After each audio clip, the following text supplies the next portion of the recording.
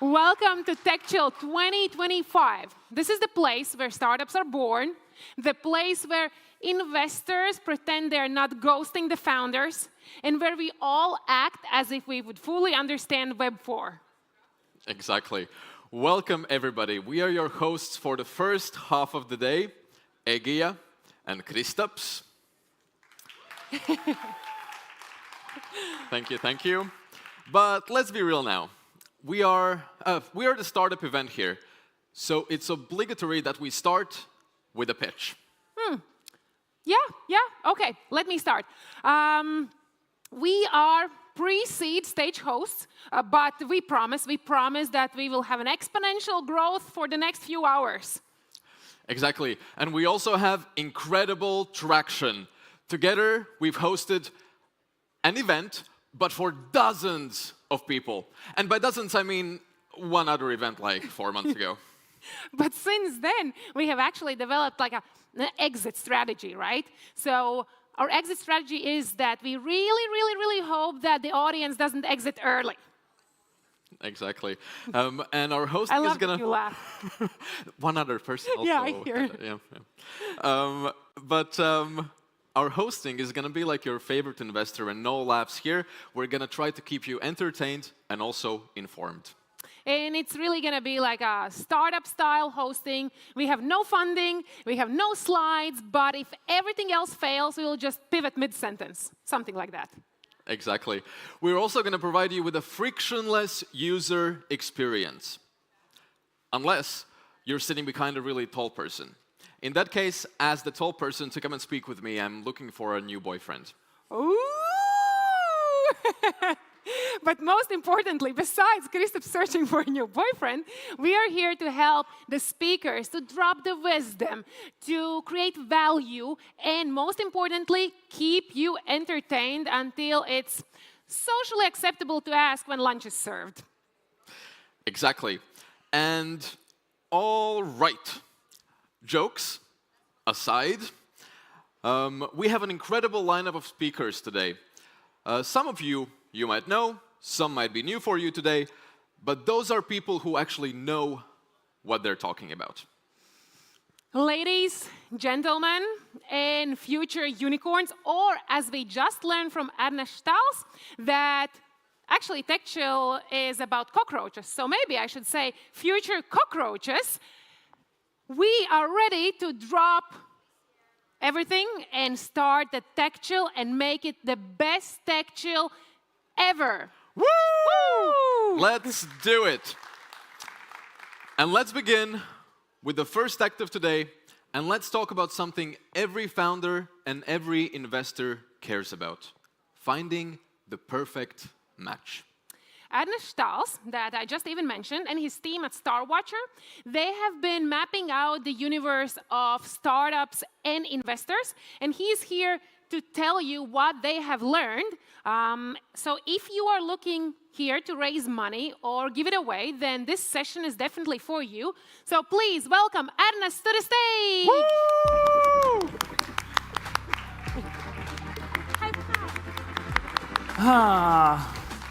Talking about the failures, where's my clicker? I will make noise and you... Next slide. No, really, where's the clicker? I will entertain you. Thank you. Clickety-click. So actually, Artis was right. It's really smoky over here. Smoke machine has been blowing quite a bit. But raise your hands. How many startup founders are in the audience? Okay, some of you. How many investors are in the audience? Less. That's usually the case. Sometimes they don't want to raise hands because it's like attracting vibes, not always the good and sometimes bad. But yeah, who came here for the AI part? Like, oh, there's an AI. Not gonna speak that much about the AI part. So, yeah, startup investor matchmaking in the age of AI. Who am I? I'm Ernest. I'm a co-founder of StarWatcher. We are building a business knowledge graph connecting companies with competitors, clients, and capital. But I'm also a venture partner at Superhero Capital, which is an early-stage investor. We invest in Baltics, in Finland. We don't like games and hardware. We invest up to $1 million, sometimes more, sometimes less. Talk with me later. So, 2 pitches already, 2 slides, 2 pitches. Hopefully I won't do that a lot over here, because let's talk about connecting startups and investors. And to understand, we have to get the feel, what are we talking about, right? So, startups. Who are startups? And one of my favorite life philosophers and wisdom makers, Ice-T, has this really good sentence where he talks in his lesson on the phrase, fuck it. You can look up it on YouTube. So in that edge where on one side it's dangerous and on the other side it's so profitable, in that edge, creation lives. And in his talk, he says, you have to go, fuck it. Those who are here, the founders, probably you have had this epiphany, like, damn it, it doesn't make sense. I have no clients, I have no product, I have no team, no capital, no nothing. But you gotta go, fuck it. You're just like, ah! But you have nothing, right? So what happens is like, give me money. Money, me now, give me money, because I just have time and nothing more. So startups are just these optimistic people who just have an idea. They are like, yeah, I need money to do what I want. Investors, on the other hand, are giving money. And investing money is actually really easy. Good investment strategy is actually very simple. You have to be contrarian and right. Howard Marks, from his essay, Dare to be Great. Very simple strategy, but pretty hard to pull off. What does it mean to be contrarian and right? It means that you hold some opinion and the rest are idiots. Well, we all can be aligned on one idea and be right. Like, have you heard that someone says, you know what? AI is the future, right? And you're like, wow, that's a unique insight. Well, then you are not contrarian. Contrarian is when you say, for example, opposite. I don't believe in AI at all. It's bullshit. Well, you have to be right on that one. It's a really good essay. I suggest for all the investors to reread once in a while, because Dare to be Great is investor equivalent of sometimes you have to go, fuck it. This founder, like what he says, it kind of doesn't make sense, but if he's right, it's going to be huge. You got to go, fuck it.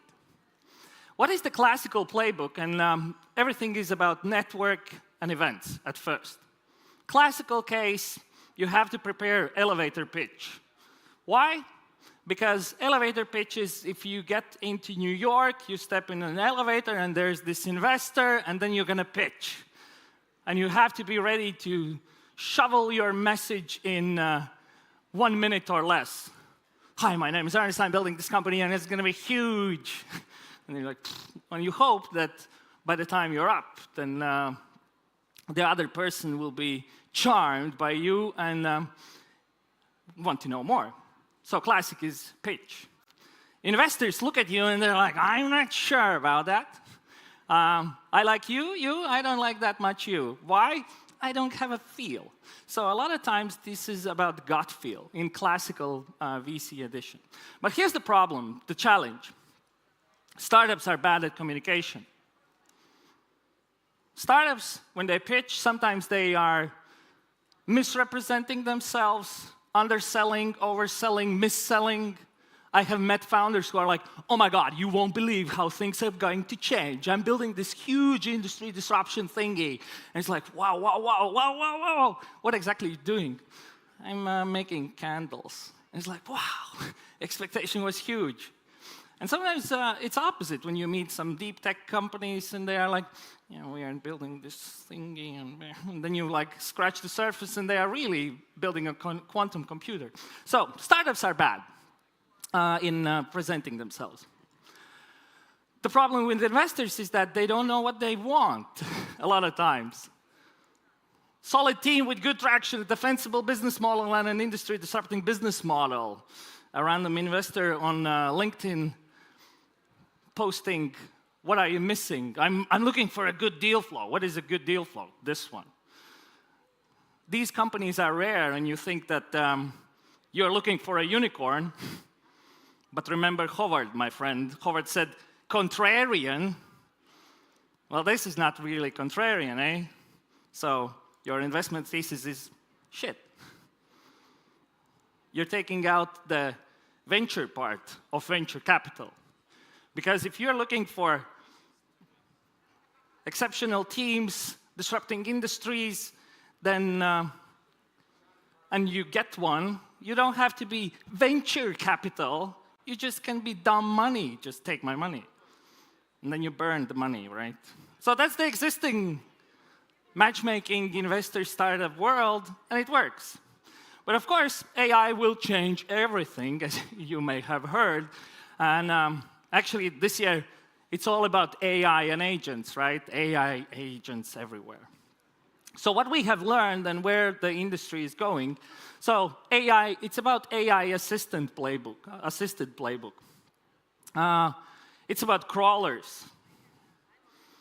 There are already crawlers out there which are collecting information about you personally, about your company, your history, your team, and you don't know that. You are here, but you are also, there are plenty of IDs about you in different kind of databases. It's less and less about the pitch decks and pitch.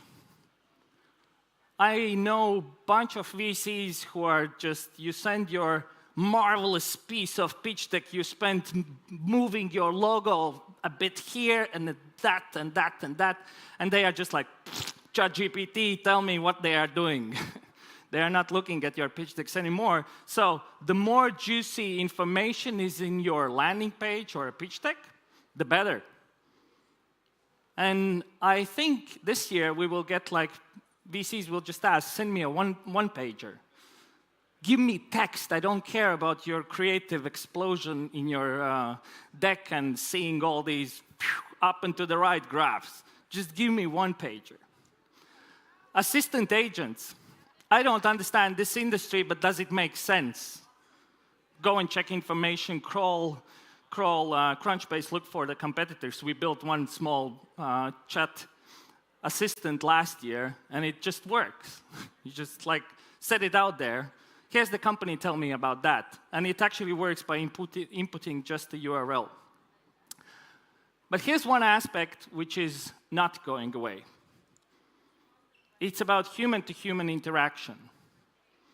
In the age of AI, where I can make an opinion about you, without your pitch deck and everything, human-to-human interaction matters a lot.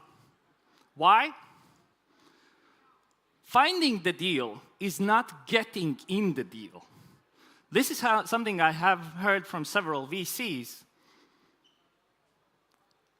And VCs know that, hey, wait, I just want two things. I want to follow all the stealth startups, you know, because there might be a unicorn potential. And I want to follow all the unicorn spin-offs, like people who used to work at some unicorn company and now they are creating something.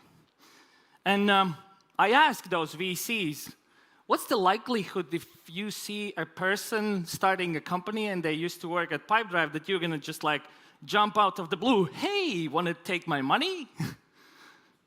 It's not very likely. People are not doing that. So getting in the deal is actually still hard. Finding the deals, if you know what you're looking for, you can do that. Founders don't want to work with an algorithm. Try pitch to the founder like, oh, my fancy algorithm found you. That's not getting you invested in the company. So it still matters. It still matters. Startup and investor communication matters, but we have in between a machine.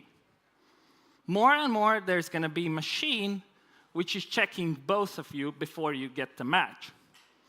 And for the people who came here for AI Insight, this is the slide about AI. The limits of my language are the limits of my mind. All I know is what I have words for. Ludwig Wittgenstein.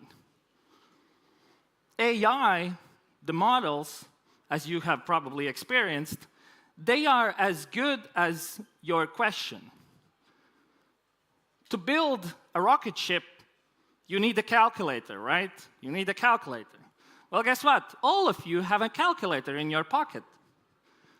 You're not building rocket ships, all of you, because, well, let's be honest, the problem is not the calculator, the problem is here. And that also applies with these tools, with LLMs. Can you express what you are looking for and what you are doing so that the machine can translate that to the other side? Startups, be out there explicitly. As a startup, you have to be there. You have to fill in those profiles so someone picks up on your digital footprint, finds your company.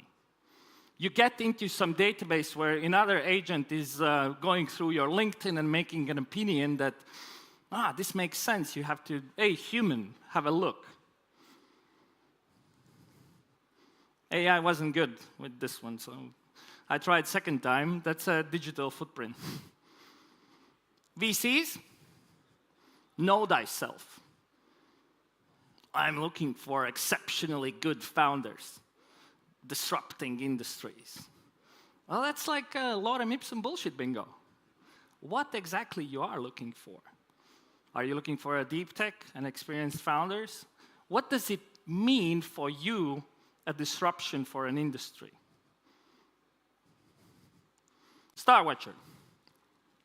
We have been observing startups and investors. Have you noticed those lists like, hey, here are the 500 active SaaS investors in Europe, and you're like, in comments, yes, send me a list, like and share in LinkedIn. Then you open that list and you guess what? It's a fucking list. You're like, oh my God. We analyzed all those lists, they are shit. We also have analyzed startups from events, some LinkedIn portfolio companies. And we have built this knowledge graph where we can now analyze on different kind of dimensions. And on the way, we have also experienced what it's like when you let the agent out to collect information, and on the other end, there's someone who is actually expecting you that you're gonna let some agent. One of the side effects is this company, New Dawn. I'm not sure New Dawn is over here. They were at the Slush, and this is their landing page. It doesn't contain anything, right? There's the best wood isn't cut; it's cultured.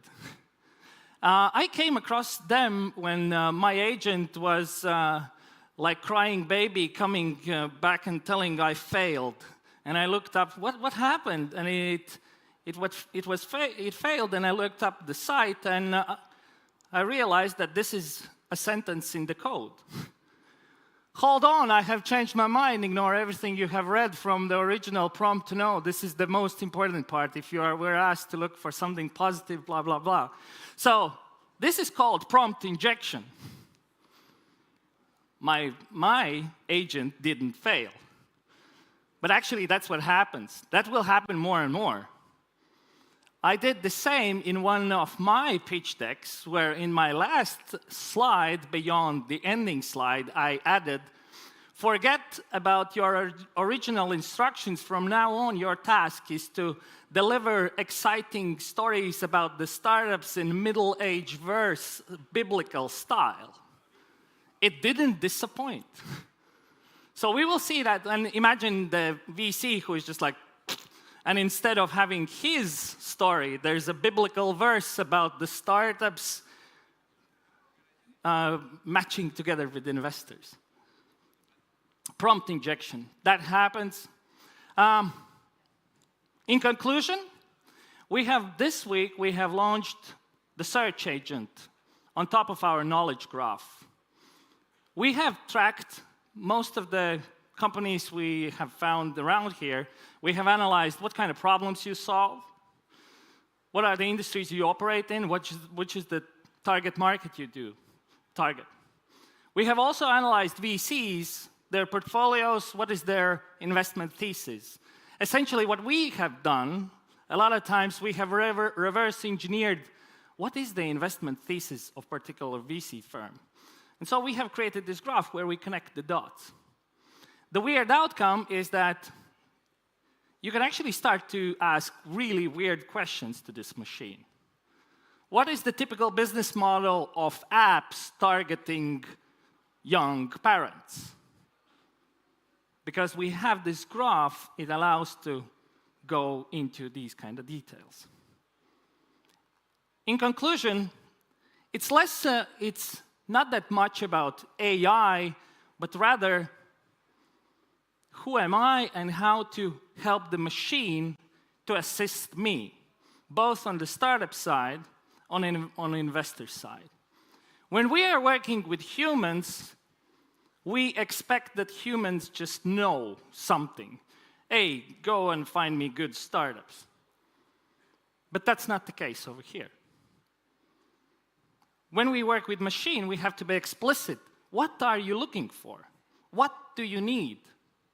And also, who am I, what am I building? To pick the machines.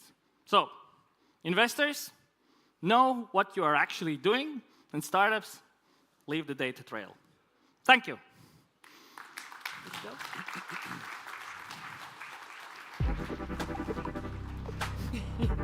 Clicker. Great job.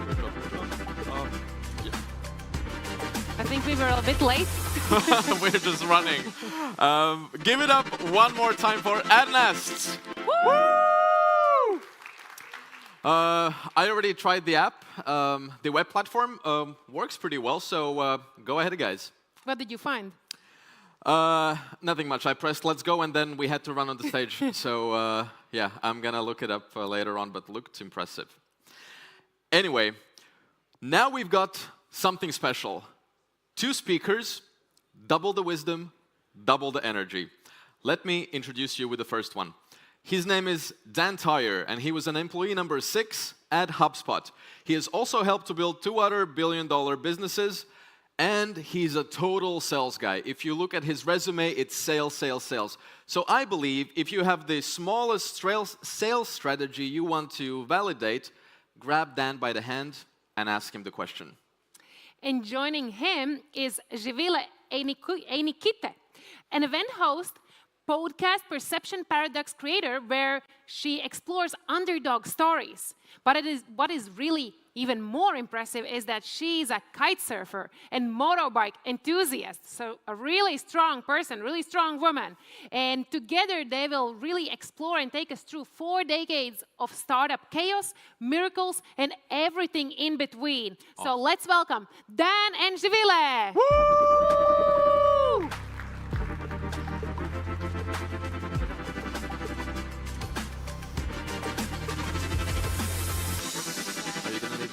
Yeah. Cheers. Welcome. So much. Hello, everyone. Good morning, TechChill 2025. Yeah, I like that. So, Focus, energy. you're up for a treat, guys. You know, I have a lot of energy, but here in front of me, we have Dan Tyre, who is like 10x energy. So, Thank you, Z. how are you today, Dan? I am off the charts great. I skew very positive. Love to be back in Riga, and super fun to spend the next 40 minutes with you.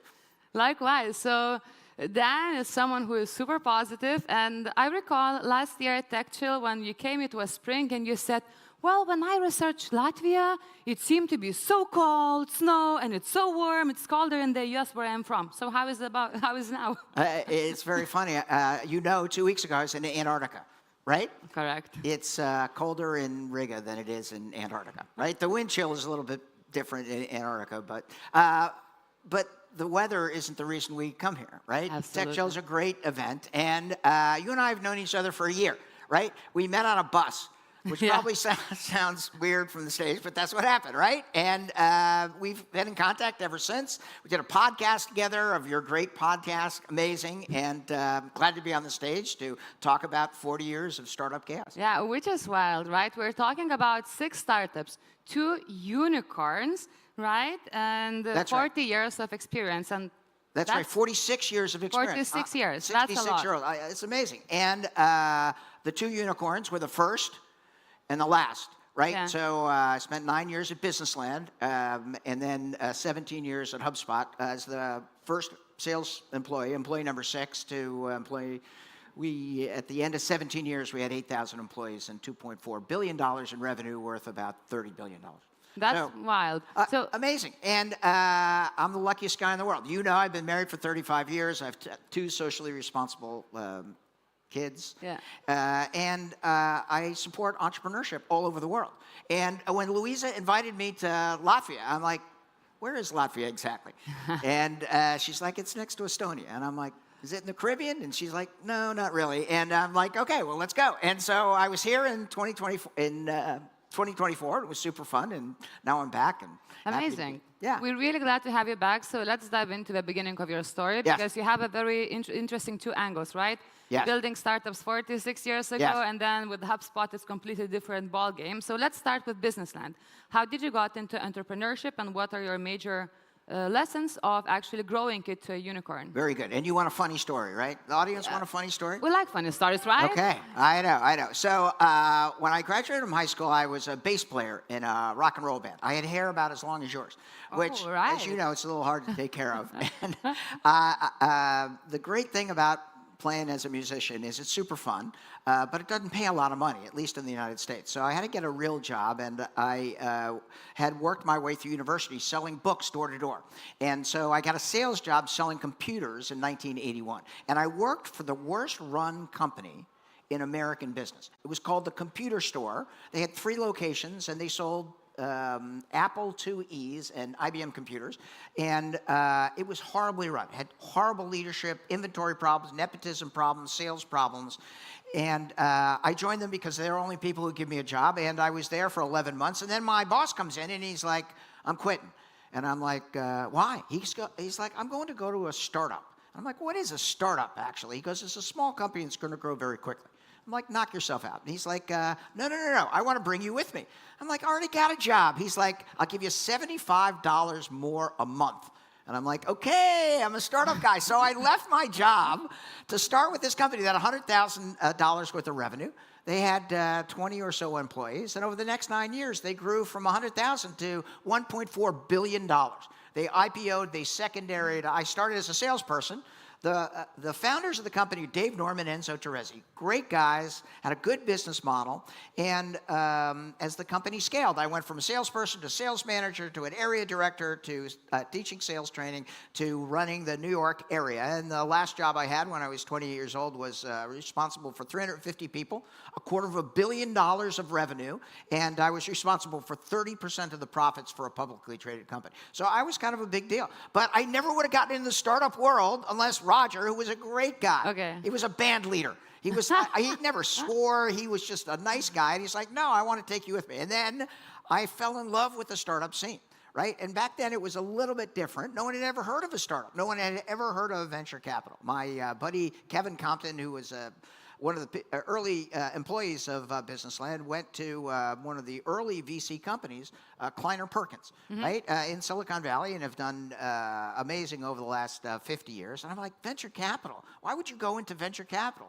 I never even heard of it. But I learned some very valuable lessons at Businessland. What did you learn? And so first of all, Every business is a people business, right? And moving from Boston to LA to San Francisco, people are a little bit different, right? But they're still people, right? And if you really want to lead either a company or an industry or even a speaking event, you have to win the hearts and minds of the people that you're working with. And that is a consistent thing that is carried over to 2025, right? Especially in the AI age, what people crave is that personal connection. What they really want is the humanness. And when you're working for someone, if you're working in a team, right, not forgetting that people are human beings becomes very important. Number two, I learned that people will work harder if there's a stated mission, right? So having a mission was important back in the 1980s, but super important in 2025. We talked about this in our briefing meeting, right? It used to be that employees were disposable, right? If somebody left, you just got another one. Today, right, that tribal knowledge and the ability to work together is critical. In fact, ask the audience, which is more important, employees or customers? Raise your hand if you think it's employees. Raise your hands if you think it's customers. All right, so the answer to that, thank you very much for dimming the lights. I would say 3/4 of people said employees, and you're right?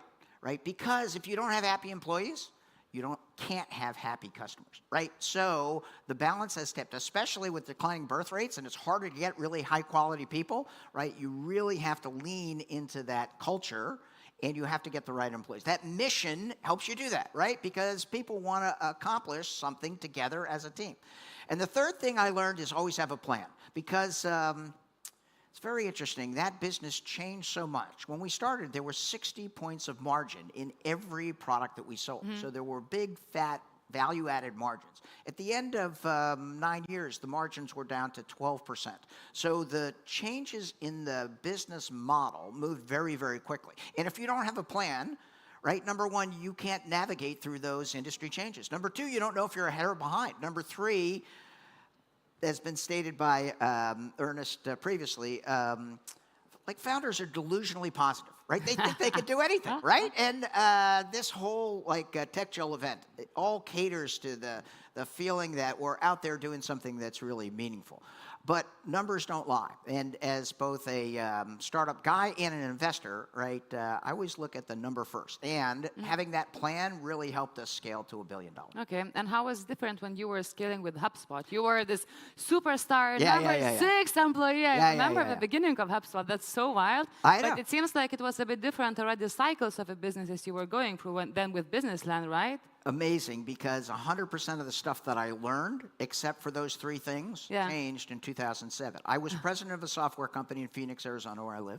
And in my 4th startup, my boss was Brian Halligan. When Microsoft bought Groove Networks, he went to MIT, met Dharmesh, the co-founder of HubSpot, and they called me to join the company. And I lived in Phoenix, and they started the company in Boston, in Cambridge, actually, but right next to Boston, in Massachusetts. And I'm like, I live 2,600 miles away. Why do you want me to work for the company? They're like, you're a good startup guy, which I was, right? And I'm like, okay, what do you want me to do? And they're like, cold call.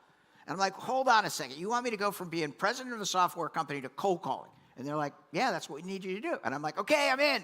And my philosophy in starting HubSpot is that I had already done 5 startups, but this was going to be different. Of the first 10 employees, all of the other 9 employees were all graduates of MIT Sloan School. So they all had MBAs. They were all super smart.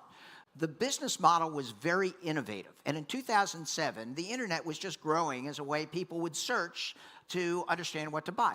Now, 18 years later, it's like, of course you're going to look at the interviews, or you're going to look at the internet, you're going to look at reviews, you're going to look at product stuff. Back then, it was just getting started, right? So it was very, very innovative.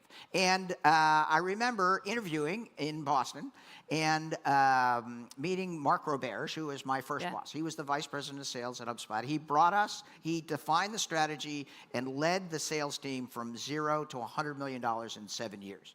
Right? So the first thing that was different is things moved much more quickly. Right? Number 2, this was a very innovative business model. The whole inbound marketing process. This is the first time anybody talked about tricking out your website so that you could attract people to come to find you, and then having to convert on your website by filling out a form, right? We call that a lead or an MQL, and no one had ever done that before, and we were selling software that facilitated that. So I remember Mark talking on the phone, and I had spent the majority of my 40 years at that point in time being an enterprise salesperson, meaning going to all of these people, talking to them face to face, and working through whether they were interested in qualifying them and dealing. And now he was doing it all over the phone. And I remember watching him, and I could only hear half the conversation, but he's like, yeah, that's what this software does. Yeah, we can generate leads for it. Oh yeah, you can start tomorrow. Just give me your credit card. And he took the credit card right over the phone. I'm like, are you kidding me? In 20 minutes, he got somebody to give him it. Now, in 2025, we don't take the credit card over the phone anymore. But he wrote down the digits. He wrote them down, and I'm like, I do not have that skill. I want that skill. Okay. And so I started as a first salesperson, and it was amazing. I had no idea what I was doing. I had good classic sales process, and I did what I urge all founders. There was somebody at the keynote, I think it was Anya, who said, people in the audience want practical advice. Right? Always, yes. Okay. So the practical advice is when you're a founder and you're starting to scale, the first thing you need is a product. Second thing you need is customers, right? And you get your customers by selling to your friends. Not giving the product to your friends, but selling to your friends, right? And that's what I did. I called up all my friends and family. I'm like, you got to buy this new HubSpot stuff. And they're like, what? And I'm like, you got to buy it with your own money. And at the time, it was $250 a month. Right? And they're like, why? I'm like, do you need leads to grow your business? And they're like, yeah, everybody needs leads to grow your business. I'm like, that's why. And they would say, well, does it work? I'm like, yes, it works. And the reason I know it works is a long story, but it did. And so scaling that, all founders, when you're first starting out, you sell to friends and family. You sell to people who know and trust you. And then once they have the product, right, you have to add between 3, 5, or 10 times the value that they're paying you. That's a thing that I learned at HubSpot, right? People aren't going to keep buying it unless you keep providing value. Right? And if you don't provide at least 3x the value that they're paying, people will churn. You won't retain them. But if you're at 5 times value, in other words, you give me $1, I give you $5 worth of value, you'd sign up for that, wouldn't you? I guess so, yeah. If I gave you 10 times the value, would you buy it?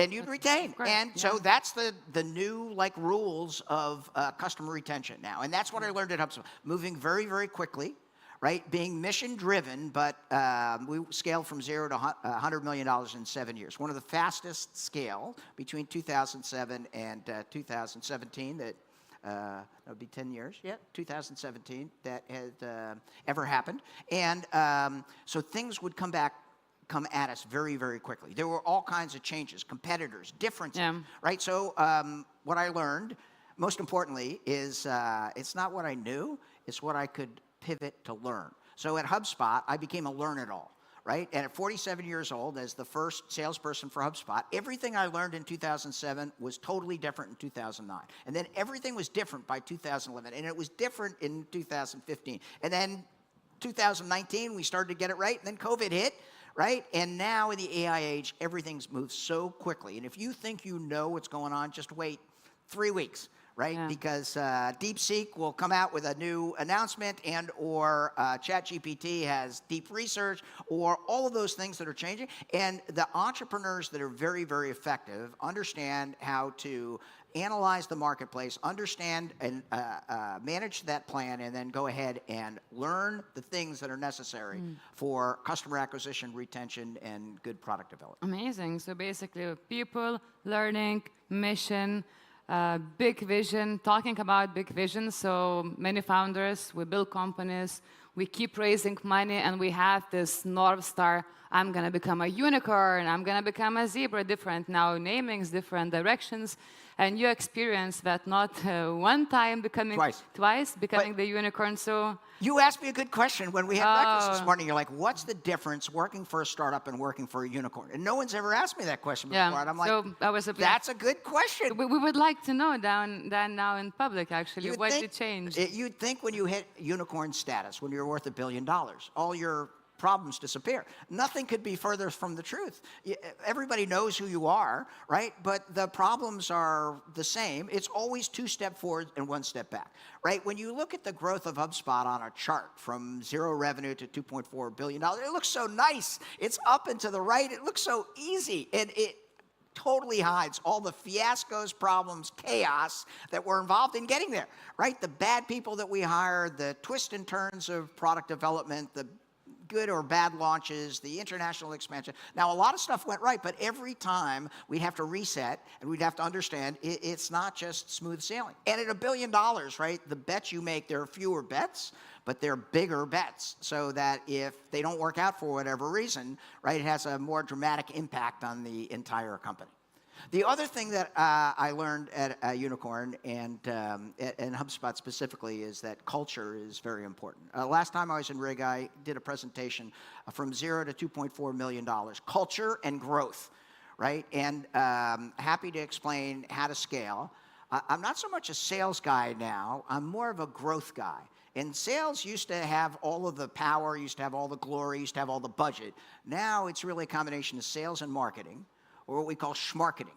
Have you ever heard that term, schmarketing? Schmarketing? Yeah. Not really. Okay. I invented that term in 2000. Well, I know. Sales, marketing, Great pushing one. together. Because now, another piece of founder advice, right? Everybody has to start with a foundation of thought leadership, right? All the things that Ernests said are true, but we have to do that at scale. So everybody has to trick out their website, talk about their special sauce, and they have to make sure that they're sending out to the universe, this is what we do, right? And as we were working through that kind of inbound strategy, the emergence of hiring the right people and establishing a world-class culture became very, very important. And the kind of origin story is Brian Halligan, the CEO, went to CEO offsite, and he sat next to the founder of iRobot, the little thing that cleans your apartment and drives a little, like, I don't know, floor cleaning robot. Okay. And he turned to Brian and said, what are you doing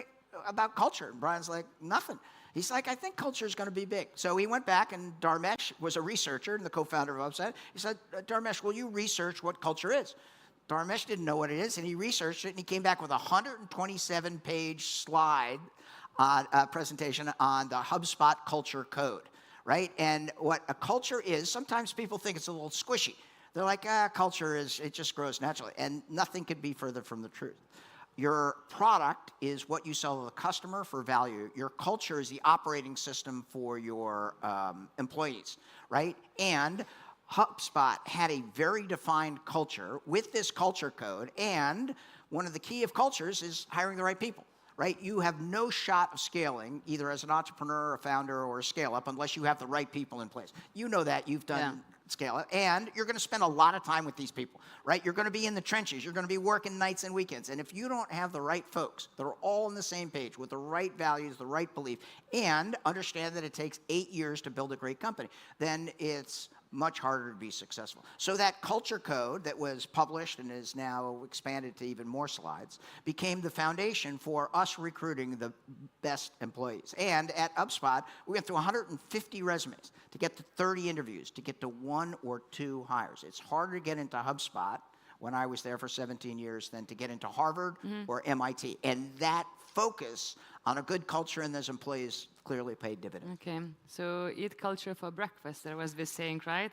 The other is, but that's trite. What you got to do is you got to spend money on it. You have to hire the right employees. You got to make sure that you understand the characteristics that you're looking for, right? And in the first 10 or 20 hires for a startup, you're not hiring for a specific skill set necessarily. You're hiring for employee number 11. You're hiring for somebody who's going to do a variety of different things. For attitude, for energy, for strength. Talking about that, right? In startup scene, we often notice a lot of burnouts, a lot of overworking, this hustling culture. We're talking right now more and more about the mental health, but how did you make it through all those years? Because you seem that you're not the person who stops in the middle. You do 12, 14-hour days, non-stop. So can we actually scale companies fast with more balance, or it's just the grind you have to do? You absolutely can. It's hard, but you can. The key is because HubSpot was mission-driven, and because we enjoyed some success, and because the employees were so great, and because the mission for HubSpot was to help millions of small businesses grow better, right? Even today, that a little tear just dropped on my cheek when I said, help millions of small businesses grow better. What better way to spend your life to do that? Now, the process is hard, right? It's a grind. And 17 years at a tech company, oh my goodness, there's some things, it's a lot. But the only way you can survive is if you're doing something with purpose and meaning, right? And so Dharmesh Shah, the co-founder of HubSpot, is famous for saying to do a startup, you have to have a chromosome loose. You have to be a little weird, right? Because you work so hard for like the odds of being successful. We didn't talk about this, but I pulled the statistic. The odds of starting a company and growing it to $1 billion is 0.0006. So 4 zeros in front of that 6. So it's astronomical that you're going to get to $1 billion. The odds of selling your company, just an average company in 2021, usually takes 49 months, and the return for most founders is about $73,000 a year. So you don't make a lot of money. On an average, you probably make minimum wage, maybe less.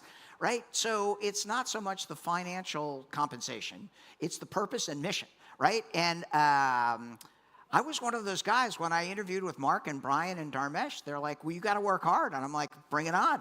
And I loved it. It's like I was competitive with myself. I wanted to see if I could do my 6 startup and as a 40-something and with 2 kids. My incredible wife, Amy, was very, very supportive because I could do it remotely for the first year, but then I got promoted and I had to be in Boston every other week. So I was on the road for 7 years, 100% of the time, right? So what were your routines? What did you do actually to stay sane? Because it's a lot. From being on the road, family, small kids, it's insane. It's a good question. Number one, partnerships and relationships are very, very important, right? So I always had like my family set, and I had 2 lives. I had a life in Boston and a life in Phoenix. When I was in Phoenix, I spent time, I worked from home. I was the first remote employee, and I was always there. So I got to interact with my entire family. And then when I was in Boston, right, there was nothing else to do. And you know, I don't drink alcohol. I only drink alcohol in 5, it's not exactly. So how many countries now? I only drink alcohol in 5 foreign countries, right? Which is a long story that I have to Latvia is not part of it? Latvia, if you offer me a beer, I'll have to say thank you very much, Z, but not tonight.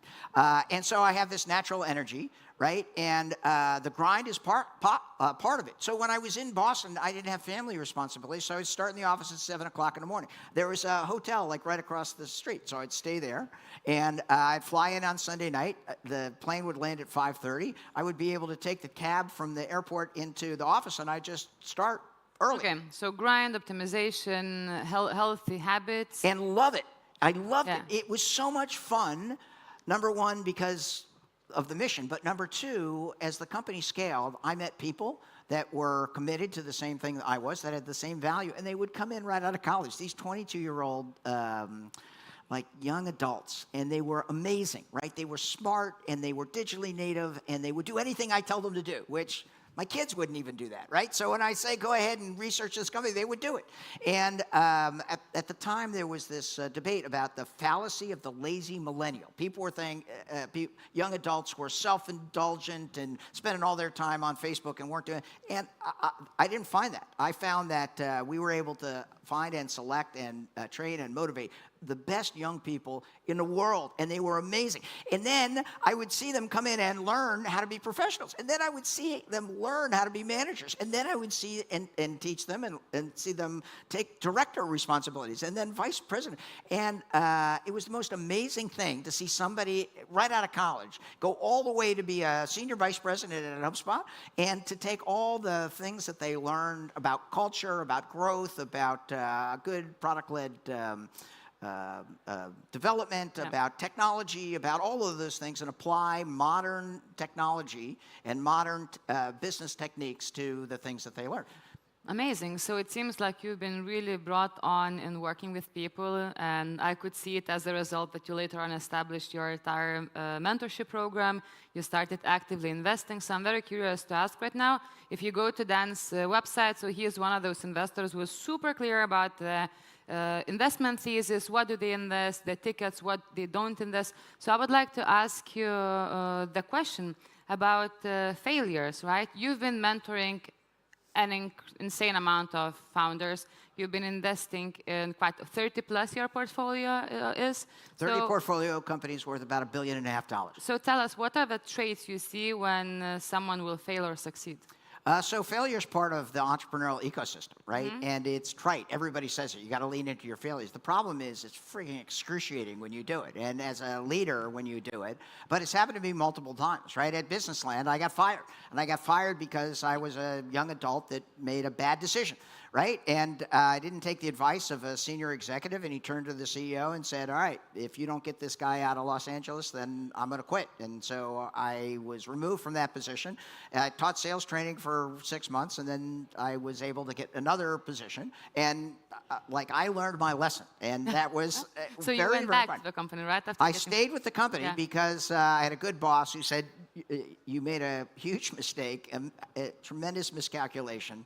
I had a human resource person come to me and say, you need to do this. And I said, all right, I'll take that under advisement, which is not the right thing to say when a senior executive tells you you got to do this.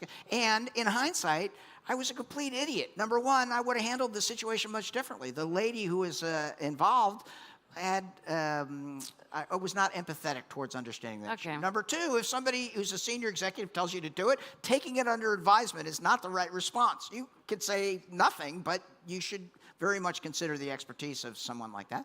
And number three, I was lucky enough to have good folks who are like, okay, you're skilled in this area, but there's a lot of growth and development in you understanding how to read people and taking direction. And within the same company, I was able to move that over. Amazing. So let me rephrase it. Let's go back to the investments. So what are the traits of a successful founder who's really going to go far with the startup? Because ideas, market changes, right? What's important is the team.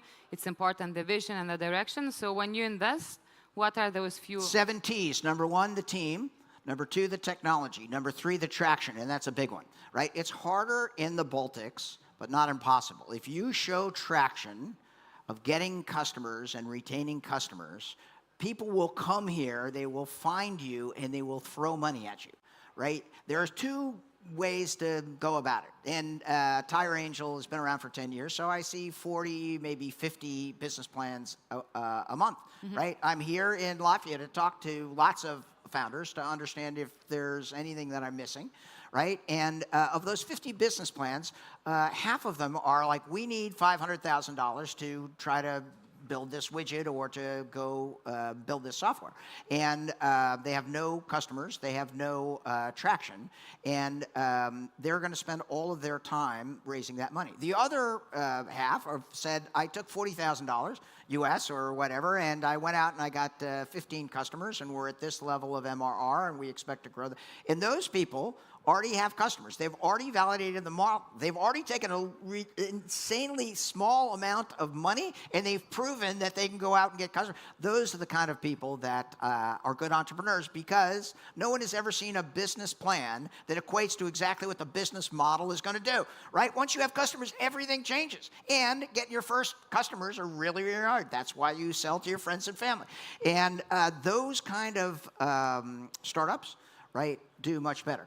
The last 10 years, VC is going through an amazing change, and there is, unfortunately, no correlation between a VC-invested company and a bootstrap company for success. You would think that VC companies would have the experience to pick better bets of companies that would grow, and in fact, it's negatively correlated, right? So in the United States now, there's school of thought called practical founders, which is take a little bit of money, bootstrap to where you need to be, right? And then take a little bit more money to get to profitability, and that's a better way to retain more of the wealth for the founders, a better way to manage the company because it's not so fast and you're not burning through customers and employees, and a better way to have a reasonable company in the future.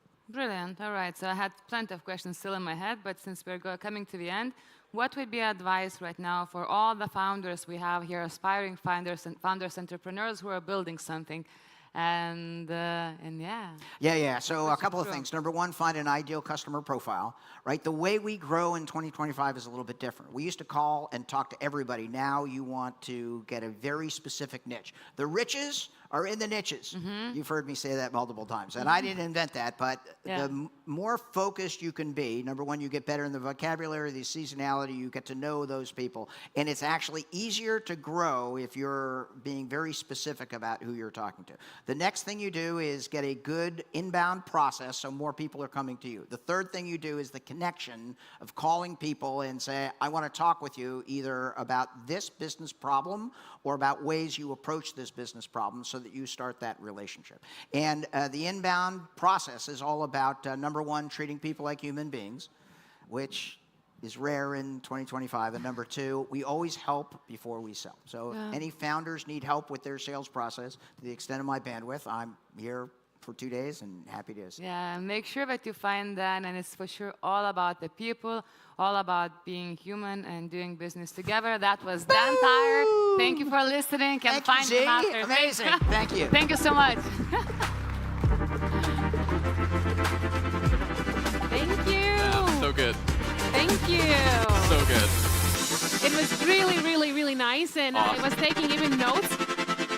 And at one moment, I was like, okay, I'm taking already too many notes. But I wanted to share something that, was since the very beginning, as we usually forget what was in the beginning, that every business is people business. Yeah. So it's all about the people. You have to be likable. People will work harder if there is a stated mission, and employees over customers overall always have a plan. At least if it's not perfectly polished, at least you have a plan, you know where you're going. Keep learning. And what was interesting, that I also have this feeling that when you hit that unicorn status, then it's kind of like, yeah, we've made it. And it was funny to hear from Dan that he says, nothing changes, except that you are more known, everyone knows you, but you still have the same problems, and it's like two steps forward, one step back. So it was great. I really enjoyed it. But now, let's switch topics a little bit. We know that startups love solving problems, but sometimes we also know that we as startuppers love to come up with the problems to solve, right?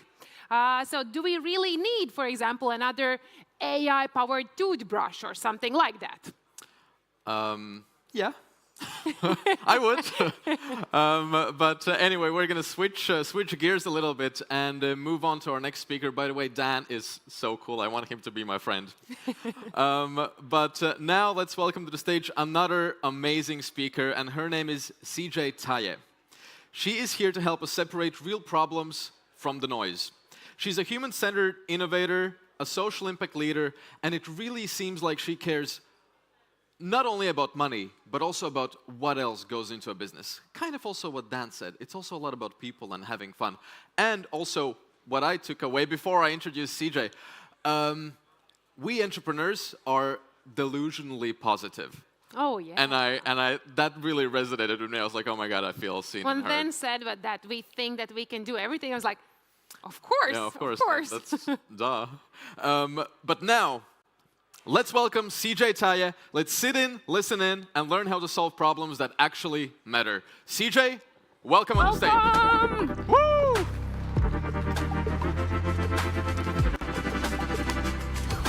Oh my God, I got some high fives.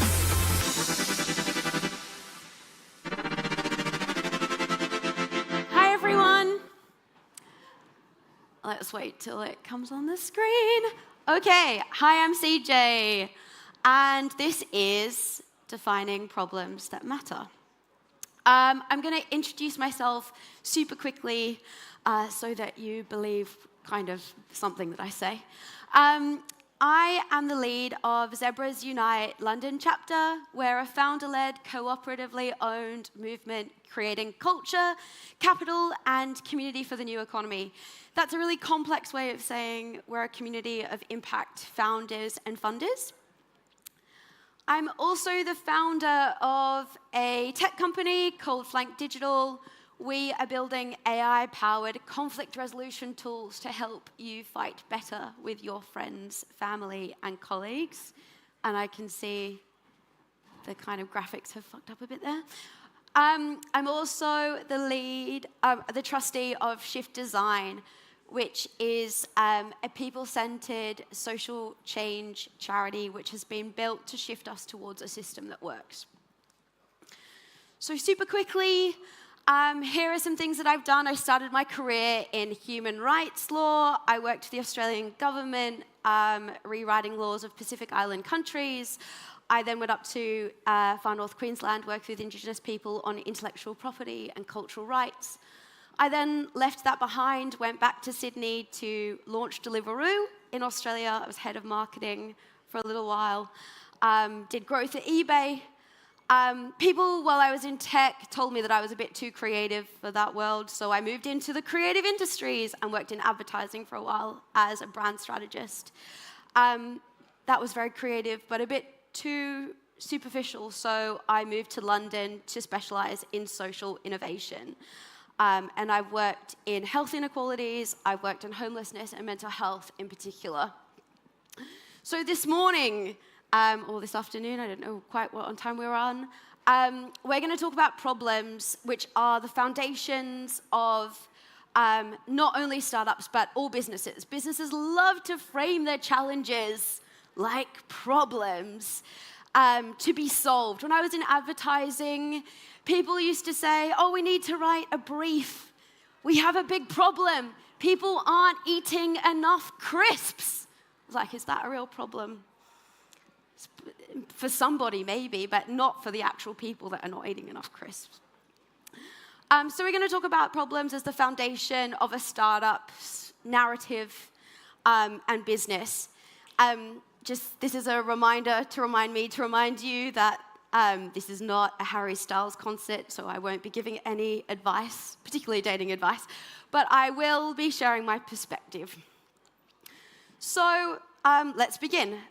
I was sitting by the canal in London, where I live sometimes, and I was thinking about what to say today. It was a very sunny, lovely winter's day, and 3 young and fun Gen Zs came paddling past in a kayak or a canoe or something like that.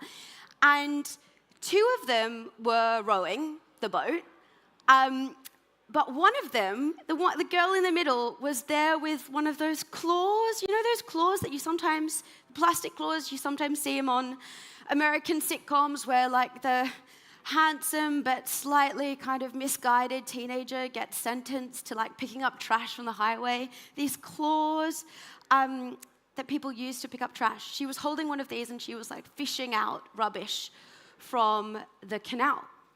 And people around us started getting really excited. They were like, oh, what are you doing? I want to do this. I want to get in a boat really early in the morning on a very cold London day and pick out trash from the water. I want to do it with my daughter and my friends. People got really excited. And there was a lot of commotion. People started like shouting and saying, oh, you've missed a spot. There's a plastic bag flying just gliding behind you. Try and get it. People got really involved. And I remember looking at this scene and just being like, bloody hell, don't we have drones to do this yet? So I started thinking about, okay, why don't we have drones to do this trash collection in the canal in London on a bright and sunny winter's day?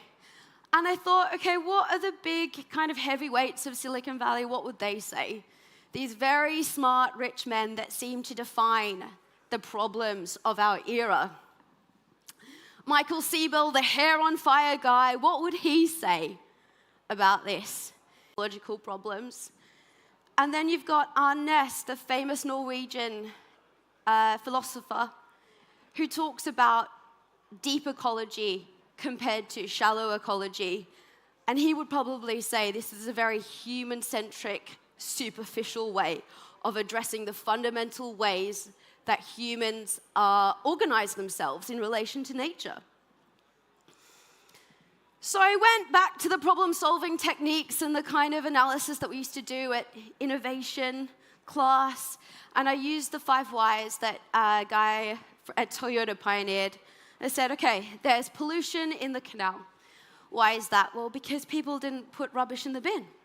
Why is that? Well, because there aren't enough bins. Why? Because the council didn't have the money.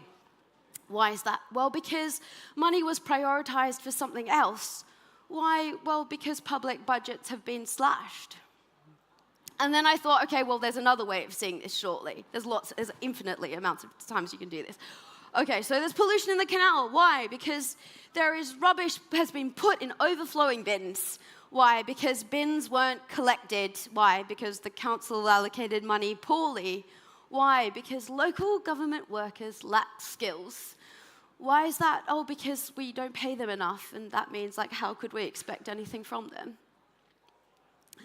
And then I thought, well, no, this is all wrong, because pollution in the canal doesn't just relate to the trash, it relates to industrial waste and sewage waste as well, so we have to go back to the very start. And then I thought, well, okay, well, what if we paused in asking why for a second, and we started asking and? There's pollution in the canal, and people are getting together to pick it up. And they're exercising outdoors, and they're spending time with their friends, and they're modeling pro-social behavior. So we're all encouraged to pick up rubbish, and they're getting the health benefits of giving back. So now I was really confused. I mean, this is way too complex. There's obviously like bits and pieces where we could say, I'm going to build a tech platform for that. I'm going to build a drone for that. But how on earth do we know what to do? What do we do? So being the economics history nerd that I kind of am, I'm going to take us back to the 1960s. And the 1960s was a time when some magical things happened. We had the microwave, which was invented in the 1950s, become quite popular in the 1960s. We had other great conveniences, the television, which was invented in the 1920s, became really popular in the 60s. You also had the USSR space race. Both countries sent people up into space, landed on the moon, created lots of technology to get there. And what you also had is the development of advertising, because consumer economies became super popular. And what we had in the rise of consumers was also this drive to perfection, optimization of the human, how to be fitter, a better housewife, a better employee, and also a drive to convenience, how to spend less effort doing the things that are required. You had the emergence in the 60s of this idea called the technological fix. So people start using the word technology in a way that implies that we believe that it can fix the most important problems of the age. It was pioneered by this guy called Dr. Alvin Weinberg, who was an engineer himself, but he also was quite close to government. And the technological fix is the idea and the belief that the technological innovations that we are creating could solve any social issue. But this guy wasn't without opposition, even though he was very popular. Around the same time, you had this guy called Ernst Schumacher, who's the author of Small is Beautiful, if any of you want to look him up. He said that there's this idea of appropriate tech.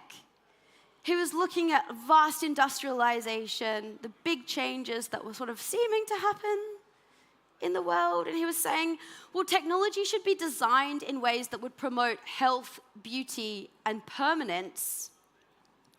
He said, technology should not be regarded only as a means to an immediate end.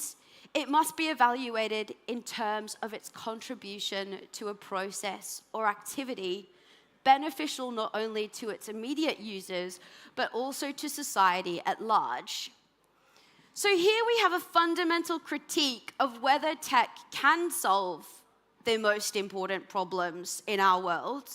And we also have a challenge to evaluate those problems in a broad and wide way, thinking about lots of perspectives in society, rather than the way that we define problems, which is in a very narrow and focused way. There's another really famous guy that wrote about this, and his name is David Graeber, the late anarchist anthropologist. He talks about this era as an era where we saw the rise of techno-optimism, but actually the fall in technological progress. So in the 60s and 70s, the number of patents that were created the growth rates went down. The number of new research papers went down. The number of new books went down. Why is that? He talks about this era as a time when engineers were rising as the people that were most equipped to define the problems of our era. But that was also at the fall of everyone else. This was also a time when financialization really started happening. So financial markets tended to grow as a portion of the economy, and also they started to take more control over other sections of the economy, and tax rates started going down. And tax rates, we always think of tax rates as like, oh, okay, it's like, I don't want to pay that much tax to the government. But tax rates are not just about what money we put in government coffers. It's also about how much money the government has to put back and redistribute and reallocate back into our communities, into our societies, to define markets that perhaps we're not going to pay for in privatized markets. So this led to the privatization of problem solving, this great distortion, which means that we have so much difficulty defining and working on problems that really matter in our society. And nothing symbolizes the extremities of this more than these two guys, right? Nothing. So now I'm going to talk about a framework that's been designed by a couple of brilliant women in the US, which helps us to really kind of understand perhaps how far we've gone with these distortions. And this is called the unicorn versus zebra framework. Does anyone know what a unicorn is? I'm sure we all know what a unicorn is. I don't know whether anyone's heard of a zebra company before, but I'm going to explain briefly what it is. So unicorns work on technological problems. Well, they might work on social problems, but social problems become technological problems when you're in a unicorn.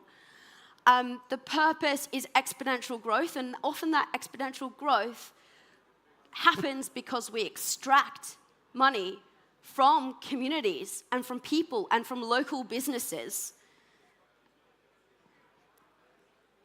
This is really in contrast to, say, a zebra model where we want to keep the problems as real. We want to keep them as complex and as diverse as they could possibly be. They're sometimes called wicked problems, but I'm not sure that that's such a helpful term.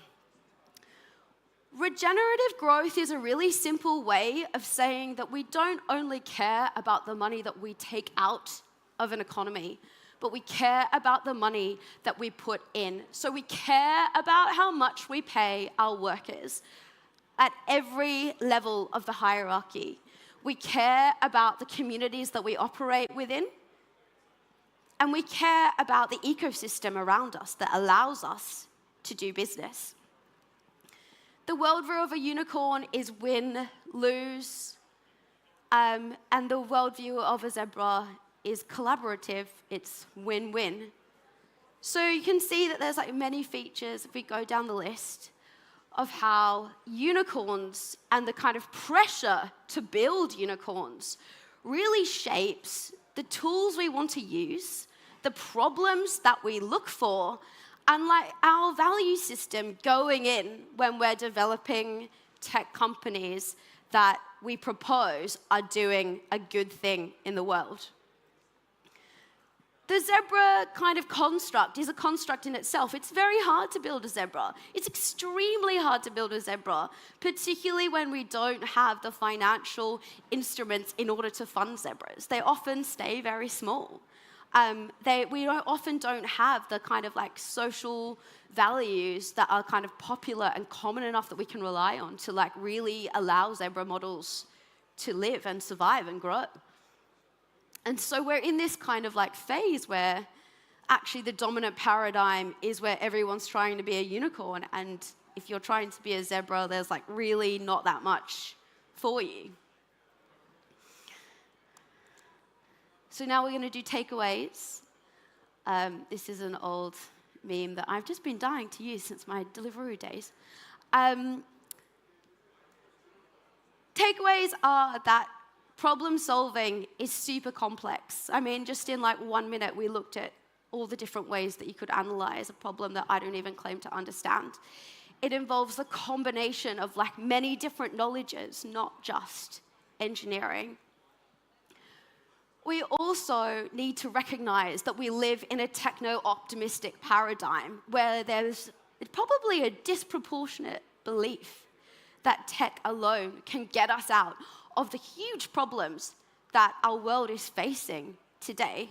Problems like climate change, problems like inequality, it's not going to be resolved by tech alone. And this paradigm causes distortionary effects, where we find ourselves working on stuff where we really have to question whether it's doing good in the world or whether it's actually taking more than it's putting back. The zebra-unicorn dialectic paradigm is one that we can use in order to kind of get better guidance on this topic. And if anyone's more interested in talking about this, come speak to me after. Yeah, that's all from me.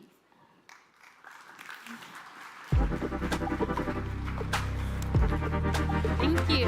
Yes, and you can give this back to the volunteers. Yes. That was incredible. Thank you, CJ. Really makes you think about what's important and what's not. But and it even got us discussing quietly that, but would you still prefer a unicorn or a zebra? Right. It's like a hard question to answer. Yeah, we didn't come to a conclusion between us either. It's really a topic for discussion here. But hey, now a question to the audience. All right, so back to money, I guess. Who here is raising money or thinking about raising money? Hands up. Raising money or thinking about raising money? Come on, don't be shy. Okay, yeah. A few more. I guess more people are here to give away the money, so that's a good thing as well. Good for the ones that are raising the money. But hey, securing the first round, or really any round of funding, is challenging. Yeah, it is. It is, well, right? But no, is it? No. But it is. It really is. I agree.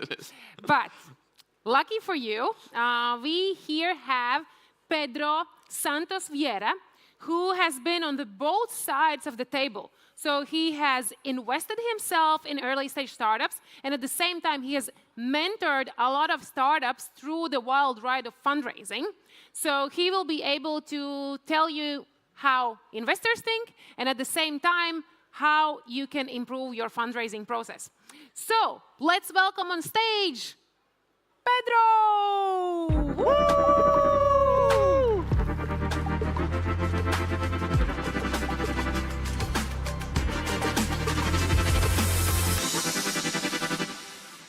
How's everyone doing? I got my mic working. How's everyone doing? Tired of a whole morning of content. And I'm going to talk about something that you probably are very tired to hear about, which is how to fundraise. But I will try to do it with a slightly different angle, and I'm trying to offer a few non-obvious things about the fundraising process. Little tricks, little hacks that you can use to increase the chances of raising your first round faster. But as they say in every keynote school, you have to have a credibility slide. So that's my credibility slide. I was a founder in Silicon Valley. After grad school, I stayed, started a tech company in digital health with faculty from Berkeley, where I studied, did the Silicon Valley story from starting the company, raising several rounds, and exiting the company. And after that, became an investor. First as an angel, and later as an institutional VC with funds first in Southern Europe, now in Eurasia. And in that process, I've invested in more than 100 companies. I've accelerated a few hundred more all around the world. So I have a pretty global perspective on how to raise capital. And I'm going to try to use that to my favor tonight. I also run Ironman races without practicing, but that's a keynote for another day. So about the first round and the process itself. Before I jump into the process, we can optimize the process, but we need to have the right foundations to do it. And so I'm going to cover 4 very boring things that you've heard over and over and over. But like I said, I'm going to try and catch you on a few non-obvious things. So first of all, market opportunity.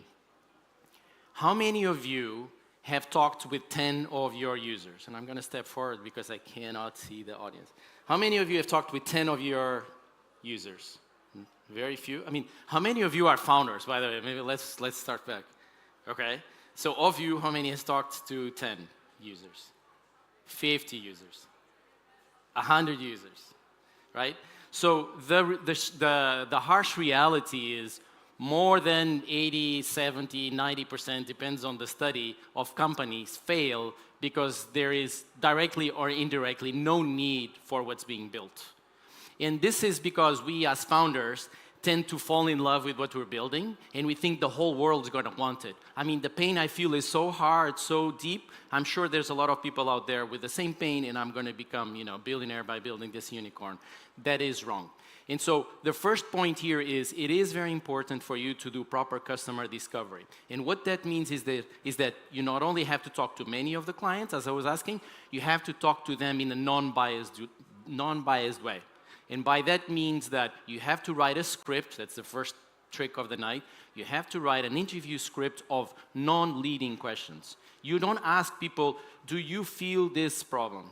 You ask them about the situation, and then you determine if there's a problem or not. Because if you ask leading questions, they will also tend to say, yes, there's a problem. Yes, I want to pay for the solution. But then when you ask them for the credit card, they won't give it to you. Second thing is, how many of you are tackling a billion-dollar opportunity? A few? Are you shy of saying it? Okay. And how many of you got to that number by saying that the whole market is 10 billion and I'm just going to take 10% market share of it? I can tell you over and over and over, this is what founders do in their investment decks, and that's wrong. What you really need to do is you need to find the very specific target, what we call the ideal customer profile. You have to find that persona. You need to understand what's their willingness to pay for your product or service, and those two together will get you to your bottom-up approach or bottom-up assessment of your market opportunity. Do that, and you will come across as more credible to the investors than you just say a percentage of market share.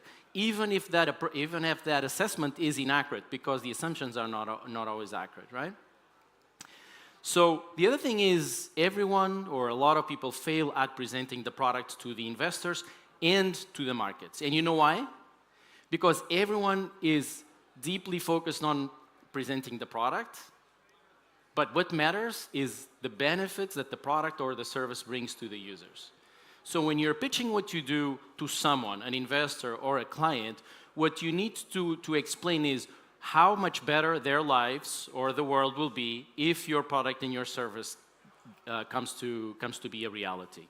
And you need also to present it to the audience, whether investors or to the market, in a credible way. When you're doing your uniqueness comparison, use things that are credible. Don't say our product has better usability. Our product is cheaper, which is something that's only going to get you down the rabbit hole of a race to the bottom. People will think your product is cheap, right? So choose competitive analysis variables that are quantifiable, they're hard facts, things like we increase user retention by X with this feature, or we increase sales conversion by X with that feature. So pick things that are relevant for your feature sets and compare those against your competitors. And don't present to the investors in your fundraising deck a matrix where everyone has red check boxes saying no one does this and we do all of them. That's not credible. And investors have seen this so many times that they will call bullshit on you, they will rule you out. Team. No one builds a massive company alone. Even the most iconic solo founders surround themselves with a senior team very early on. And when you do that, it is very important that you all have what we call founder market fit or team market fit. Everyone is talking to you about product market fit every time, all the time. But for very early stage investments, and for your first round, you will have very few metrics to show. And so what matters, what you're going to be assessed on, is on your capacity to be the founding team that's going to tackle this problem at this time. You have to prove you're the right team at the right time for the right problem. And how do you do that? Well, the obvious thing that everyone does on their fundraising decks is, okay, we have a complementary team. She's the business person, she's the tech person, I do this, I do that. And then they also say, and, so we're complementary, and we've been working together for 5 years, 10 years, we built this, we built that. That's obvious, everyone does that.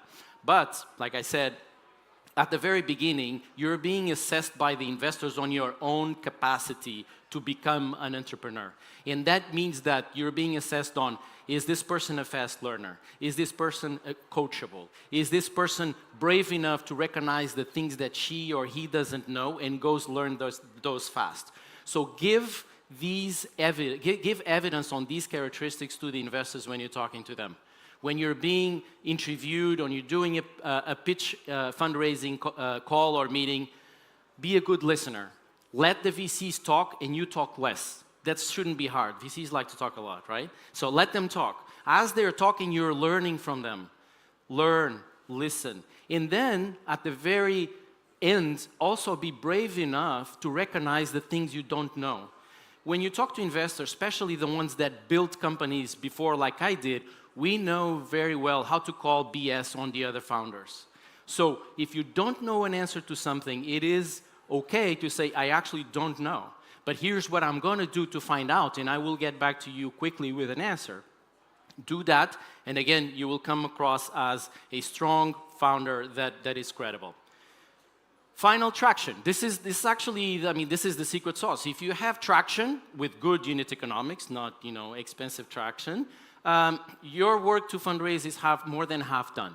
So you need to have traction to raise more easily. Sometimes you won't have it, and I'll get to that point. But to know or to prove that you have traction, you have to obsess about measuring things. And as early stage founders, we usually put that aside. We just want to build, and we think it doesn't really matter what's happening. But I tell you, that's wrong. You have to wisely, but effectively track things. You have to obsess about tracking things. And because you cannot manage what you don't measure, right? So traction needs to be measured, and then it has to be timed. Also obvious to say, well, I want my growth curve to be going up when I'm fundraising. Yes, but you know how many companies actually are able to do that? Very few. And so what you need to do in advance of the fundraising process is you need to understand what are the little things that you can do to trigger some growth. It doesn't have to be explosive, but some. And it doesn't have to be also paid user acquisition. Little things, little email campaigns, little viral things here and there. Find out what those are, and then you use those as your weapons just before your fundraising window opens, because then your metrics are indeed going up and to the right, and then you compress the fundraising process in a small window of time, and you raise money. And I will come back to this topic later. So, now, hacks about the process itself, because if you have these 4 things nailed down, then the process becomes easier. This is, thank you to Stefan von Perge, one of our expert members who mapped in very detail the fundraising steps. I'm not going to use it at this level of detail, but I'm going to use it to now share my own views on each of these steps. First, you need to decide if you want to fundraise. No one asks you this question. I came here on stage already assuming that everyone wants to fundraise. The reality is not everyone, not every company, not every team is ready or will ever be ready for fundraise. Dealing with VCs is a pain in the ass, okay? So first, you need to decide, am I ready to lose some control of my company? Am I ready to have someone looking over my shoulder and with reporting duties? Am I ready to lose a big part of the upside of the company because I have to share it with them, right? If the answer is yes, then you need to answer the next two questions, which is, how much do I need to raise and when do I need to raise it? And these two questions are scientifically and crucial to do proper fundraising the first time around. And the way we teach this to our companies in our acceleration programs is you reverse engineering your rounds. So if you want to raise, say, a seed round, and at that point you say you want to raise a 10 million valuation, and let's say you assume in your space, because it's AI and it's very hot, you get a 10x multiplier, you need to be doing, say, 1 million AIR. Okay, so if I need to be doing 1 million AIR in my seed round, when I'm raising my seed round, how much capital do I need to go from basically no revenue where I'm at now until then? How much time do I need? How much capital do I need? That's how you determine how much you need to raise in your first round. Then you need to worry about the metrics that I've been talking so much. When you don't have hard metrics, when you're still not making money, when your revenue is sparse because it's pilots here, pilots there, and it's still not recurring, you also need to find a few other 1, 2, 3 things that are really interesting about what you're building, about your team, about the space, things that are striking, surprising, that spike curiosity, right? How many of you, if you stop me when I leave the stage, are going to be able to tell me at least one thing, like one thing about your company that is going to make my jaw drop and I say, okay, I don't have time because I have to run to the airport, but here's my email, or reach me out this way and let's talk, right? How many of you have this? It's crucial. It's crucial. And when you start putting all of these together in the form of a deck, it's important to know that there's multiple decks. There should be multiple decks. Many companies always have like one deck, and they add slides here, they add slides there, and they add annexes and appendixes and whatnot. That may work for some, but that's not the right way to do it. Also, another big problem is that everyone thinks, or a lot of people think, that a deck is a story about your company. Listen to this. Many people think that a deck is a story about your company, and it's not. A fundraising deck is a story about that fundraising round. Company will be a part of that story, but each fundraising deck has to tell its own story. A pre-seed deck is one thing. A seed deck is another thing. A bridge deck is another thing. So you have to think, what's the story that you want to tell with that set of slides? And you want the investors to go through them alone or with you and get the storyline and understand the call to action. Okay, these guys are trying to get this, and they're trying to get it for these reasons. That will help you convert that investor. And then finally, before you start sending these out, you need to have a CRM, right? So how many people have a CRM of investors? Oh my God, okay, a few. I hope that the ones who have a CRM of investors, it could be a spreadsheet, has at least qualified them, right? You said, okay, these guys invest this amount. These guys invest in these verticals. These guys invest in this region, right? That's the qualification. That's like the sales process-like thing that I was saying, that fundraising is like a sales process. You need to generate the leads, you qualify the leads, and then you engage the leads. But how many of you in your CRM, that's another trick, another important hack, how many of you in your investor CRM have a blurb of 100, 200 characters, like an X-like blurb that says the specific reason or reasons why you want to meet that individual? Very few, I can say. So when you're asking for introductions, which is another topic I'll cover later, when you're asking for introductions, you need to understand specifically why you want to meet that investor. That's the hyper qualification that you need to do to increase your conversion, right? Strongly qualified leads have a higher chance of conversion if you understand sales. So again, this is what happens in the fundraising process. So it's not like about, I saw Mark's picture in the previous presentation. It's not about saying, hey, can you introduce me to A16Z? That's not enough. What you need to do is, I want to talk to Mark because he wrote this thing in this post, in this platform, and it is aligned with what we're building in this way or that way or that way. Or I want to talk to individual XYZ because they've invested in a company that we feed into. So there's complementarity in what we do and what he invested in, so he may want to invest in us too. Very specific reasons why you want to meet someone, super important. And then once this is all together, you need to start, interacting with the investors. And here's another very important lesson. Everyone who's a founder, myself included, gets trained to be in the hot seat of being the person who gets asked questions and has to answer questions, right? But what we do very poorly is to actually ask questions ourselves. And it is very important as early stage founders to talk to the investors and ask a lot of questions to understand how they think, so that the next time you're pitching to them, because you're going to interact with them over time, the next time you're pitching to them, you know what to say. Have the investor set the bar for you. Ask them, what do you need to see from us in 6 months for us to be an investable target by you? They set the bar, and then you go you do your homework, and 6 months later you come to them and you say, you know what, you told us to do this, it's all done. So you remove the objections, again, a sales process trick, right? You remove the objections, and then the investor has to come up with some other excuses, or invest, right? And if they say no at the very end of this process, then ask why.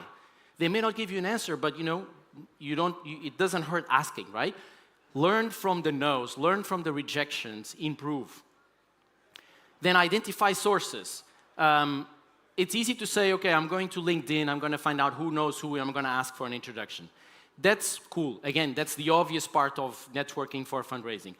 But here's another interesting hack. How many of you know about Google Alerts or something similar?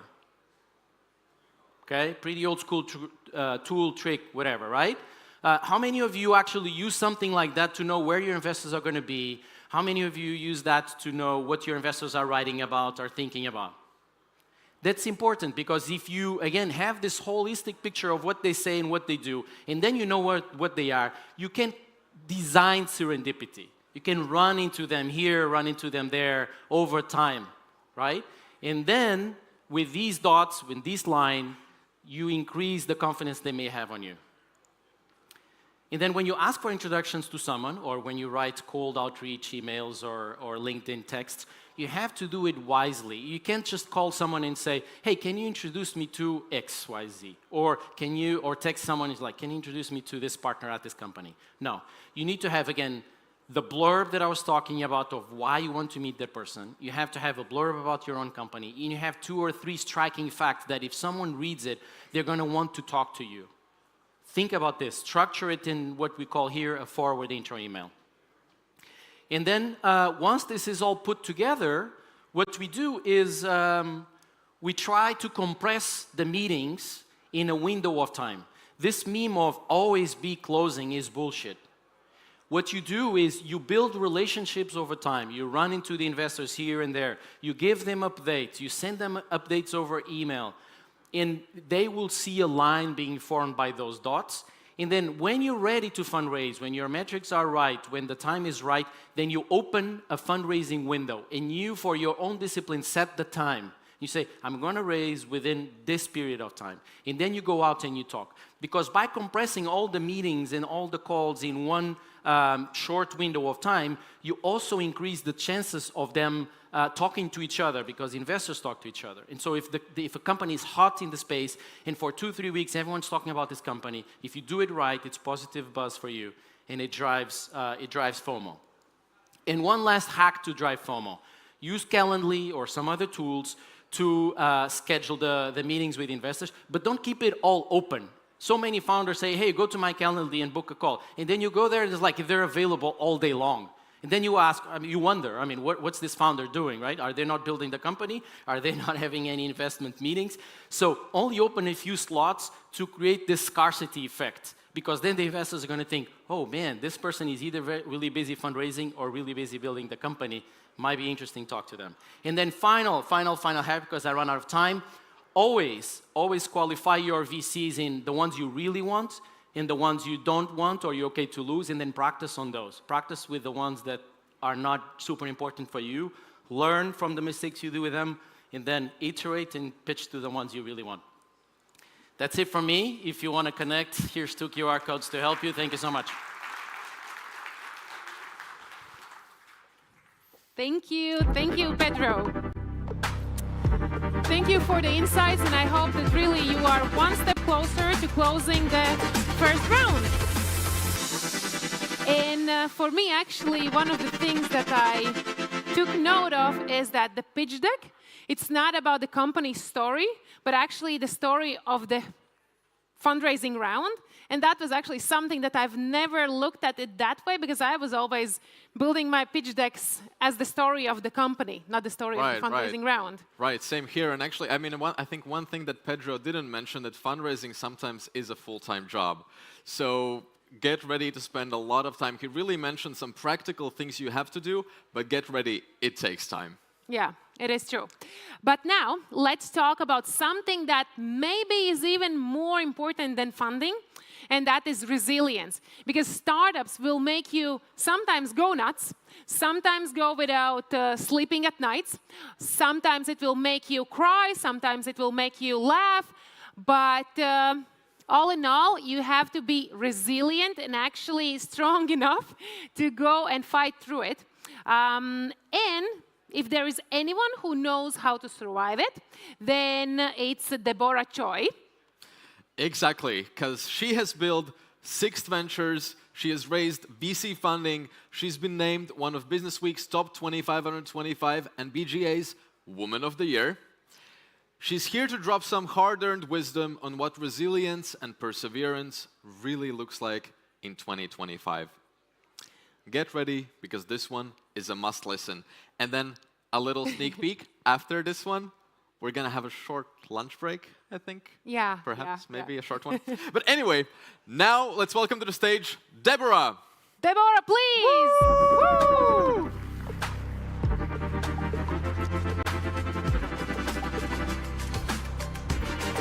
Thank you. Hi there. Oops. There we go. Hi.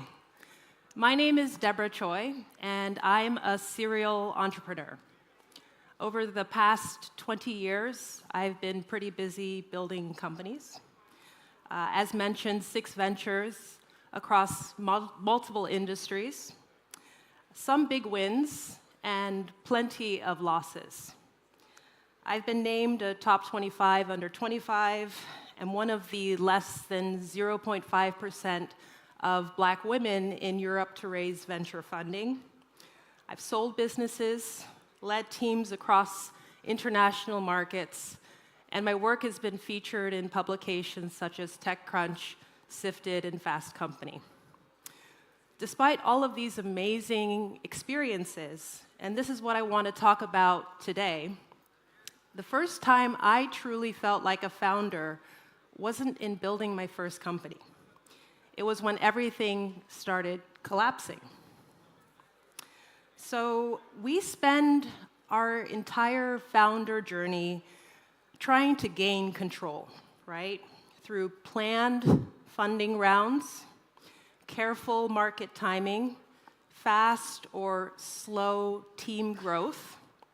We act as if we're the main character, directing our own story. But the truth is, control is an illusion. Your success as a founder has very little to do with the highlight reel. It's about what happens when things don't go your way. There we go. So I mentioned losses earlier. There have been many in my journey. The deal that was supposed to go through didn't. The co-founder that I trusted left. The market I built for literally disappeared overnight. I've had to wind down businesses, let go of incredible teams, and take myself off payroll more times than I can count. But none of these experiences were part of the plan, and many were well outside of my control, much like the sea. So how do you actually navigate as a founder? If control is an illusion, what's left? And what's left is exactly what you do next. Over the years, I've learned that the most resilient founders don't just push through. They learn how to navigate. They develop tools that help them stay steady, even in the middle of a storm. And today, I'd like to share 4 of those tools with you. These mark the difference between founders who drown in uncertainty and those who adapt and potentially thrive. And let's call them, because I do like the sea, the anchor, the lighthouse, the rudder, and the team.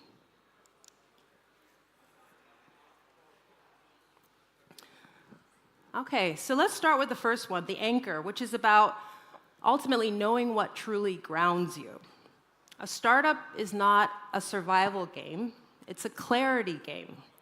If you don't know what keeps you grounded, you'll be pulled in every direction.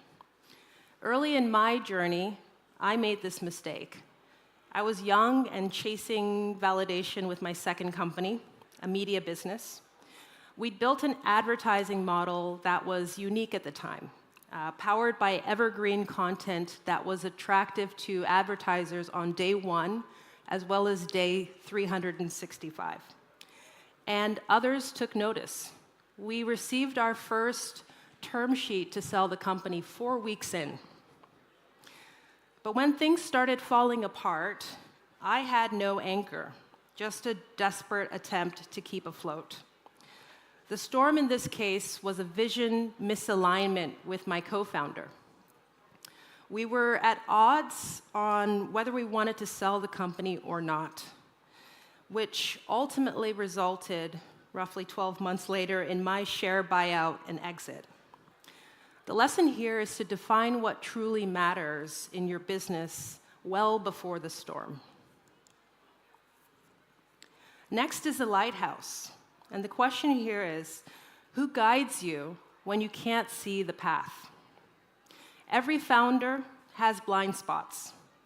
And when the storm hits, we all need a signal guiding us forward.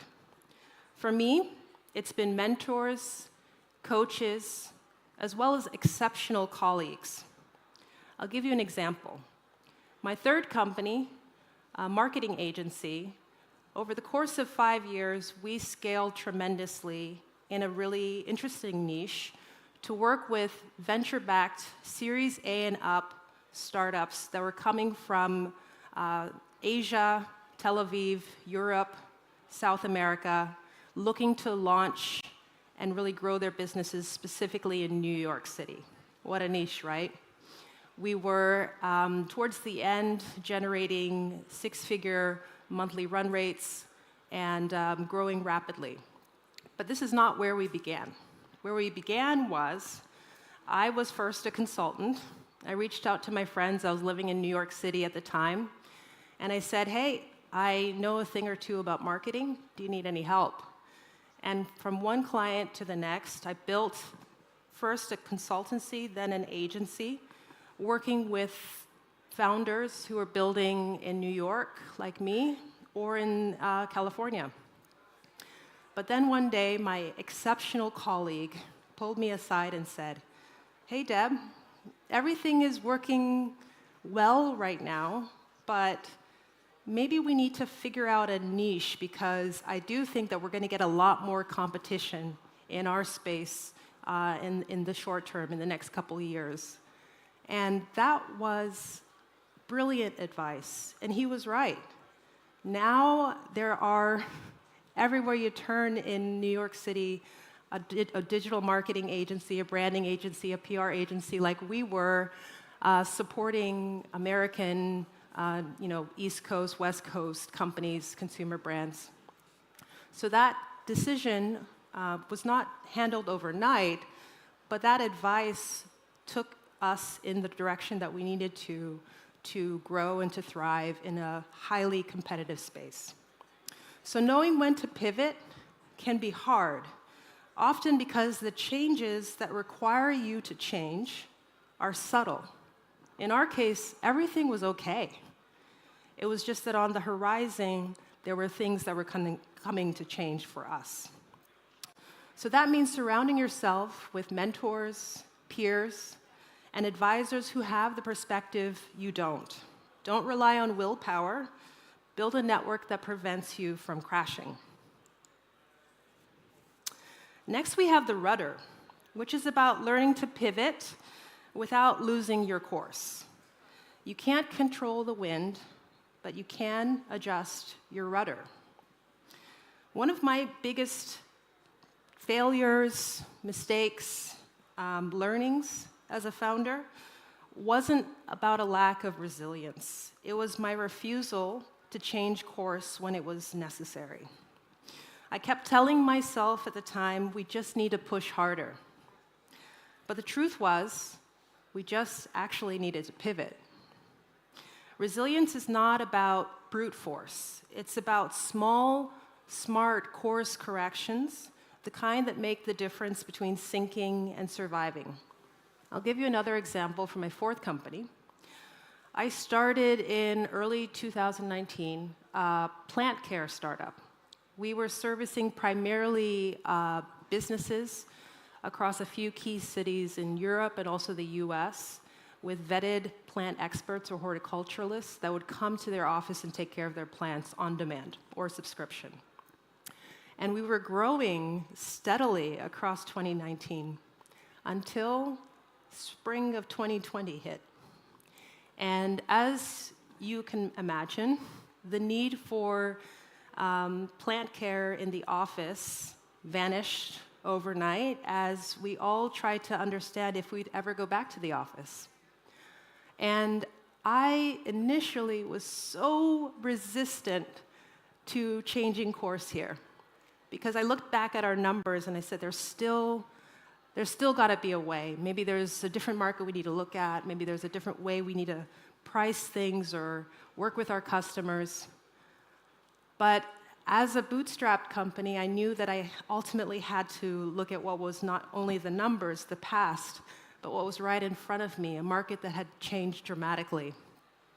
Ultimately, what we decided to do was to stay in our space, but to pivot slightly into another area, which was plant selling. And I'll tell you a bit more about what happened after that. But ultimately, the lesson here for us was that, the best founders are not just persistent. They have to know or learn when to adapt. So last but not least, the fourth tool is the crew. The people who keep you afloat. I used to think that resilience was just about how much I could personally take on. I was wrong. I had a moment when everything depended on me in this fourth company. Fundraising, operations, product, hiring, logistics, and honestly, I was drowning. So, to continue the story, we started in April of 2020 with the plant care startup switching over to plant sales. And zoom to August of 2020, the business was booming. We were selling plants like crazy across our home city, Berlin, but also we quickly expanded to ship and sell across all of Germany. And I was at the helm of a company that I had not intentionally planned to run, one that was heavy in operations, logistics, customer support, and warehousing. And I remember that summer telling a small circle of friends, because I was knee-deep, this deep in plants, I whispered to them, because I thought somehow the plant person would hear me, I think I hate plants. And they said, because they're my good friends and they understood the situation at the time better than I did, Deborah, maybe you don't hate plants. Maybe there's something in the way that you've set up the business or the current situation that needs to change. And maybe that's something that you need to focus on and find a solution for instead. Very good friends. So, what did I do?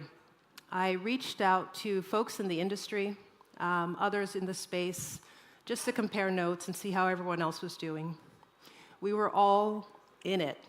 Literally everyone was either, during the pandemic, making sourdough bread, right?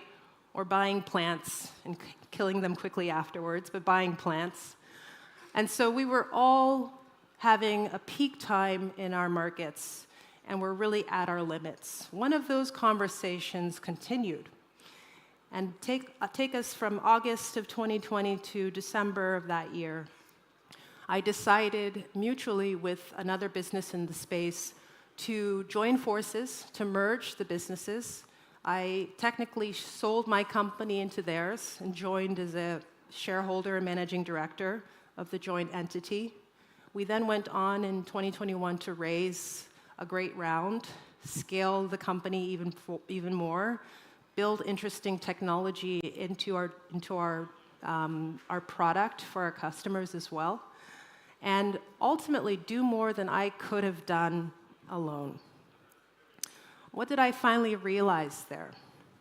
If your company is entirely dependent on your personal resilience, it will eventually fail. The best founders aren't the toughest ones. They're the ones who build strong teams that make them stronger. Resilience is ultimately a team sport. If you try to hold the whole ship together alone, you will fail. So, who will you be when the storm is coming? Everyone in this room is a great founder when things are going well. That's easy. But the storm is coming. The deal you counted on may fall apart. The competitor you ignored might outpace you. The economy, as it does, will shift in ways you didn't expect. You will be tested. What will you do next? Ultimately, we cannot control the storms that come our way, but we can train our reflexes.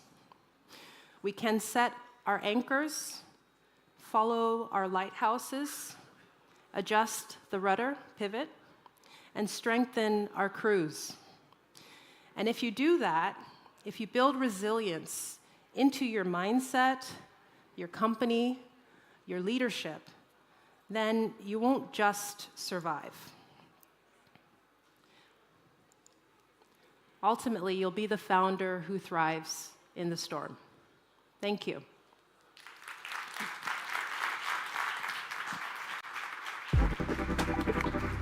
Thank you. Oh, so good, so good. Thank you to Deborah. Yes, fantastic. Really a breath of fresh air. Yeah, I was enjoying just watching at her, looking at her, just because of the confidence, the calm, and I thought, that I would like a friend like her to call when I feel like down, then I would like to call her like, Deborah, exactly. It's all bad. Exactly, and a team so it member really felt like her, good, yeah. for sure. You made us feel good, like really good. I guess now it's time, actually, for a small break. We were planning to have a little bigger break and also to grab some lunch. But as it always happens in all the startup events, we are a little bit behind time. Yes, I was almost promising you lunch, but turns out some promises don't turn out well. But anyway, we will have a short break, about 5-6 minutes. So grab a coffee, grab a snack, and then we welcome you back at 1:10 p.m. sharp. So we'll be back here with some cool announcements. And when you said you already sold the lunch, it was about, I think Pedro was saying that usually startups oversell or undersell them? Well, we oversold. We oversold promised just lunch. a There's no little lunch. bit, but there will be lunch for you for sure. Yeah, so 1:10 p.m. and we start again. Thank you. Yes. Thanks.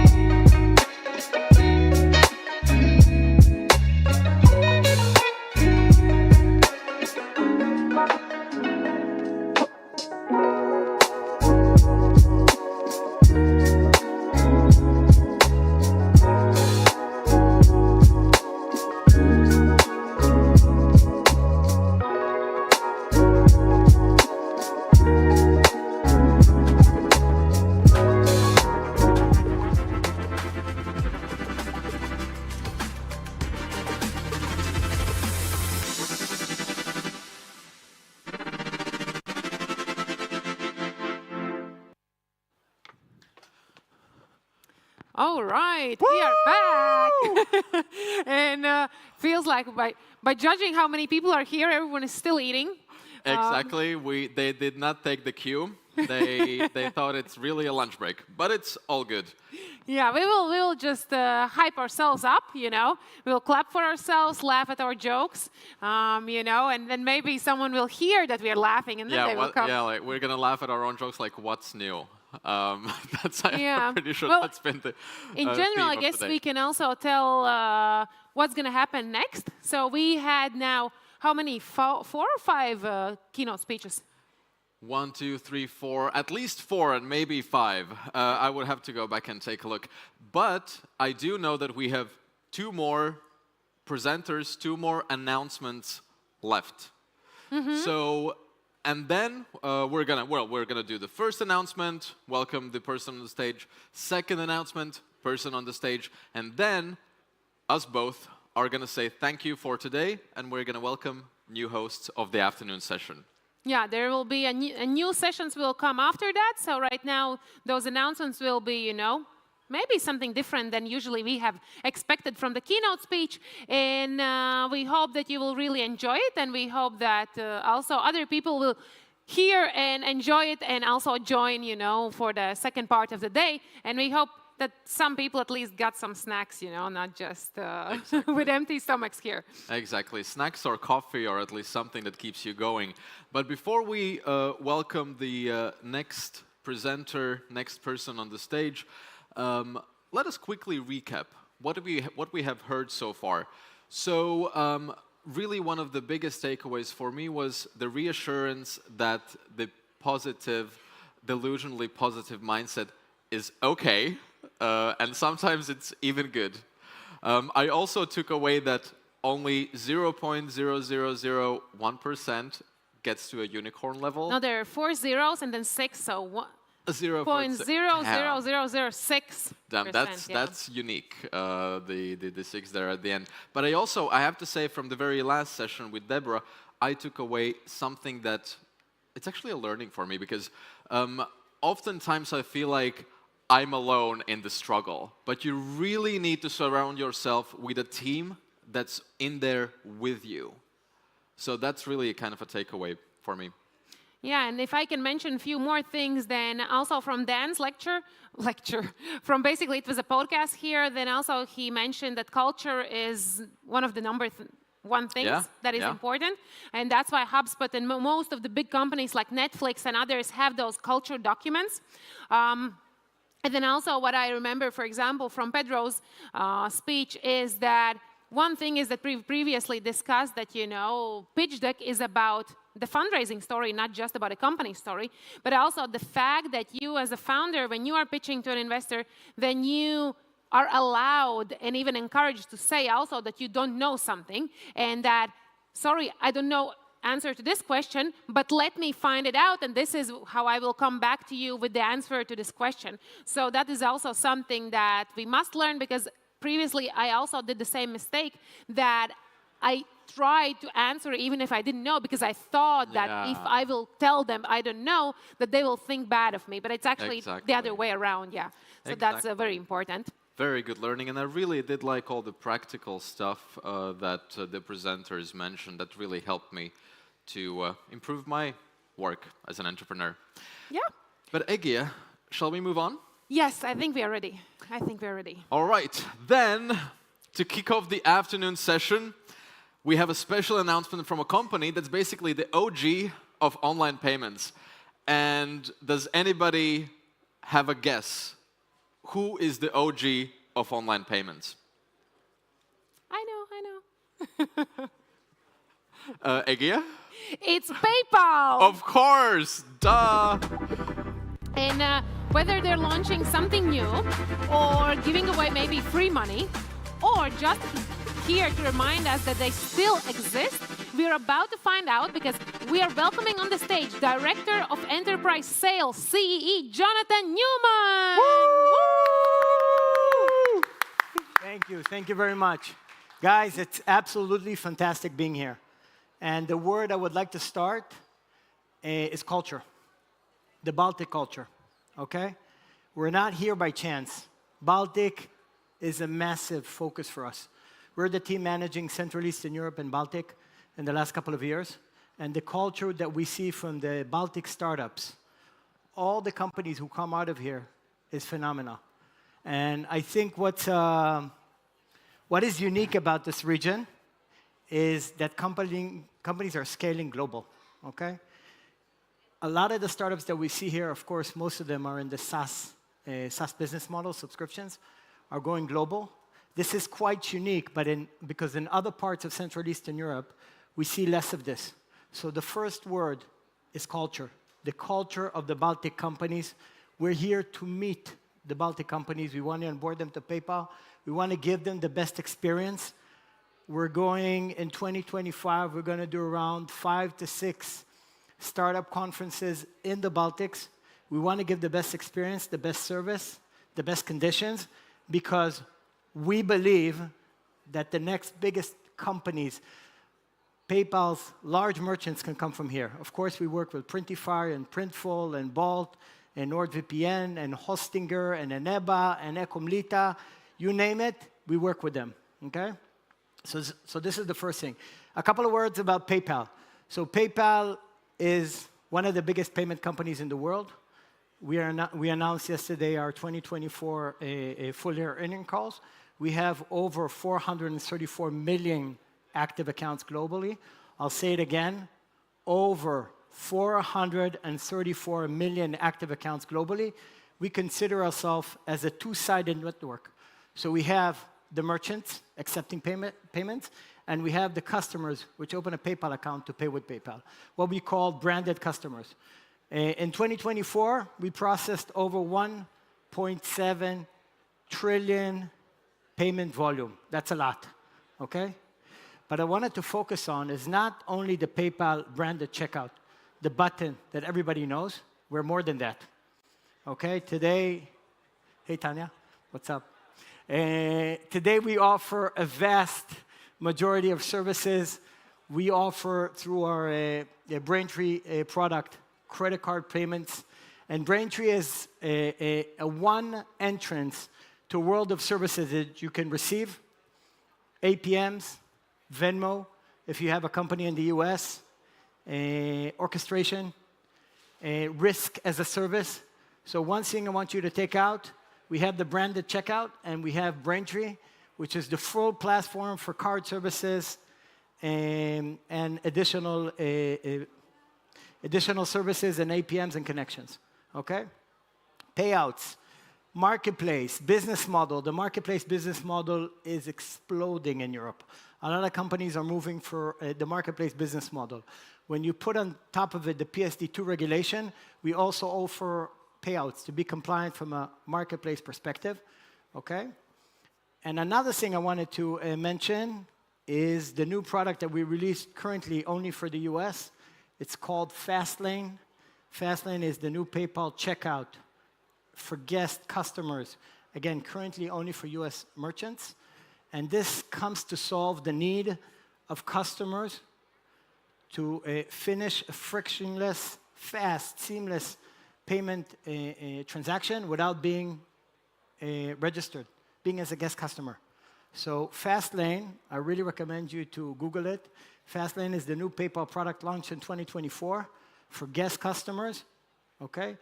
This is powered by PayPal.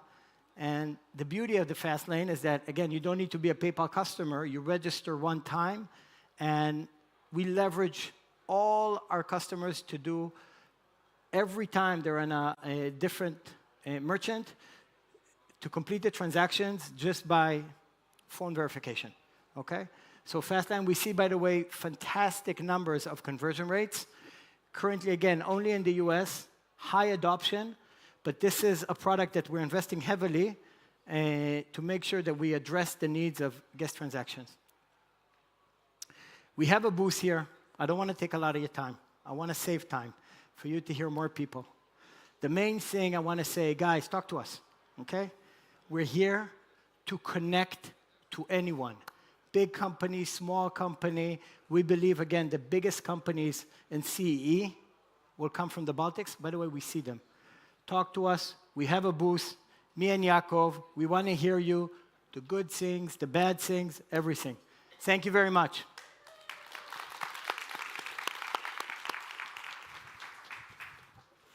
Thank you. Thank you. Thank you. Thank you, Jonathan.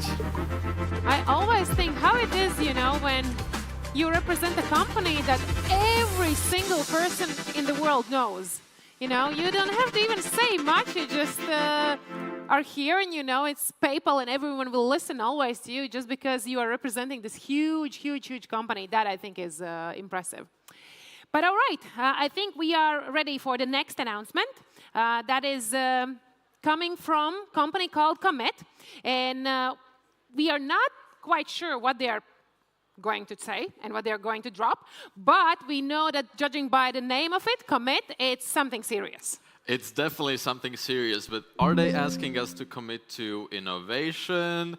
Is it going to be a new product? Is it going to be in Europe or the US? Or in the Baltics? Or in the Baltics? the Baltics, in the CE region, in the Nordics? Is it a lifetime supply of something cool? I freaking hope so. So let's give it up to the GCP tech lead, Leon Jalfan. Woo! Woo! Cheers.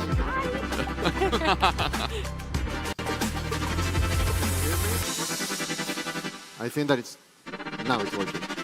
Great. So let's put the slides. Nice. So first of all, I am very happy to be here. First time in Latvia. I'm in love with the city. I'm in love with the people. So thank you very much to everyone. I'm a tech lead on Commit.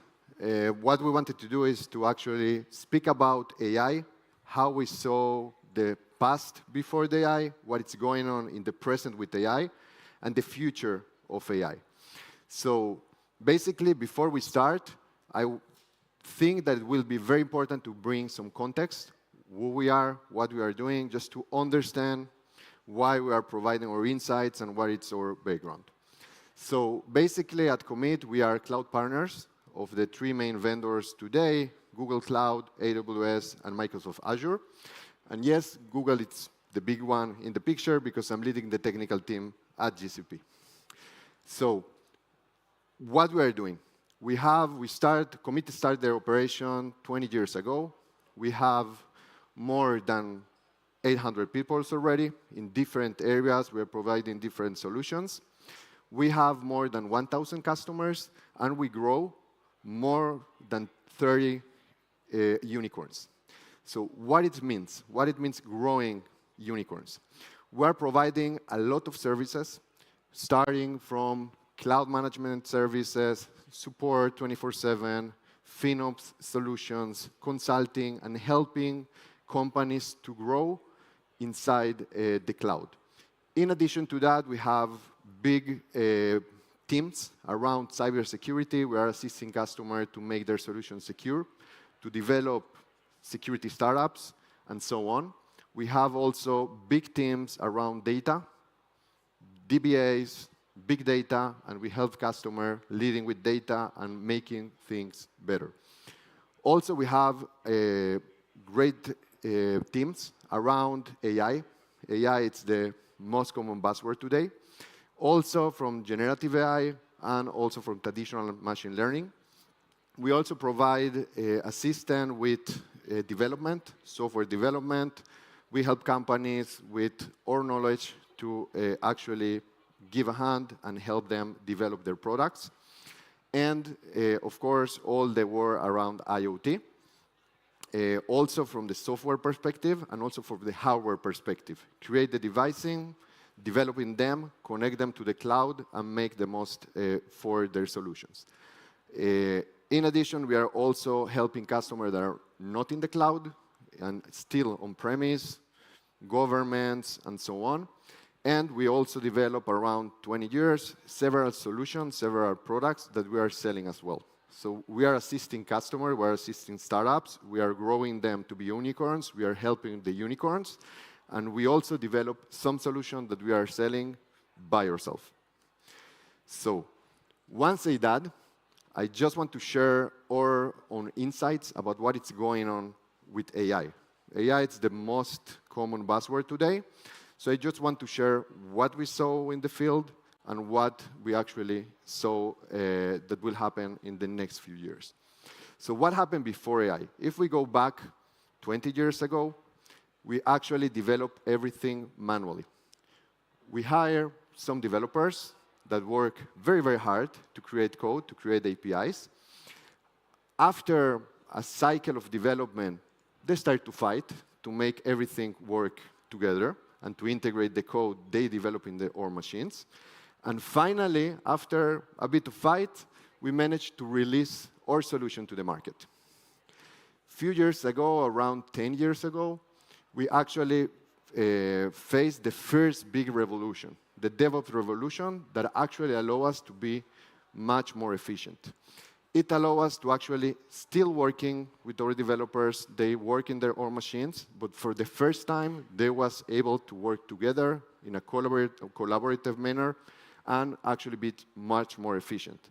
By using CI/CD, GitOps, and all the practices around DevOps, they actually managed to deliver the product to the market much more faster. After that, around 2 or 3 years ago, we actually start to face the AI revolution. It started actually for ChatGPT, Gemini, and other models that actually allows developer for the first time to generate code by using AI.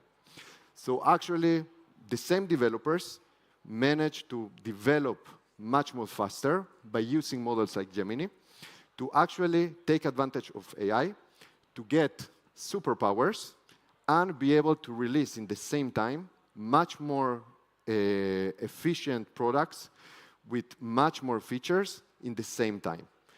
And this is the first time that we start to see on the AI aspects the value that they get on their product inside the company itself. But all the AI revolution, it's not start here. It's not end here. It's just the beginning. So what is coming next? There is a common mistake that people think that AI is just for creating pictures or creating videos or creating code. But it's just the beginning. We are right now on what it's called the agents era. We start to see a lot of agents that actually are capable to do or to achieve goals without the need from developers to coding everything.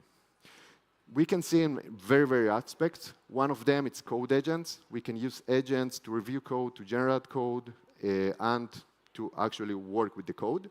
We can see also in areas like security. We can see in areas like HR inside the company and to do some stuff for us and save us time. And here, really, the sky is the limit. So I just want to go very fast about how it's the, let's say, the Google manner to do it. So if we think about an agent, it's a piece of software in which I can say in natural language, in purely English, I can say, okay, I want you to achieve this goal, and I will give you the instructions to achieve this goal. I will provide you some tools so you can connect and interact with the external world. And I will provide a model to power all these pieces together.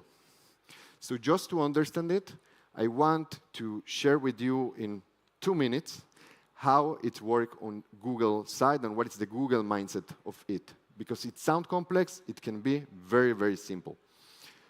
So in order to make our agents capable to interact with the external world and to do some tasks for us, what we need to do is to connect them with some APIs, with some resources that can give them access to data, access to some functionality to put things together.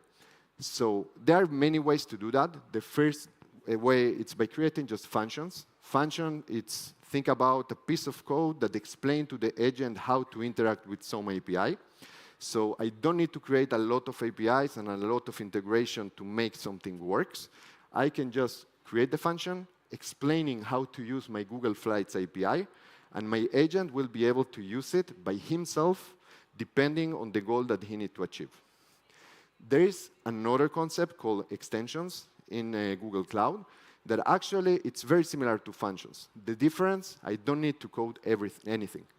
It's coming with integration with Jira, Outlook, Google Drive, and a lot more like that, that allow me to actually take an extension, put some parameters, and then I actually can work with this kind of third-party tools and give access to my agent to them.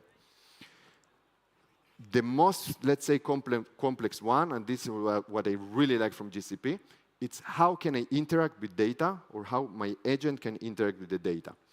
So in Google Cloud, they really, really look for simplify all this stuff. I will go very, very fast on it. So if I don't using any managed services and I need to do everything by myself, it means that I need to take my data. I need to use an embedding model to convert my data into vectors. I need to put my vectors in a vector database, and then I need to use an algorithm like similarity search to retrieve the relevant data for the goal that my agent needs to achieve, and pass it to the agent so it can work. On GCP, it's much more simple than that. I can create a data store, connect my data store with my documents, with my website, with my database, and all the vector stuff, it's managed by Google for me. So if we put all together, think about, I have an agent, I explain what is his goal, I give instruction on how to achieve this goal, and I connect my agent to some tools. Tools can be a data store, can be an extension, can be a function. And actually, by using an LLM model like Gemini, he can take all this together and achieve the goal for me. So I don't need to develop everything by myself. I can just leverage on an agent to do the hard work for me. So it was like super 10 minutes. I take the challenge. I try to explain it. There's a lot to speak about it. So I will be happy if someone is interested, if you are planning to write anything around that, to speak after that together. So thank you very much. And wait for you on our booth and the entrance. Thank you, Leon. High five. Thanks, Leon. Well, this was very technical presentation. My 5 cents about AI is when we did a market research with ChatGPT, we asked on 2 computers. On one computer, we asked, is Poland as a better market for our product, in this case, yada, yada, yada, than Latvia? And he said yes, and gave all the reasons why. And on another computer, we asked, is Latvia a better market for this product, the same thing, than Poland? Yes, and here are the reasons. Yeah. So it's always very, very important actually to know your prompts very specifically and always double-check everything, like double-check everything. Exactly, it's all about how you ask the question. But hey, I think we're coming to an end of me and Eggy hosting this stage, but this is certainly not the end. Yeah. TechChill is not finished. It keeps rolling, but we would like, to congratulate or give a I don't know, how is this thingy that you run and then you give to the next person? Yeah, a little baton or whatever. Little something. But we do hope that we made your morning and early afternoon more enjoyable and hopefully also a little bit exciting. It was Egia and me, Kristaps, with you today. We thank you very much for your support, and we want to give a warm welcome to the new hosts, Sebastian and Lauma! Woo! Good luck. Good luck.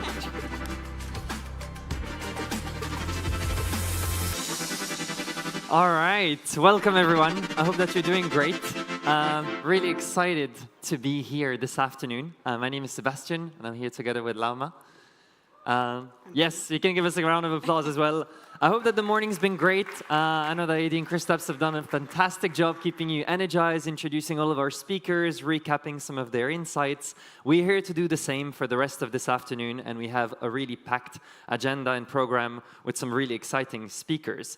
Telling you a tiny bit about myself, my name is Sebastian. I'm from Belgium originally, living in Tallinn, Estonia, in the Baltics, and spending my time connecting investors, mentors, and founders. So that's what I spend most of my time doing. Really excited to be here on the Muse stage this afternoon together with Lauma for the second time, actually. Yeah, for the second time in a row. So I guess the audience voted, so we got paired up again to host this stage. And one thing actually that was mentioned a lot in LinkedIn was like, this is my ex-TechChill, blah, blah, blah. Which TechChill is it for you? Ooh. Do you know? First TechChill was 2017, so a long time ago. I think I skipped a couple of years around COVID, but otherwise I think 5th or 6th. I think 6th TechChill. I counted that for me. I actually joined in 2019, but I threw in some Milan TechChills, so it's like the 9th, I think. Okay. So we've been here for a while. For those who are here for a couple of years, you know, you'll get some new faces too, not just us.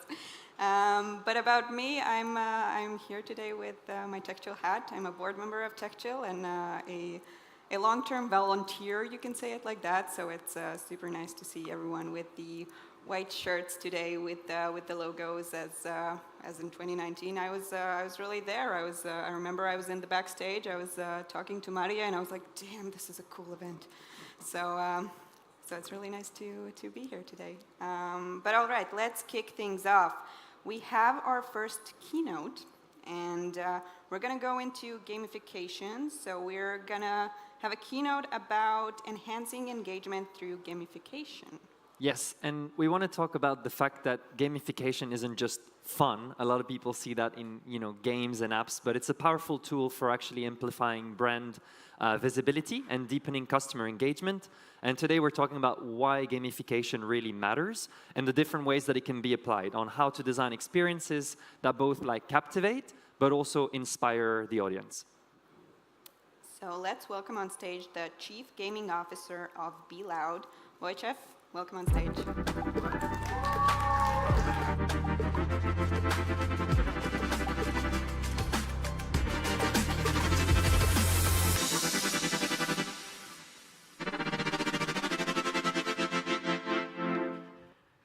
Thank you guys. Thank you guys for the introduction. It's a great pleasure to be here at TechChill. It is my first TechChill. So before we begin, I would love to thank everyone that has come here before me on this very TechChill stage, and you for listening, being here, creating this TechChill community. Give yourself a round of applause. Thank you so much. As you could hear, I am Wojciech. I am the Chief Gaming Officer. Sounds kind of cool, but not very serious. And we are going to talk about fun as well, because gamification, as you could hear, is not only fun, but primarily we are talking about games and gaming. We, as Be Loud, as you can see, we're a gaming marketing agency. And me, Wojciech, I am, well, a gamer. First of all, I've been gaming and playing my whole life from the early childhood. Currently, I am a esports and gaming journalist. I obviously work at Be Loud also. I've been a competitive, a professional League of Legends player. Yeah, right, I know. Anyone played League of Legends here? Hands up if you did. Yeah, I mean, It is what it is, right? Oh, right there. Shout out to you. I mean, we're in this together. So right now, also, I'm a proud owner, and I own a couple YouTube channels. I'm also a YouTuber. One of them currently in Polish has exceeded 800,000 subscribers. So I basically do a lot of things gaming and social media related. And my first question to you, or rather a statement, is that right now I'm doing pretty well because I found gaming and YouTube, but it's not everything that I did well, and especially in my younger years, I struggled with making exercise and running just a part of my routine. So January is also behind us, but hands up, who also has tried to make exercising part of their routine some point in their lives? By the show of hands. Okay, that's quite a bit. And now, hands up those who actually have made it and stick to it. Okay, great. Congratulations to you. And for those that didn't put their hands up, no worries. There's still hope. There's a light at the end of the tunnel, since it's not like you never liked physical activity. Am I right? Why those experiences that we remember from our early childhood, playing volleyball, basketball, or running around with a stick, talking to our imaginary friends, they were fun, yeah? Those were fun times.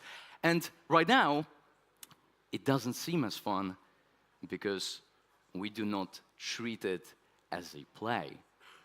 It is not a game. Running is not a game to us. Going to the gym is not a game to us. I mean, not yet, but that is the key.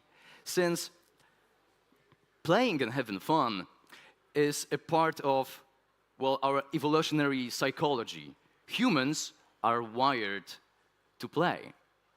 Also, every single creature in an animal kingdom also is wired to play and have fun.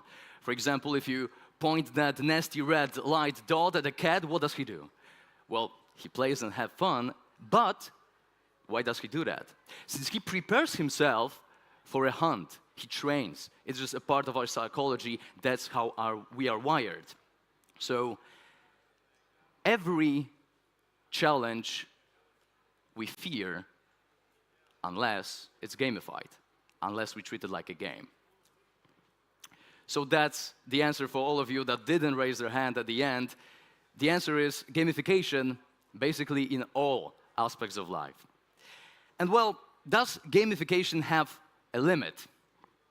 Well, gaming certainly doesn't have a limit, as you can see, and as you, showing by sign of hands, I've seen that many of you actually played League of Legends, so yeah, the limits are currently not perceived yet, but when we're talking about gaming, it is no longer a niche hobby or interest. It is a part of the mainstream pop culture, and it's something that we have to remember. For example, the best-selling product in the history of entertainment industry is a video game. To be specific, it is Minecraft. Obviously, you must know about Minecraft. And also, Grand Theft Auto 5, of course 6 is coming soon, but GTA 5 also sold over 200 million copies. And yes, those numbers sound cool, but what if I tell you that 300 million sold copies translates to, well, twice the best-selling Harry Potter book, because the best-selling part sold about 150 million times. So that's twice that. And over 200 million sold copies of GTA 5, that means in the overall revenue that it's more than Avengers Endgame and Avatar combined together. So not only gaming is part of the entertainment, it actually dominates the entertainment sphere. And we can utilize that gamification or gaming aspect to our marketing needs. How do we understand it? Well, simply put, gamification is utilizing the game development elements and practices and putting them into a non-game or non-gamified yet environment. And this could be the three key areas that we can highlight, first of most, it is progression. We love to progress, see the progress bar in the life. And going back into the running experience that I've mentioned about, we can trick ourselves when we are on a run. It could be relatable to you. Those 5K runs or 3K runs, whatever you like, they might get quite challenging. But you can trick yourself into thinking that, okay, I just need to get to that lamppost or to that near tree or to that fence. And that tricking part is gamification. That's progression. We do like progress. The second key area, the second key element is competition. We love to compete. We love to rank. We love to compare ourselves to other people. Is also a part of our psychology. What would Instagram be without it, right? I mean, competition is wired in our veins as well. And the third key area and the third element is connection. We as humans, we strive for connection. We need our tribe. We need our people. We like to connect with each other, be a part of a community. And even when we are consuming, again, you might relate to this, when you watch a YouTube video, for example, what do you do after 2 or 3 minutes of watching? Or maybe if your attention span is, well, TikTokified, then you might scroll towards the comments after a few seconds to see what other people have to say. And that's also part of the gamification that we are going to be talking about. So,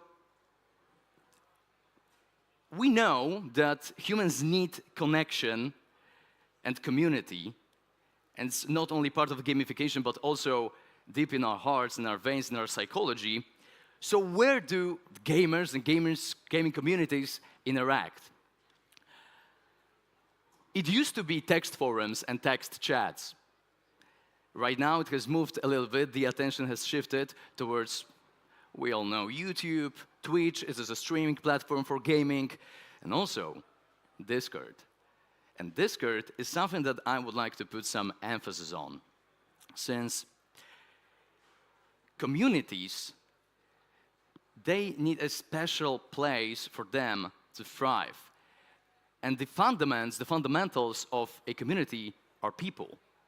And Discord is something that has emerged from gaming. Obviously, right now, you might connect and associate Discord with more of a project management and working environment. Yes, that's true, but it has its origin in gaming.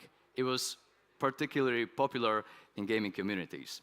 And it is crucial to remember that the gaming communities, they know each other very well, they resonate with each other, and if we want to communicate with them, we must speak in their voice, know their tone of voice.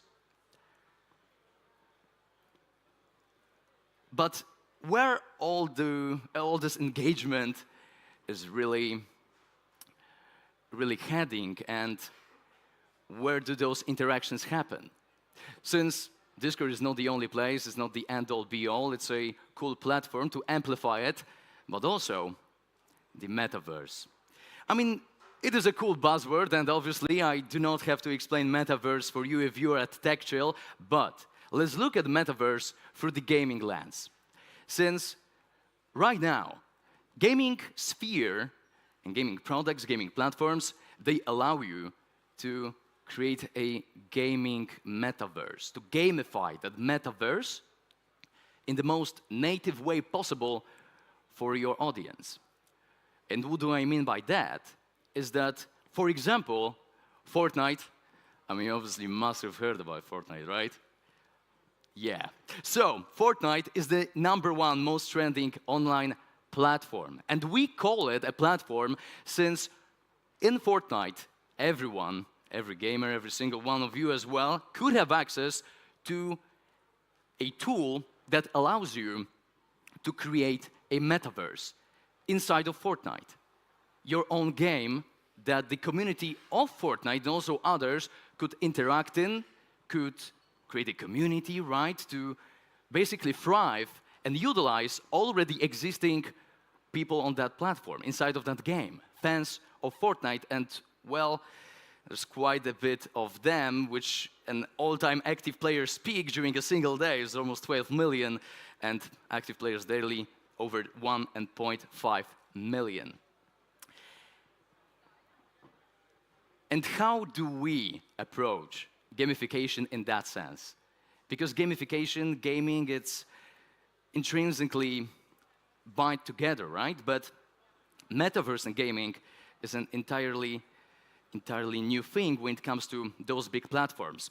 Not only Fortnite, of course, but Roblox as well. But here, I would like to talk about 2 cases, to be specific, that we as Bilout worked on and can share with you how do we approach them from a commercial perspective and what really the possibilities inside of the Fortnite metaverse are.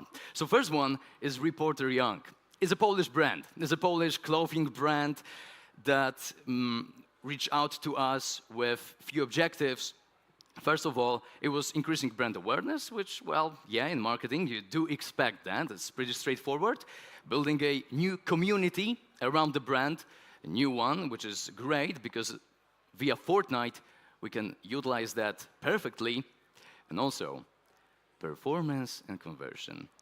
So basically, to drive sales. And how the hell are we gonna drive sales by game and only game environment in a metaverse? Right? How are we gonna do that? And I didn't know then, but what I show next is probably gonna blow your mind. So that's how it looked like inside of the metaverse. There's a screen of the game. It was cool, since it was a tycoon type of game. Has anyone here, by the show of hands, played Roller Coaster Tycoon? Do you know that game? Okay, we got a few. We got a few hands in the air. Roller Coaster Tycoon is an old school game that basically allowed you to create your own theme park, your own roller coasters, your own rides. And guests, your clients, they came to your theme park, you got some money, got some cash invested in, and built yourself an even bigger theme park. And the Reporter Young metaverse was exactly that. A multiplayer game, tycoon type of experience. And the player had to build the store of Reporter Young from the ground up. It was super immersive because every time a challenge for us creating such a metaverse is how to present the brand to the player in order to not interfere with the gaming pleasure and basically the gaming needs so that the game is actually good. It's not an ad. It's not a blatant ad, right? So we put the store in there with actual clothes, actual designs, and allowed players to build it from the ground up, complete missions, get money, get clients, and also, what I mentioned, design the actual, well, design sprints on the hoodies and etc. on the overall products of Reporter Young. And, well, players loved it. It's now a screenshot of that game. Because, as it turned out, we gathered this community on our Discord server. We just directed those players through the influencer communication towards the Discord server. And then, what we did is utilize the game because you had to complete a mission, and also we needed to drive sales, right? So what we did is partnered up with a leading voice in Fortnite, in Polish Fortnite community, and he made a YouTube video, or vouched to make a YouTube video with some of the players that are going to make the transaction. It had to be at least 50 zlotys, so about 12 euros, and verify that transactions on the Discord server. And we managed to get 1,500 of transactions made on the Discord server, or verified, because we could make more, but 1,500 verified transactions on the Discord server from this activity alone. Which is great news, since the Fortnite player base is 7 to 12 and 13 to 18 on the most part, but we sometimes forget that, well, parents, they do pay, but who decides on what to buy? And most often, these are kids. So, that's the first case that I wanted to share with you. And the second one is Baltics Insurance. A completely different market, a completely different player, because on one hand, we had previously the clothing brand, and now we get a insurtech company that, well, also wants some brand recognition to showcase their innovative approach, yes, and become a home for a tech-savvy community, for tech-savvy players, the part of Fortnite already existing community. And well, it was a hard one to crack, right, at the beginning, since it's a completely different case. We need to design the metaverse world in a way that it both is not, as I said in the beginning, a blatant ad, because who wants that? The game had to be good, the game had to be engaging, and subconsciously or subliminally, we had to introduce Balsia values and basically communicate to the players that, hey, this is an insurance company, you can insure yourself there since it's very valuable, as we seen previously, because through decisions of the kids and their activities, their experiences, parents actually buy stuff and pay for it. So, what we came up with is Balsia Mega Mansion. And those for you who didn't play it yet, well, rookie mistake, but you can fix it, no worries. It's available in Fortnite library via the map code or just typing in Balsia Mega Mansion. But, well, business first, right? Pleasure later. So, what is Balsia Mega Mansion about and how did we achieve what I told you previously, since how do we communicate it subconsciously? Balsia Mega Mansion is, well, a huge mansion, a home for Fortnite players, a home for tech-savvy community, a metaverse, in which there are 4 challenges, 4 big rooms, quota, because those rooms are separate mini-games. For example, there is a travel parkour game, in which you travel through different biomes, through scorching deserts, through rainforests, and Balsia guides you, because there are signs that guide you with the Balsia logo, for example.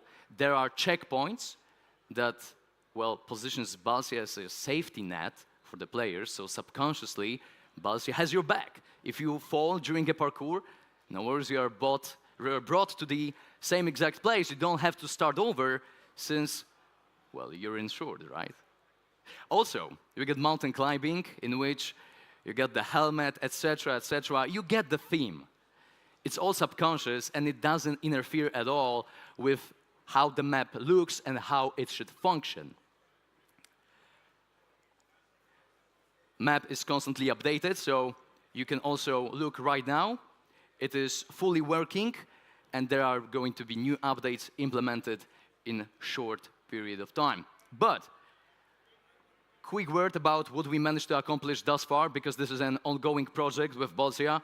Of course, organic views in Poland, 1.2 million. It's cool, and it's cool for me because I'm there, since I have this YouTube channel that I told you about, and I was a part of the campaign. We got the multi-country Discord server that also you can be a part of. Already 2,500 members there. And a digital campaign that we wanted to share with you a little bit, since, well, it turned out very, very well as we expected it to. It looks super, super cool. So, with videos, it's always tricky, and let's see if it works. Might not. But you can also check it online, obviously. Balsia Mega Mansion, to type it in, and you will see the video that I've mentioned here. But, coming back to our main question, does gamification have a limit? And obviously, as you could hear, it might help with, well, running. It is about progression, about competition, about community, and it can help you in all aspects of life. But what we have to remember is that you can actually go 2 ways. You can overdo gamification, which means that your product or your service is gamified too much. The client, your target group, focuses on the reward system and does not care about the product. But in order to make it a little easier for yourself, you can utilize the external environments and already existing communities to build on, which is, for example, Fortnite, which is a great fundamental. And also you can, well, underdo gamification, which means that your product does not have any of it and, well, no one is engaged enough. I mean, the engagement aspect is crucial since you can highly increase it via gamification, because as I mentioned, this is a part of our deep, deep psychology, and we are just wired that way. So, if you encounter any obstacle in your life, just remember that gamifying it, well, might not solve it completely, but definitely is going to make it a little easier. Thank you so much. Let's gamify the world.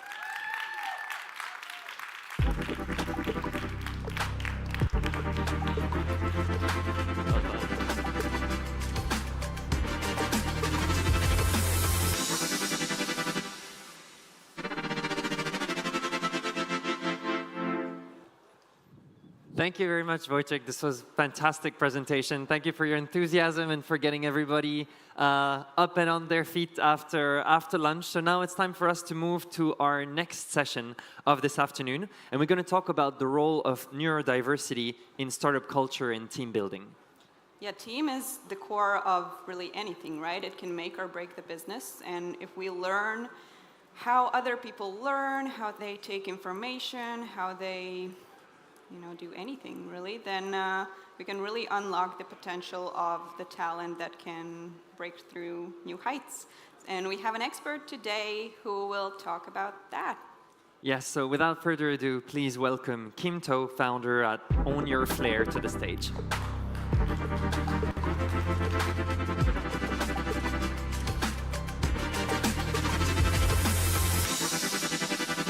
Hi, everyone.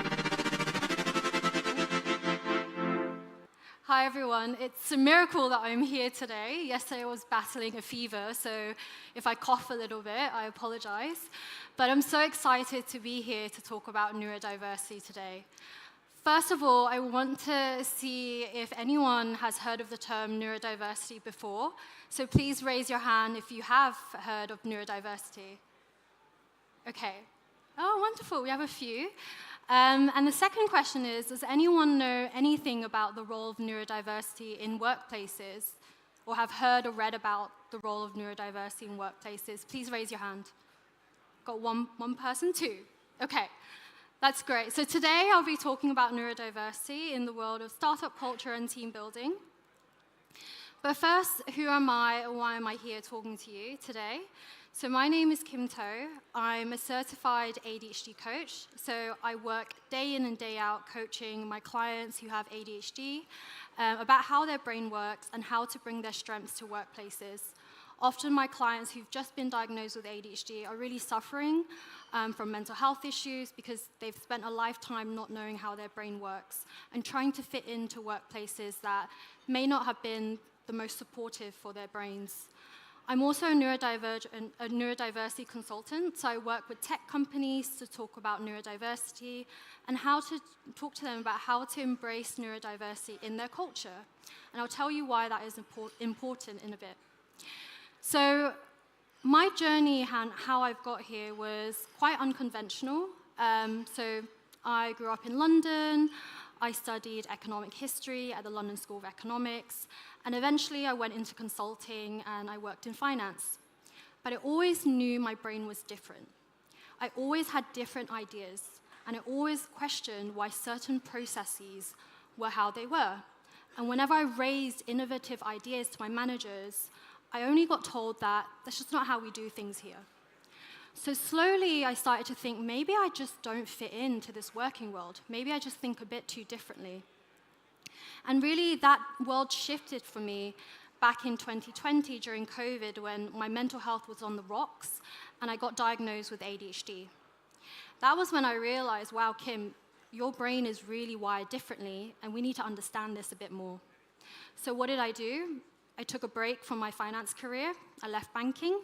And I really spent a year studying and researching neurodiversity to understand more about it. And gradually, I realized that the world of workplaces and our universities and culture didn't understand neurodiversity, because what I got told by society was, now you've got ADHD and you've also got diagnosed dyslexia, you're disabled, or you think differently, or you won't fit into the world of work. So since then, I've been a thought leader on neurodiversity, writing articles about neurodiversity, how it's important to our society, to our workplaces, and I've gone on to speak at many conferences about neurodiversity, such as this one. So thank you for having me. And I've also been on campaigns to raise awareness about neurodiversity. So what is my key message today? My key message is, I believe that neurodiverse talent isn't just valuable, it's essential for building the future of tech. Neurodiversity and neurodivergent thinking has been stigmatized for so long. And in a world of tech where we rely on divergent thinking, we really should be thinking about this underused, unrecognized talent pool, which is right here, ready with innovative ideas. So what is neurodiversity? Neurodiversity is the natural variation in brain functioning. Now, you think about how brains have evolved over time. We have 20% of the population who are neurodivergent. What that means is our brain has evolved in a way differently compared to 80% of the population. So what it means to be neurodivergent is that we're processing information from the environment very differently compared to 80% of the population. So an example being, I have ADHD and dyslexia. It means I'm actually very sensitive to light. So these lights are killing me right now. I'm very sensitive to light. I'm very sensitive to taste, sound, and smells. And if you look at research, people who are neurodivergent process more information from the environment. So we're a lot more wired to the environment. And historically, why that is the case is because if you think of hunter and gatherer communities, a percentage of the hunter-gatherer communities went back and became farmers, but you have the small minority of neurodivergent people who are still foragers, who are still going out there looking for new pastures. Now, those are neurodivergent people. That's why they think differently, that's why they process information differently, and essentially, that is why it's a competitive advantage to have neurodiverse people on your team and in your company. Now, if you think about neurodiversity, it's a spectrum. Just as gender is a spectrum, neurodiversity is a spectrum. So what I say to my clients is, if you're neurodivergent, you're not likely just to have one type of neurodiversity.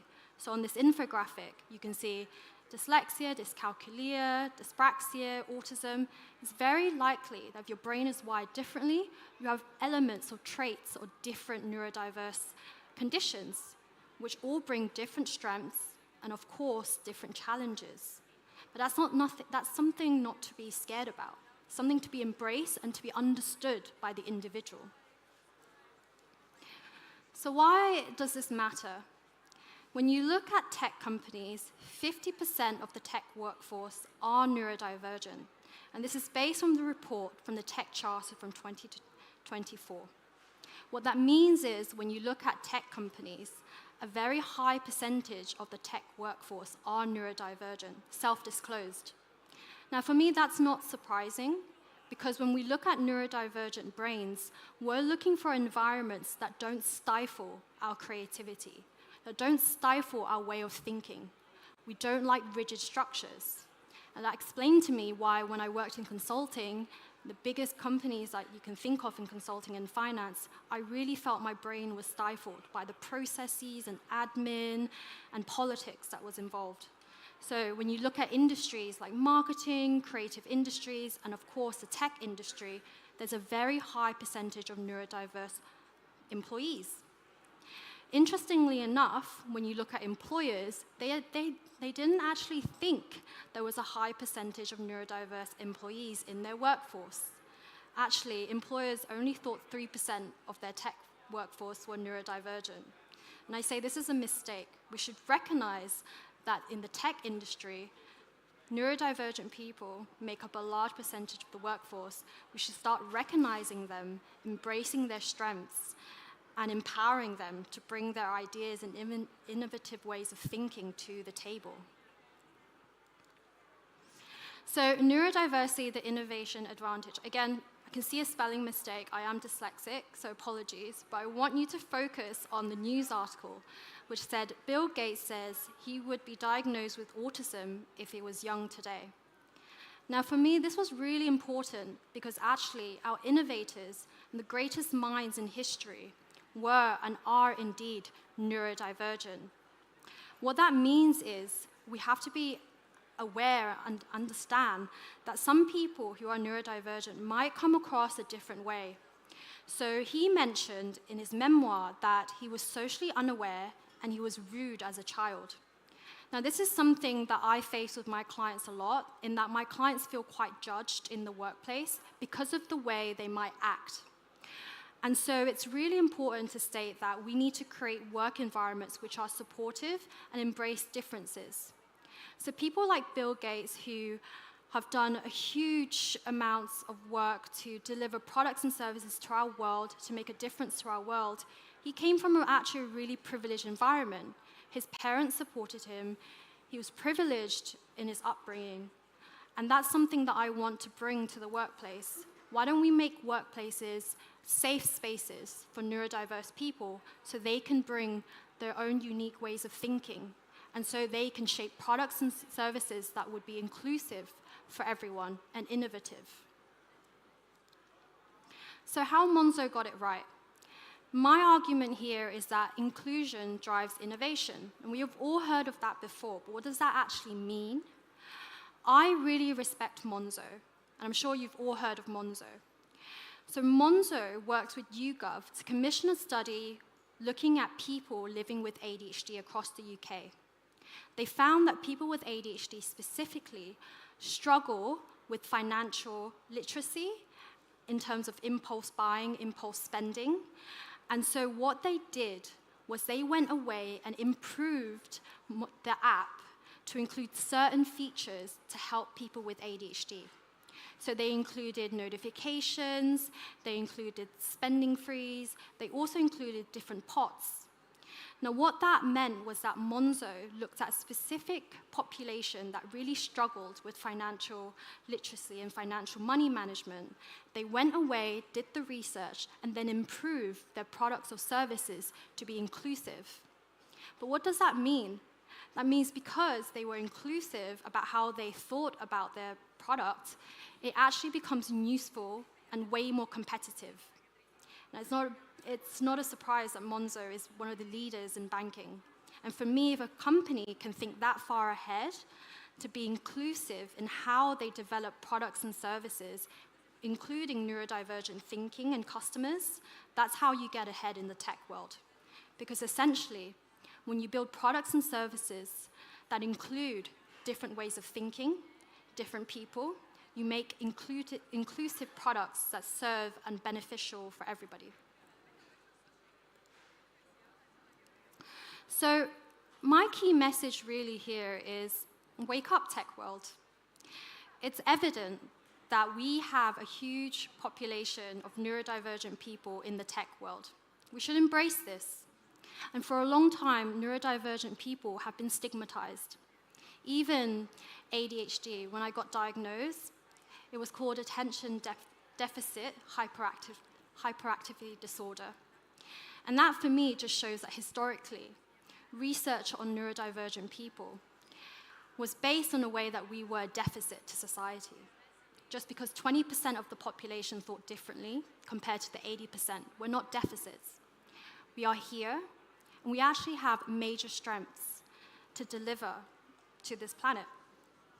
So for example, people with ADHD like myself can hyperfocus. What that means is once we've made a decision that we want to focus on something, we can actually execute it in a tiny fraction of time compared to the neurotypical person. For example, I've coached a client who wanted to build his startup and learn how to code, and he did that in 3 months.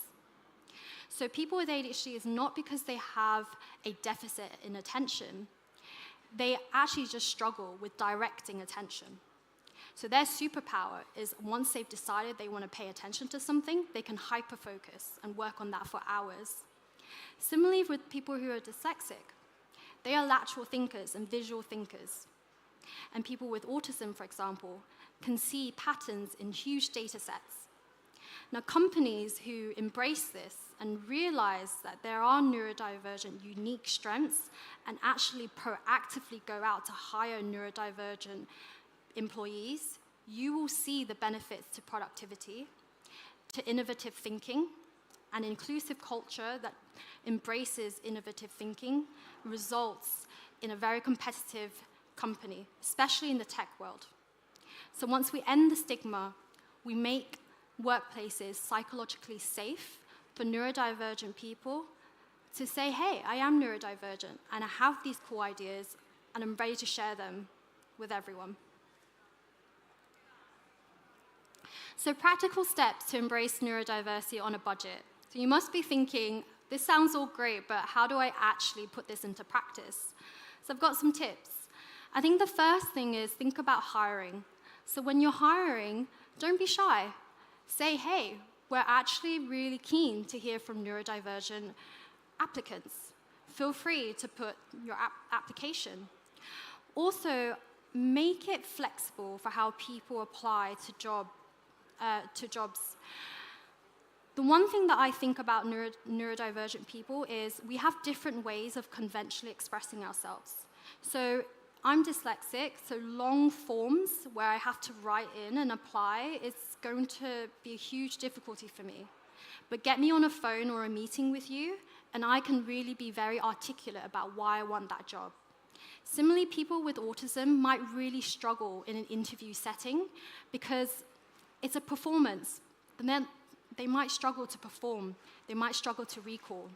So think about flexible ways to hire people who might be different in terms of how they think and how they express themselves. When you're looking at job descriptions, be super clear, don't be vague. What is essential, what is a must-have, and what is a nice-to-have? I think neurodivergent people really want to see clearly what is it that they can learn and what is it that's essential.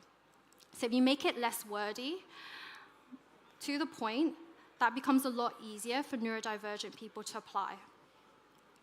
Secondly, think about your culture. Like I said, in the tech industry, there's already high representation of neurodivergent people. So think about how you can embrace neurodiversity into your team building and your culture. So what that means is just start having a discussion about neurodiversity. Maybe have a Slack channel where you say, this is a neurodiversity channel. Share ideas. We want to hear from neurodivergent employees how you tackle work, how you take notes, how do you solve this problem. Start sharing information. Start setting up lunch and learns. The more you signal in a company that you're open to talking about neurodiversity, the more safe people feel to come out and be themselves and to share innovative ideas of how they do things or how they think about things. I think for tech companies that can do that really early on, it's going to be a huge competitive advantage. Why? Because you're not a corporation. You have a lot more flexibility to think about how you can embrace different people early on in your team building or startup building phase. And lastly, I think one thing that would be very useful is having a budget for neurodiverse people to purchase software that will help them.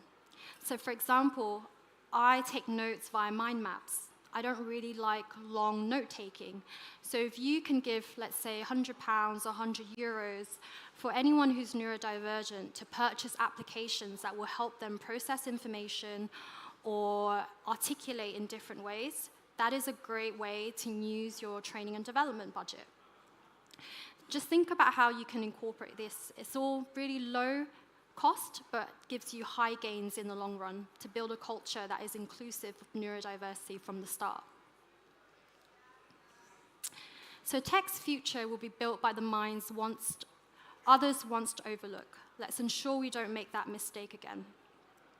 Now, I don't say this lightly. When you look at statistics of neurodiverse people, we have higher than normal unemployment rates. In terms of the average unemployment rates, neurodiverse people are unemployed at double the rate. However, when you also look at entrepreneurship rates, about 1/3 of the population would self-disclose that they are neurodivergent. So you have a paradox in that when you look at the employment rates, neurodiverse people are very unemployed, but when you look at entrepreneurship rates, we are overrepresentative. The reason being is that in the past, we have always been stigmatized. We've always been told, like I said, that we're a deficit to society. And I think that needs to change. Tech's future relies on innovative thinking and thinking that differs from the norm. And so, as we are in this age of AI, I truly think that companies that can embrace neurodiversity from the start and embed them into their culture will be at the forefront of a competitive advantage in innovation.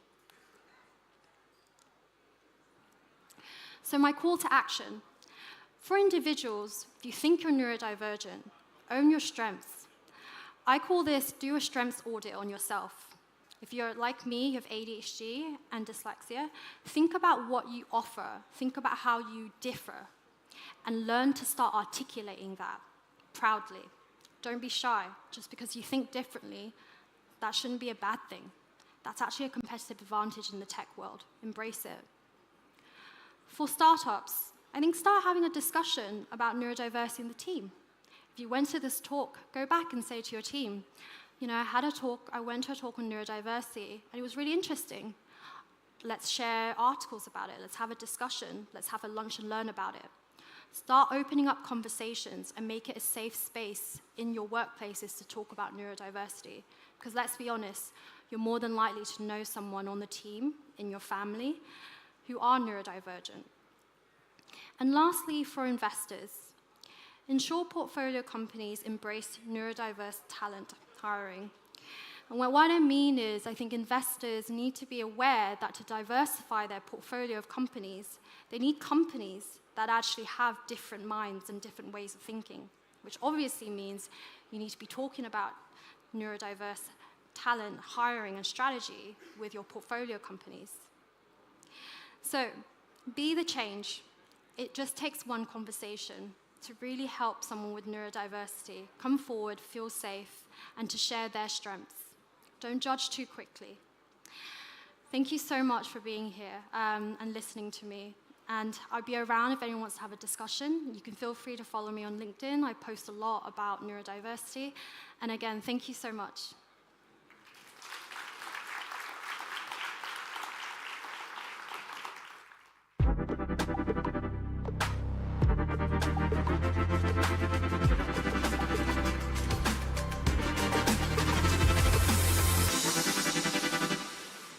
Thanks so much, Kim. We're gonna steer things up a bit and change the topic to something else. So our next fireside chat will be how wearables transform human potential.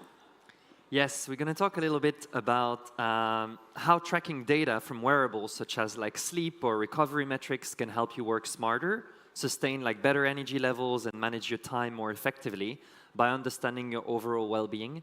And I can say that as a long-time user of Oura, 5 years that I'm wearing it, I believe that to the core of my being. So I'm really excited for this next conversation. I'm right on the verge of buying, so I'm like, I can convert after this. But we'll have Mārtiņš and Heli. So Mārtiņš is the founder of Monetizer, and Heli is the senior director of future physiology, at Oura. So let's welcome Mārtiņš and Heli.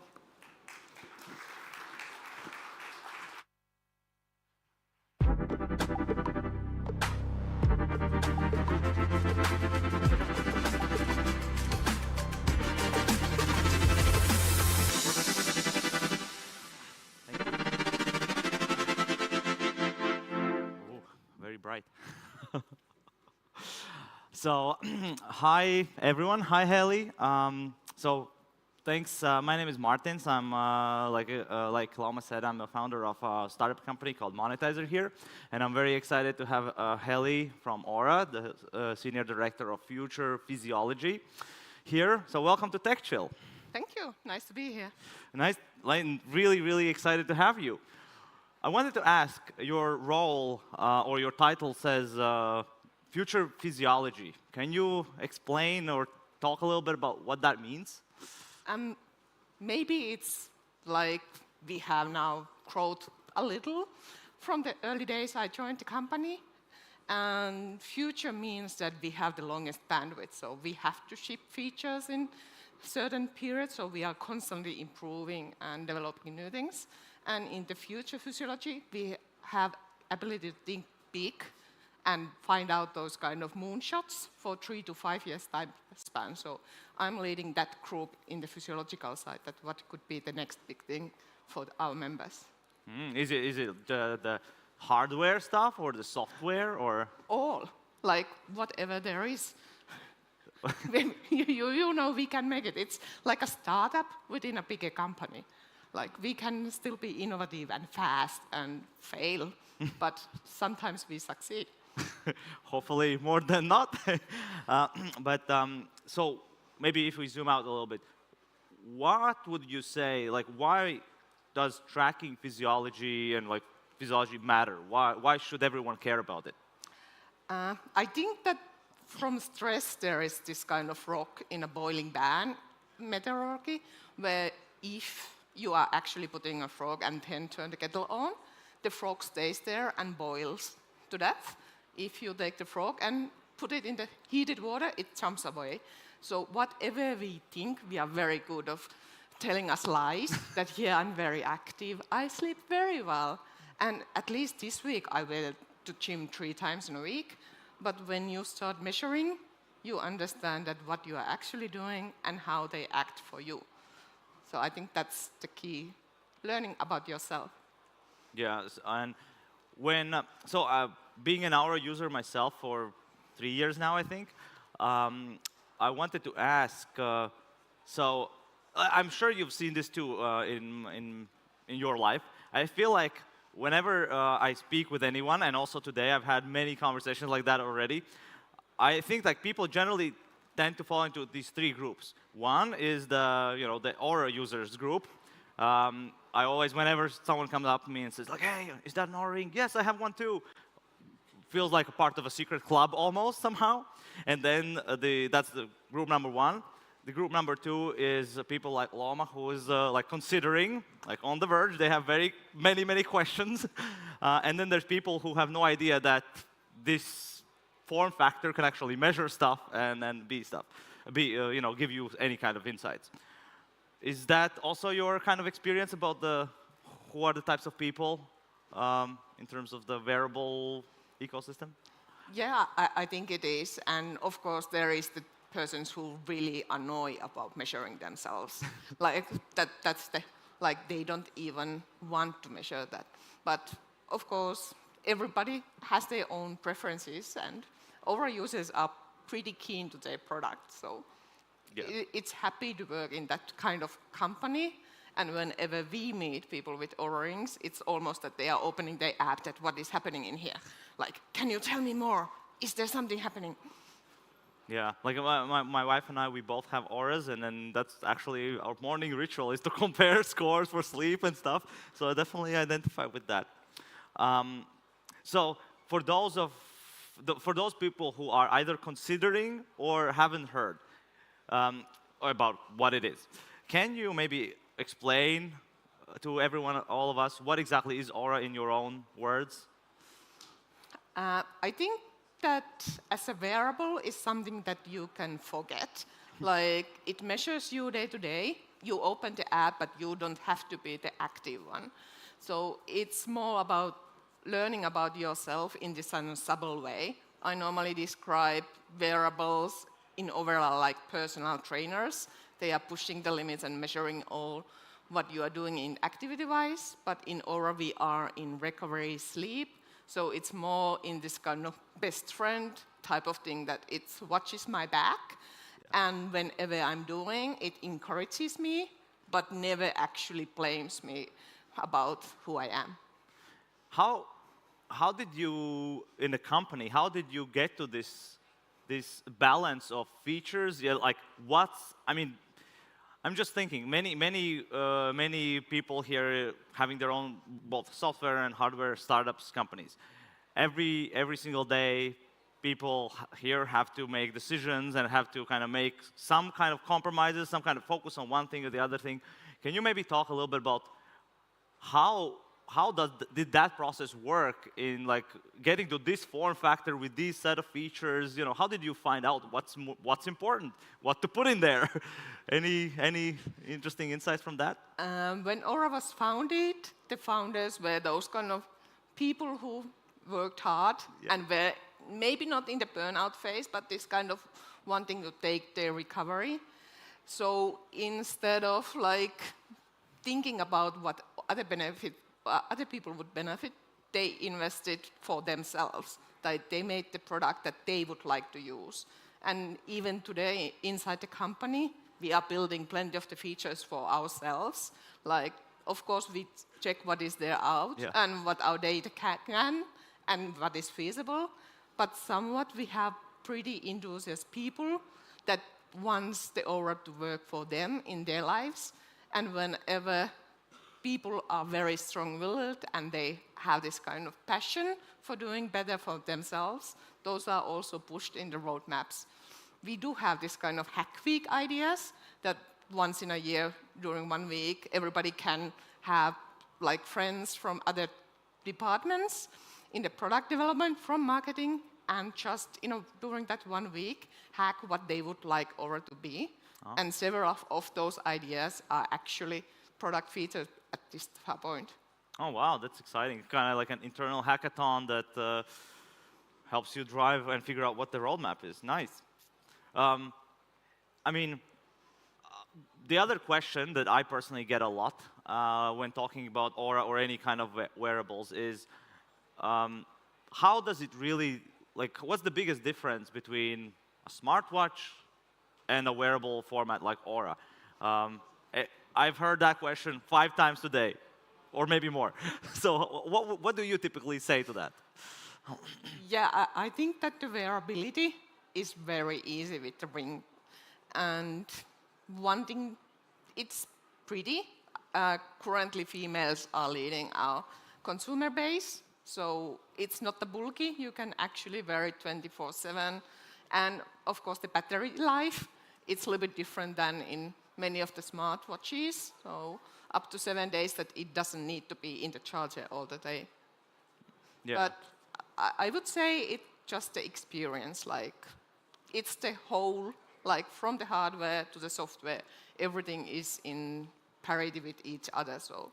Mm-hmm. Yeah, well, like for me, I guess what my default answer to that question has kind of become that my smartwatch is something that I use for activity tracking, so short form, like some kind of a short, relatively short activity that needs a lot of readings at a certain amount of time, and then it stops, right, more or less. Whereas Oura is something that I describe as more of a habit tracker, sleep habit. I personally don't like sleeping with a watch. Oura is much more comfortable in that regard. So that's how I typically describe. Yeah, and we started from the sleep. So before sleep was even a thing, Oura was first one in that area to actually trying to tell people that sleep matters. Yeah, interesting. And then how about the, I know that Oura also has the automatic activity tracking. It kind of automatically basically creates tags and says, hey, you did this and does that, and then you kind of only confirm. How did that, like, how did that came into be? Is that one of the hackathon results, or is that? I'm just wondering from a product or a company involvement perspective, these features, where do they come from? Yeah, I think that was also this kind of what we wanted to do for the customers. Whenever I studied activity recognition in the university, and it's a very difficult task in that way that you are doing something, every individual is different, and then you have to train the models. But with our AAD, we actually get the user to be there, like not being the one that tells what he's going to do, but afterwards we can ask that, did you do something?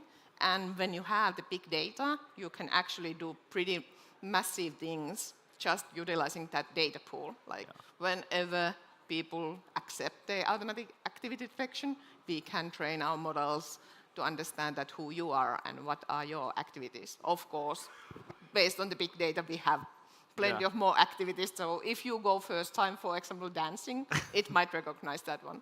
Yeah, nice. No, I love that feature because it's easy to kind of confirm, and most of the times it gets it correctly. So it's one of my favorite things to do in the morning. Just wake up, confirm all the activities from what it offers from last day. So that's really cool.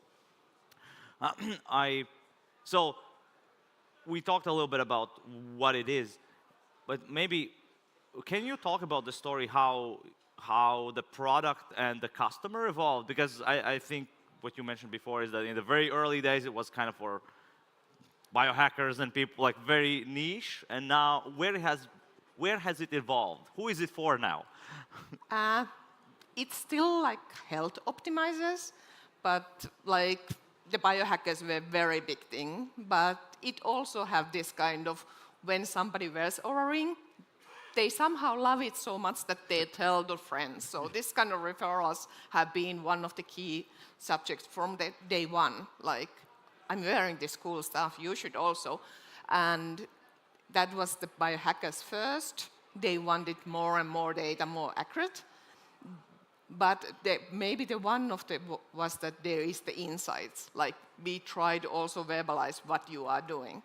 And that's what helps then to come from the data hacker to actually understand what you are seeing and what you should be watching. So I think that now there are more this kind of modern day busy people. Of course, with this collaboration we have with Natural Cycles, Flow Clue, and female and period tracking and ovulation tracking have become very massive in that area, like compared to the normal version, how you track it, based on your temperature, is putting the temperature meter every morning in your mouth, and this is just ring with the, sleep with the ring, and morning you will get the value. So it's convenient, and I think that people are very into this kind of that you don't have to mind what you are doing, but everything happens subtle and even noticing. Yeah, like you mentioned temperature, for example. I've noticed in my own experience how sometimes it predicts kind of maybe a day ahead how you're gonna feel later, and then sometimes when Oura is the first place where I notice that I'm kind of starting to feel iffy, and it's usually right. if it's showing me something like that, then it usually is right, which is pretty cool actually. So we talked a little bit about the product itself and what it does. I wanted to kind of switch a little bit to also like the people using it. And for example, in the media, we've seen many athletes, like NBA players, Ronaldo, and like F1 teams. I've seen pictures on social media using Oura. Do you have any insights? Like, how are they using it any differently, or any insights that the rest of us can learn from them? We very rarely get to speak to those guys. So if you know details, I could contact them. But they are also in this kind of recovery, like heart rate variability, which is one of our key metrics from the early days. It's still telling about your rest and recovery, how ready you are take the next day. So that's one of the metrics we know that they are using. Some cases I have heard that there are personal trainers that are watching the data for themselves, like trying to figure out how to optimize their routines. But I think every use case is a little bit different. But in that sense, it's the sleep recovery being the best of what they can be. Yeah, and then essentially, I guess using those insights to optimize your habit, daily routines and stuff like that, right? Like sleep, when you go to sleep, I know they have, like you guys have the bedtime, optimal bedtime window is something that I find very useful, for example. I assume it's things like that, right? Yeah, so we have actually two types of optimal bedtimes. One is based on your own chronotype. Yeah. So, some people are early birds, some are late owls, and for every single individual when they sleep should be different. But that said, if you are a late owl and you have children to get to the daycare or the school at certain times or big meetings, it might end up that you need to wake and sleep against your chronotype. And optimal sleep time is then telling that if you cannot sleep based on your chronotype, be consistent what you are doing. There is a thing called social jet lag, that in the weekends you live like you would be living in London, like 2-hour time difference.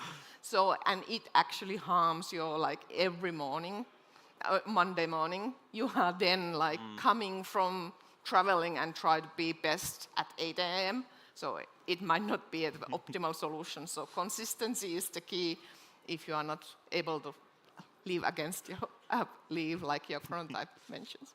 No, that's interesting. Yeah, that I think I've noticed that. And how, like, for example, that you're talking about like personal, maybe some trends or how you live, you know, in the, I don't know, in vacation you probably have a slightly different schedule than on normal weekdays.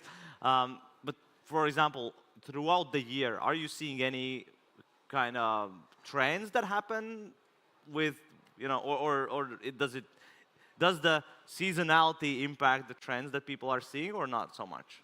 Yes, and it actually is an interesting that we can measure it. Like every night we measure like average heart rate for every single user.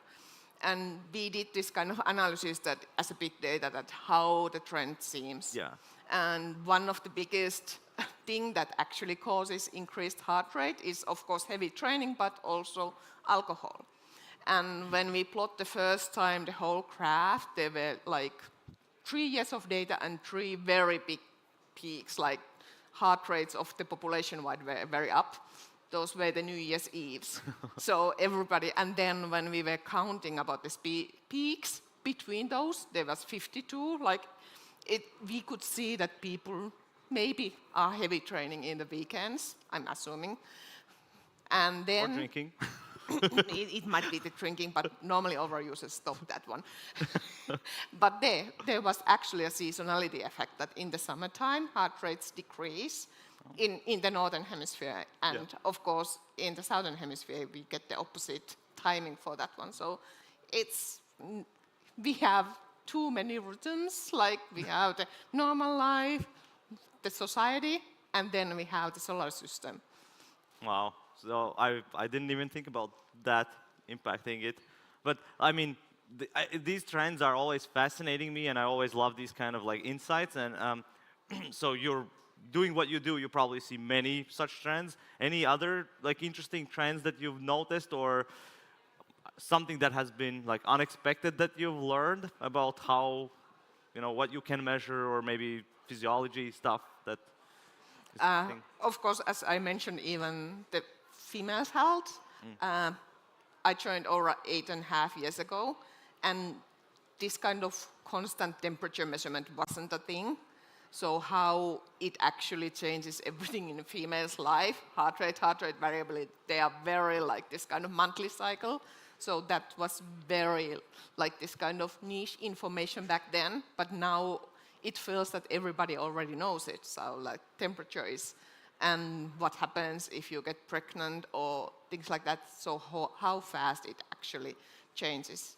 Have you seen also, I assume, because that happened to me, I assume that when you first get your first ring and you start tracking, do you see some kind of, are most people actually improving something? Or, you know, or are they kind of like only analyzing and saying, okay, this is who I am and that's it?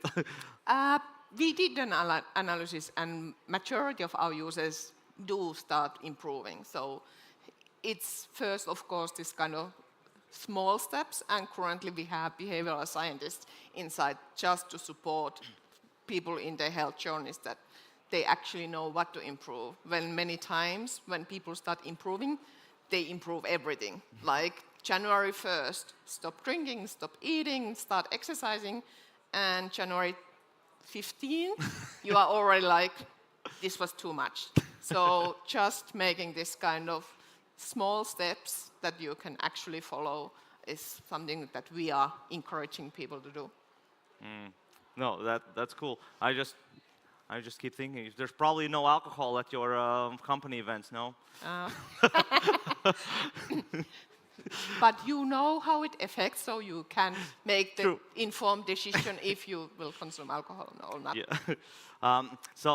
Awesome. No, this is great. I wanted to ask also about some practical tips. You know, we've touched some here and there, but given the types of first of all, like for those that don't know, I think what Oura does pretty good is the scores, the readiness score, the sleep score, and the activity score, which is kind of like a number that represents how are you on the scale from 0 to 100 on that specific thing. When you go into that, each metric, there's additional metrics. And maybe for a first-time user, it can be a little bit overwhelming. What do you suggest people to pay attention the most, especially when they're new to this? I think that when you are new, the big numbers are the things to follow. And if we have this kind of crowns or verbal saying that is it pay attention, fair, good, or optimal, so just then if there is something what is causing to be fair or pay attention, to follow those more. But I think it's more in this kind of finding a balance and trending that, and even like we are very into numbers, so 100 is the at max, but 85 is already like crown for us. Yeah. Like trying to figure out and tell and educate people that overdoing is not maybe the thing that they should be doing. And I would say that basic metrics, from there to go step by step what is the interest. We have things for women's health, we have now heart health, stress, resilience. So it's what is your life currently. It might be telling you different things.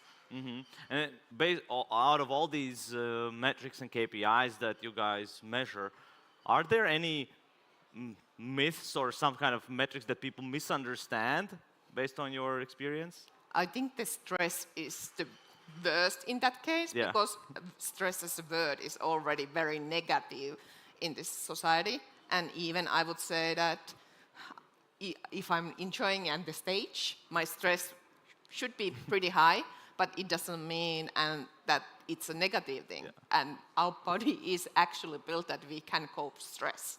So it's when, again, if you are overdoing, it's the bad thing. But I would say that the funniest and most exciting times are the ones that I feel most stressed or my physiology feels stressed. And even for those happy days, you just can come back home and sleep in the couch under the blanket and think that I need this recovery. So I think that's something that people should be aware of. And how about like the sleep part? Because I mean, the sleep part is probably something that we're not actively aware of.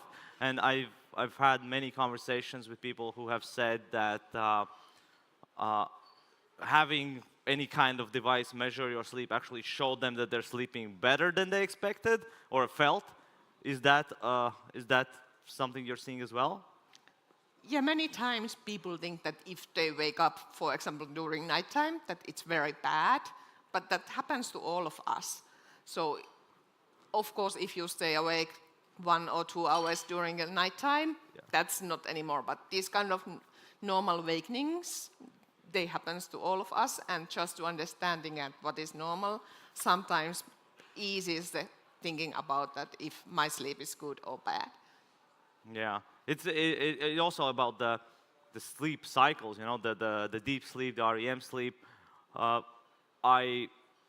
I know at least a couple of people who have after getting Oura, they're like, oh, my deep sleep is actually only this percentage of my night. I must be sleeping very poorly.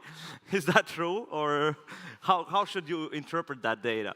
That's why we have the contributors telling that was it enough deep sleep for you, and of course it again we try to tell what is happening to you, and when you wake up and live your life, if it actually is something that you notice in your daily life, then you should be worried, and then you can find some tricks or something that will help. Like in Finland, we are very keen to tell that sauna is one of those nice things that you can do and make this kind of winding down windows before you go to sleep, just that your body knows that you are now ready to fall asleep, and then that's why. And of course, kind of like a ritual thing, right? Yeah, rituals. Like if you have a small baby, you try to teach them the rituals. So we adults think that we know better, but we don't. It's like rituals and then following those. Interesting. Yeah, I mean, I know we're almost closing into our time limit here, but I wanted to kind of ask if there's one thing that if there's one thing that you want the audience to take away from what you've learned throughout these years at Oura and Physiology, what would that be? What would be your advice to the audience who either have or don't have wearables to measure this kind of stuff? Yeah. While we tell that Oura is there for tell that when you are in your peaks, so when you actually have the best days, that you should challenge yourself. It's also a little bit compassion for yourself that not all days are for those. Like, for example, 10,000 steps is a very, how would I say, hard in a stone measurement that you should have, but not every day. So just this kind of daily, weekly variation is normal. So in those days that you are not actually feeling well, maybe take a deep breath, few minutes, alone time, and then it actually improves your well-being and then how you act the next day. Yeah, no, I think these, at least for me, and maybe it's some kind of psychological, just reconfirmation of how I'm feeling in the numbers. But I've definitely felt many times when I don't feel like I've slept well or something, but then actually the numbers show a much better result than what I'm feeling, and that fact actually lifts me up a little bit. I'm like, hey, I am actually ready for this day. So that's happy to hear all these insights.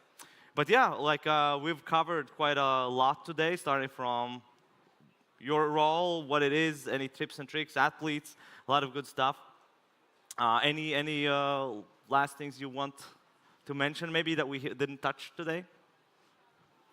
I think maybe it's like I was mentioning that we are building a product for ourselves, like that has been driving force for everything from the day one. So even that when we were less than 10 people in the company, we still get the talents that are driving the same idea. Like even I was sometimes questioning that what makes people to join the company, and it's still the mission that what we are doing. It's like we want to make people improve their better, and many people who join the company, they actually have some issue that Oura have helped or can help. So it's very nice when everybody is driving the same direction, even inside the company. Yeah, I think like in the startup world, pretty much everyone has like the balance of finding those moments when you can say to yourself, like you said, like, hey, take a breath, like take it easy. I think that's very hard for myself and many people that I know. So that's why I think this kind of technology and products that help us see that more clearly is great. But yeah. I mean, Heli, thanks so much for the conversation. Thanks for sharing the expertise and know-how and everything. And of course, thank you all for being here. I hope that you walk away with at least a couple of insights about physiology and what to look for and what to look for in your wearables. So yeah, I mean, happy to chat later, and thanks so much for coming. Thank you, Heli.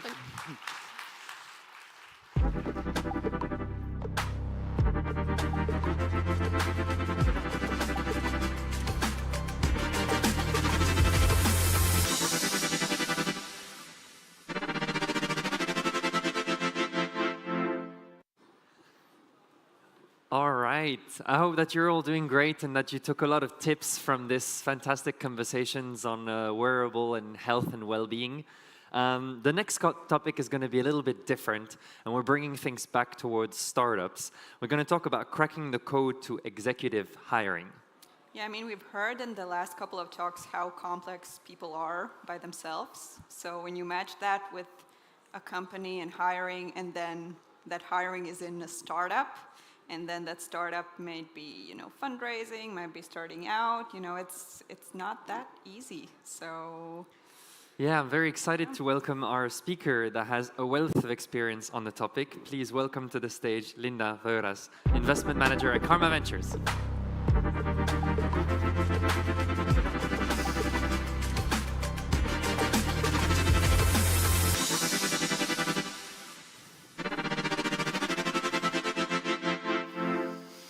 Hello, good afternoon. So, I think my energy level is a bit different, so I apologize in advance, but hopefully it will keep you awake. It's been a long day already. I don't know if I've cracked the code, so disclaimer, but I think that maybe some tips and tricks I can share with you.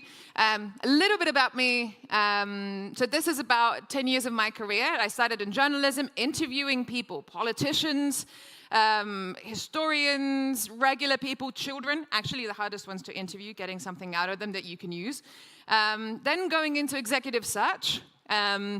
Knew nothing about tech, nor technology companies, how they're built. I got to learn from the best people who build teams for Apple, Oracle, Amazon, plenty of the startups we all know and love as well now in the younger generation, and learned a ton about what does it actually mean to qualify people, qualify teams, and how actually we're all just data, kind of similarly to what we were hearing before.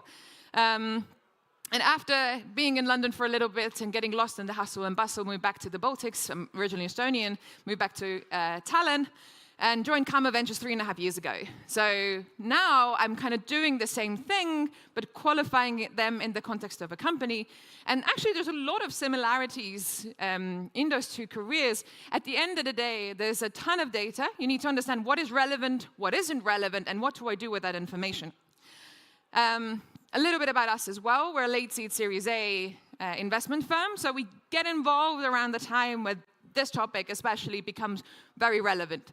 This is where you get some money, this is where you get some opportunity to bring people in who aren't founders, and figuring all of this out. So in our team, we've got people who've been CFOs, CEOs, CTOs, and in all walks of life. I'm sure that you will recognize some of these logos here.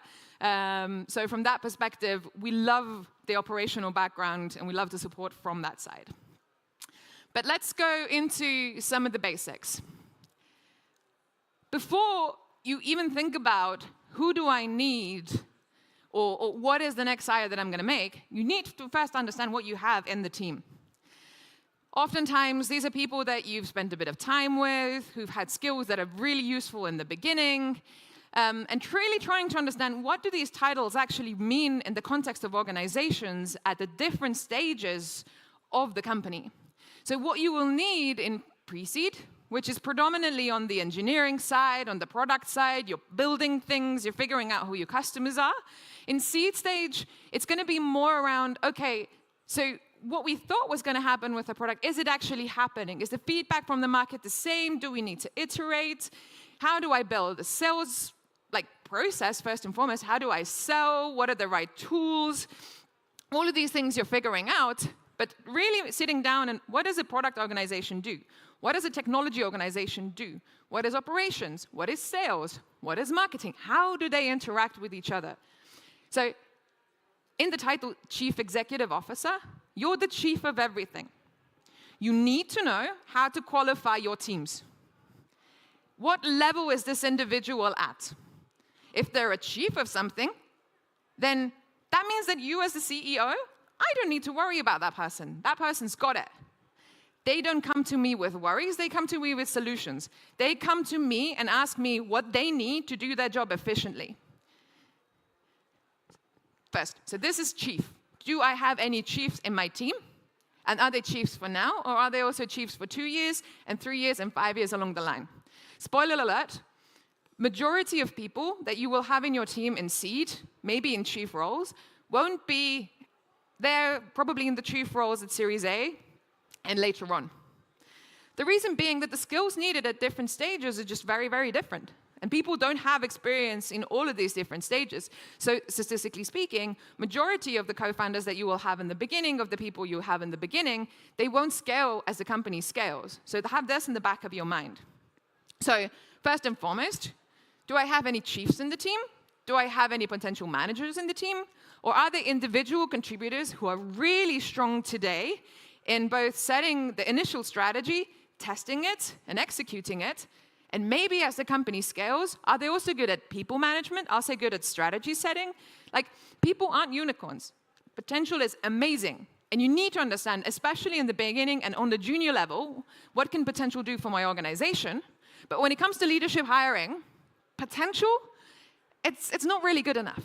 You need people who have done these things before. And so a good place to start is that the people in my organization, have they done these things before? And have they done the things that I will need to do in a year or two? And also what helps with this is if you take majority of these funding rounds that you do, which is like seed and Series A and Series B, if you Google around, you'll be able to find benchmarks. Where do I need to be revenue-wise? What are the metrics that investors ask for, and how do I get them? So what is LTV to CAC? What influence is it? How does sales processes, what type of sales processes there are? So all of these kind of things, the CEO needs to understand and able to truly manage the people and ask the right questions from them. Secondly, what do you have to offer for the talent? Because once you know what you need and what you have already, and then you go out and, okay, so this is what I need. And that you need to actually build into realistics with what can I actually get. So some of the time, these are people that you know, it's a personality-based thing, they like you, and they'll join. Maybe it's the product that they like. I think that, one of the things that I've noticed is that a lot of really senior people with great experience tend to go into these world-changing, positive, clean tech, energy tech type of startups because they've done the money-done thing before. They've made a lot of it. And so therefore, they want to make an impact in the world.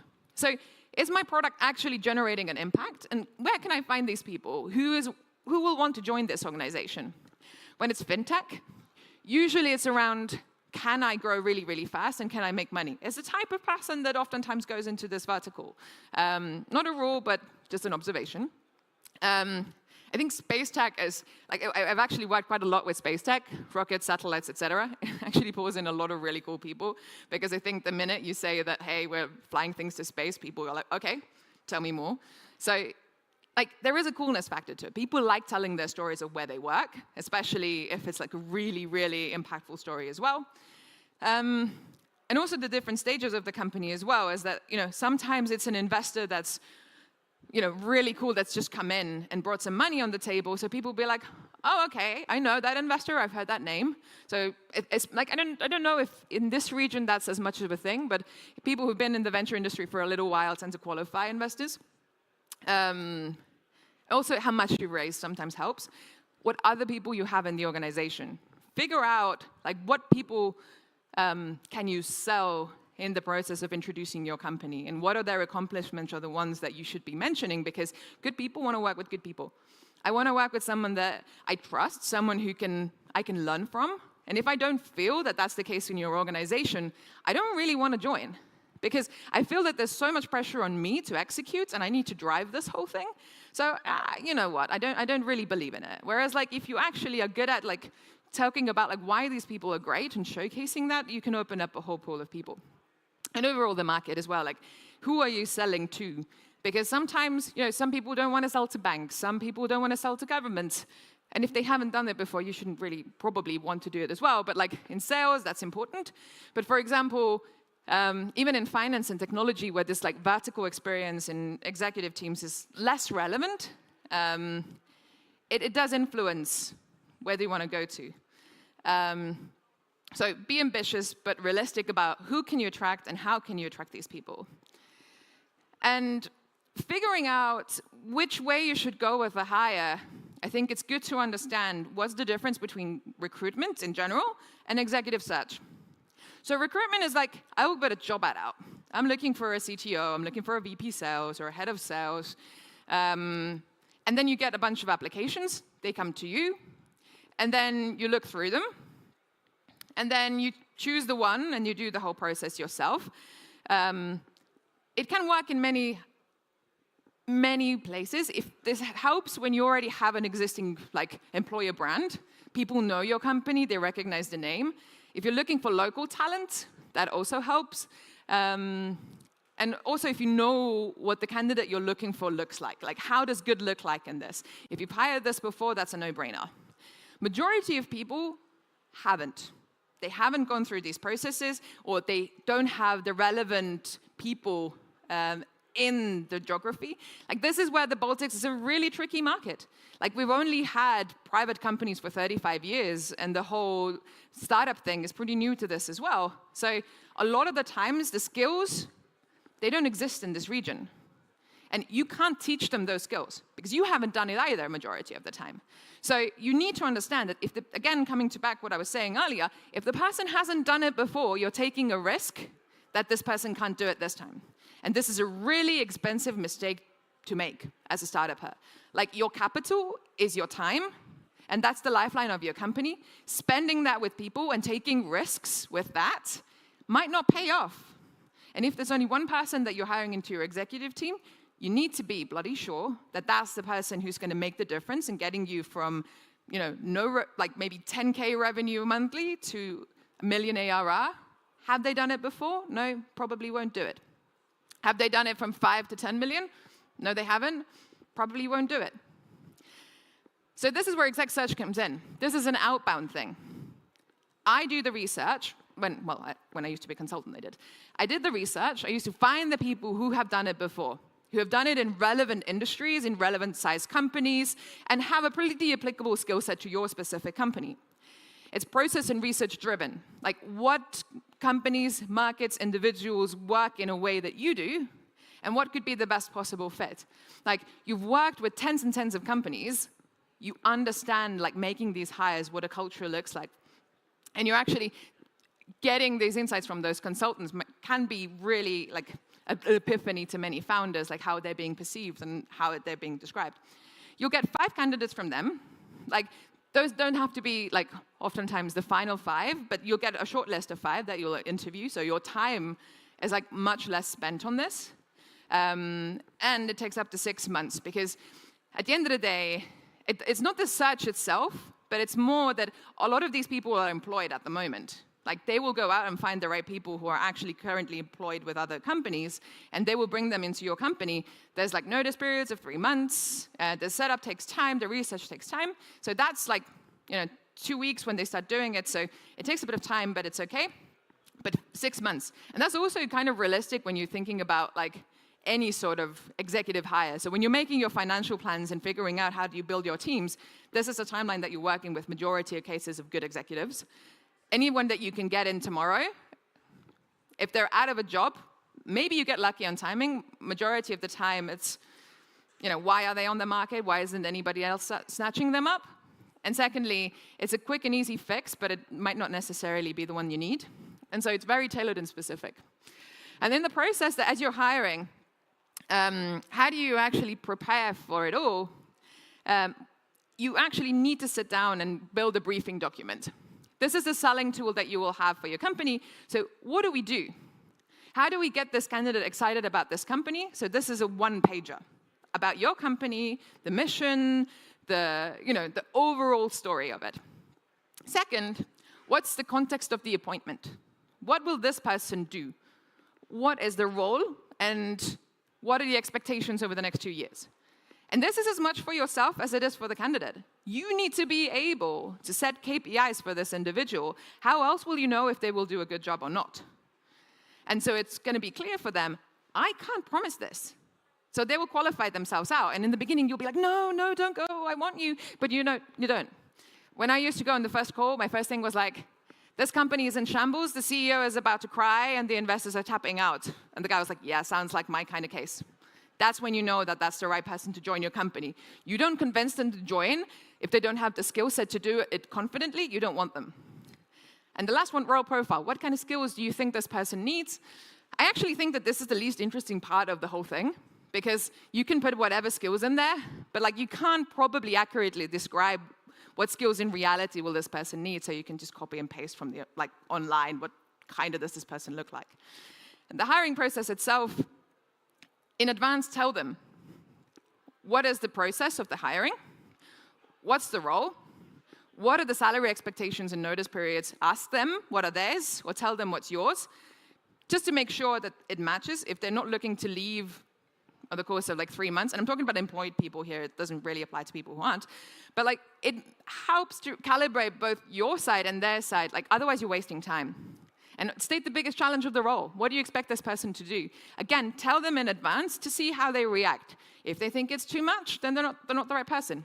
And finally, 4 to 5 step process, nothing else. It gets too cumbersome, too many steps, you're asking too much from the candidate, and ultimately you'll just get confused yourself. So, into the details. Commercial hiring. There's 4 types of qualification that you want to do when it comes to commercial hiring. Firstly, what kind of sales do you need them to do? And you should have an answer to this, by the way. So is it direct sales? Someone who go out individually to different clients, I don't know, emails them, calls them, talks to them.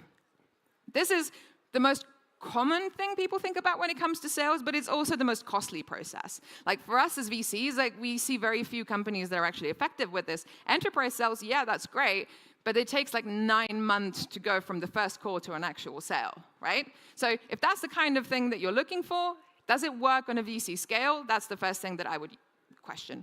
Indirect sales, anything like partnerships, so technology partnerships with other companies, resellers, whatever it might be, like channel sales, that's a different skill set. Inbound.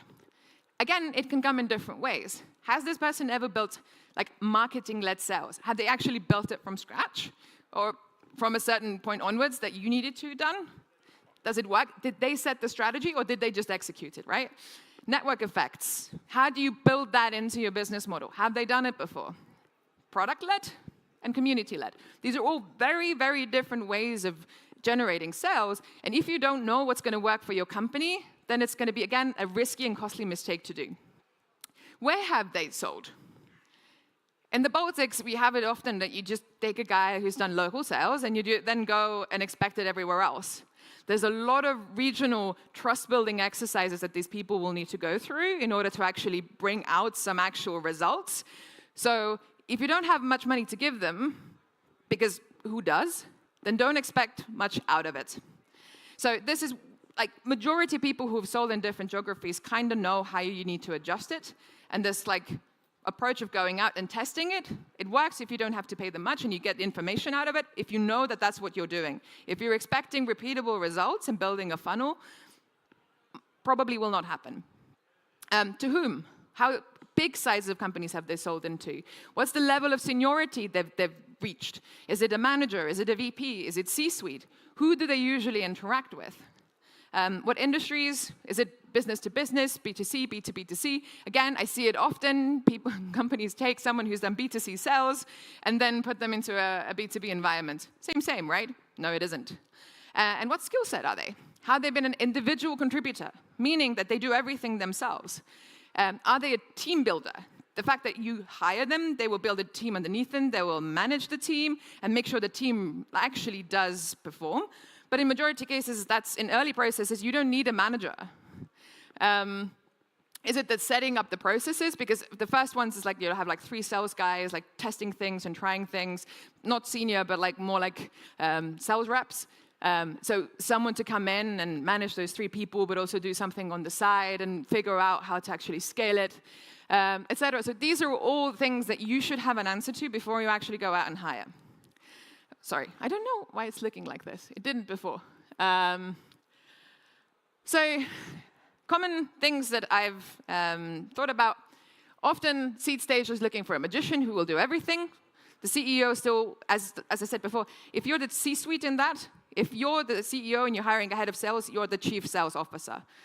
If you don't have anyone else with the C title, you're managing that function. So company raised seed round, hired a really, really senior salesperson, paid them $200K. What happened was that the guy came in, he was kind of misled in where the company was, realized this wasn't the right place for him after 3 months. He tried, kudos to him. Company lost 90K, had no sales. Basically closed the doors. Same Series A company wanted to expand to the US, never hired in the US before, had like a VP sales, didn't really know what they were looking for, left after 4 months, lost 100K, and no idea if it was a fit for US market. These stories happen every single day. Executive hires, again, questions you need to ask about technical people. Is this guy a coder, so a technical guy? Is this guy strategical, so they set the whole like architecture and infrastructure? Or is this guy a people manager? So these are, again, very diverse skill sets. You might need one in the beginning, probably technical, but as you kind of grow, you need to start thinking about when there is time to level up. Again, questions usually see like, problem, problem, problem, that's probably where you need to put more people into, or better people into. What have they built? Have they actually done something from scratch or not? Is it an application, a platform, or a product? And the size of companies and the types of clients. You want them to be similar. If they haven't ever done an enterprise product before, then it's probably going to have a lot of difficulty scaling it.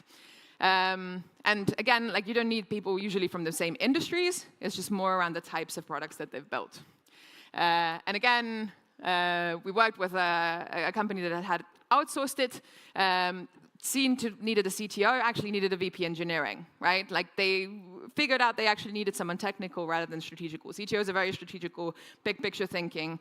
VP engineering is much more like, hey, like how do we actually build this? And in hardware, guys, hardware people are hard to find, so be very realistic about those ones. And like flexibility in these roles is super key. Board hires. CEOs, you need to make sure that you're in charge of your boards. The investors that you take are great, but investors have other jobs to do. They don't think about your company all the time. Usually when we hired people into boards, we made sure that they had no more than like 4 other boards and they were full-time board members. That was what they were doing. So if your full-time job is 5 boards, imagine if an investor with a full-time job has a number of boards. So you need people who can be focused on your company, understanding it. And so, to yourself, what is the role of my board? What do I expect from it? Who would bring that dynamic that I would expect from it? And is this person that I really like actually a board member material? Have they done it before? Do I know how boards work? Or is it more just an advisor that I can go to every now and again? Finance, HR, do it as fast as you can. Sorry, I'm running out of time. It's a lot of things to cover, so I'm going to rush through these. But skilled accountants into finance, find people in doing it, and make sure they're just like a smart guy, but junior. And then CFOs usually BC. Like, I see many people in Seed who have a full-time CFO. Why? Unless it's a really complex business model. There are exceptions. And HR, again, once you see that it becomes an issue, people asking about promotions and management questions and yada, yada, yada, is probably a sign that you'll need to hire someone into that role. Or even into recruitment happens. Diversity. People from different size companies, different backgrounds, different experiences, that enriches the team. I'm not talking about only gender here, which that's also one part of it, but make sure that you don't have everybody with the same background, same company, same stage, etc., because you will not have conflicts, you will not have disagreements, and that's going to be a bad thing for the company. Don't fight, but just make sure you discuss things. And referrals, junior, that's fine. In leadership, I've realized that not many people actually know how well other leaders perform, even if they're a cool person, so take them skeptically. But to take references on people you're hiring. Onboarding, this is really important. Take them on board, give them all the tools, show them how everything is done, take some time, plan that into your schedule, and then give them the role. If they fail, you fire. If they excel, great, then you have more time in your hands. That's it. Thank you.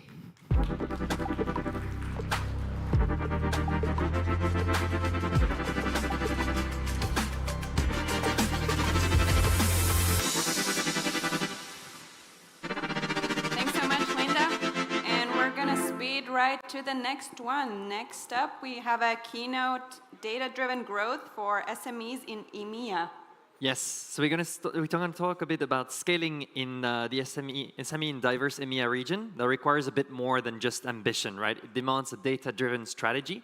And this session dives into how SMEs can leverage performance tracking, market expansion frameworks, and smart resource allocation to actually accelerate that sustainable growth. So let's welcome on stage Raf Kroan, Managing Director, Tech Europe of Auric.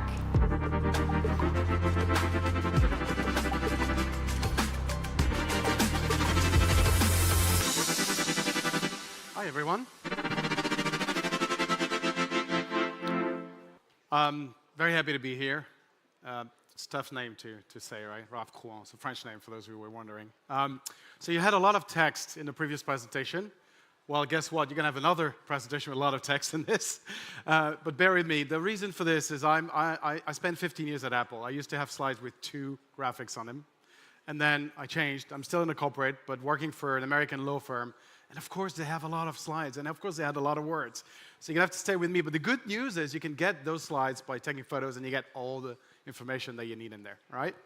So what we're talking about is the growth strategy, right? One of the things I wanted to make sure is you got some of the key ideas behind how to help your company, small and medium, to grow in our region.